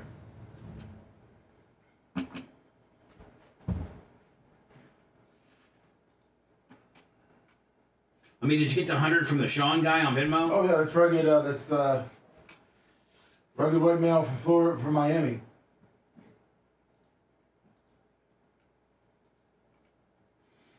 Like, Tuddle, put on your shirt and get any footage you can at any time. Okay, I'm gonna start working on it. Once I get back into town, I'm gonna start looking around ideas of events to go out and do interviews, and like UCF was having some of those demonstrations as well too. So, Are you going home right after this, Tuddle, or are you going meet up with Colt? if you need me to do something, Oh no, you're good. No, you're good. You're good. You can go to probably. I'm not sure yet. I get people. If they'll throw you off the fucking trees. Okay, this person wants to talk. Say, what do you want to say? Are you trans or gay? Oh, we still have a human too. How would they treat you? What? We still have a human. Can do and stuff. This No, we don't. more of me. No, we don't. Busy No? and, Okay. and going over the high. They're done. Oh, okay. Like the show. Like, Did we repost this? and everything.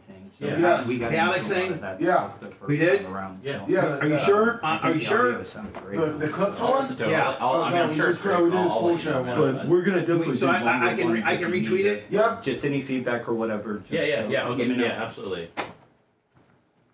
Dude, honestly, with length, I'm just good whenever you feel like it's over. That's kind of just how I roll with podcasts, you know. But anything under an hour is always good.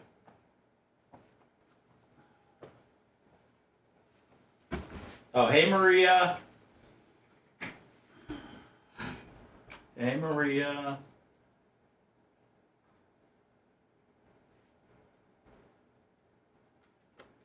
Damn, it's like my Friday. No podcast today.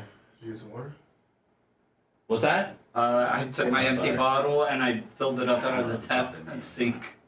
I think there's more bottles in there. That's fine. I filled my water bottle up with tap water out of the thing. It's filtered by the city of Tampa. When's bingo? Actually, today's Wednesday, tomorrow night, 6 Okay. p.m. Man, they probably really look forward to that. Oh, they do. Everybody brings their bag of quarters and Morning, Maria. oh, they have snacks too, like Like Pepperidge Farm. well, like charcuterie board. Oh wow. These like old timers, they fucking know how to fucking, they know how to snack. They do. those big, you know how you can get the mini bag of chips and stuff. Like they'll lay out a whole like variety pack, and they got water and stuff. So like we keep it going. Hell And yeah. then the potluck dinner was last Saturday. We do potluck too. Thank you, Tina. I'm gonna take that short day, and then I'm gonna take a nap and do a podcast with Gary Cantrell.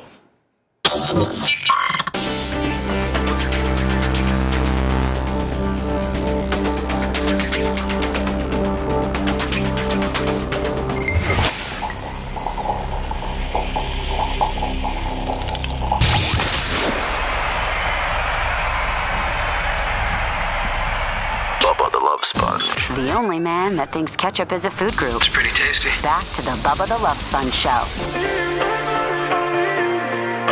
Sorry I've short spaced you with all my woes me stuff. Go to my Twitter account, @TheBubbaArmy on Twitter, X. You can follow along all this conspiracy stuff that I think in my little head. Like, it's not, I mean, like, would you guys agree that it's not, like, it's the way that I've reported it. There's no conspiracy behind it. They've just chosen to screw me. Because, I mean, kind of like Stormy Daniels, she gets perceived as a porn star, probably doesn't get a fair shake, and I'm perceived as a non-gratis fat-ass shock jock. Wait, if she's not a porn star, what is she?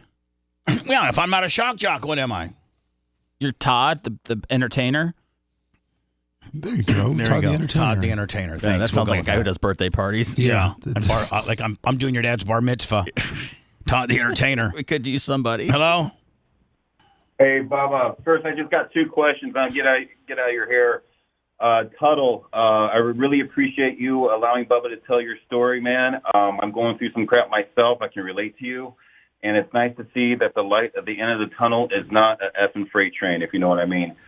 2 quick questions, Bubba. Tuddle, do you wipe sitting up or sitting down? And Bubba, do you use a sponge when you bathe? I do not use a loofah. I just old school use a bar of soap. Like I have no, just my hand. And then I wash my ass with my hand. Who taught you how to bathe, man? Well, I mean, you really got to get that fecal matter in between your ass cheeks. You really need a sponge. I have a bidet that really blows my ass out nice. Oh, nice. That's nice. And so my ass is really, really pretty clean. Be careful, it's Calvin. Appreciate it, buddy. Time for us to leave on that one. Lummy, what's coming? Or Seth, what's on the after show? Well, Operation Pigmentation drops at 12, but there's a sports show coming on after this today. Red Lummy. Is it Red Lummy? Yes, sir. Fantastic. Tuddle, I think you did a good job. I really do. I think I can maybe talk, Shannon, it's just going to... we'll certainly have you back in maybe the 29th. All right, perfect. Thank you. I gotta get it cleared with Shannon though. Okay. Yes, I'm looking forward to it. Thank you for this. Tell Shannon you're sorry. I'm sorry, Mr. Burke. Thanks for letting me finish. You've been listening to the Bubba the Love Sponge Show, starring me, Bubba the Love Sponge, co-host and show historian Lummit, co-host Dr. Dan Diaco Esquire of Council, co-host J. Diaco Esquire, the Spitting Cobra of Council, Rhett, the Filthy Ginger video editor. Yeah, back here wiring up. It's Mini Macho. The BRN agent, Thomas Buttoned Up B. And for everything else, go to thebubbaarmy.com. Now, time for the legal disclaimer. Exactly. The Bubba the Love Sponge Show is intended solely for the enjoyment of our listening audience. Any rebroadcast, retransmission, or other use of this show without express written consent of the Bubba Radio Network is prohibited. We must dissuade him of this delusion. Until next time, always remember... I'll repeat hello.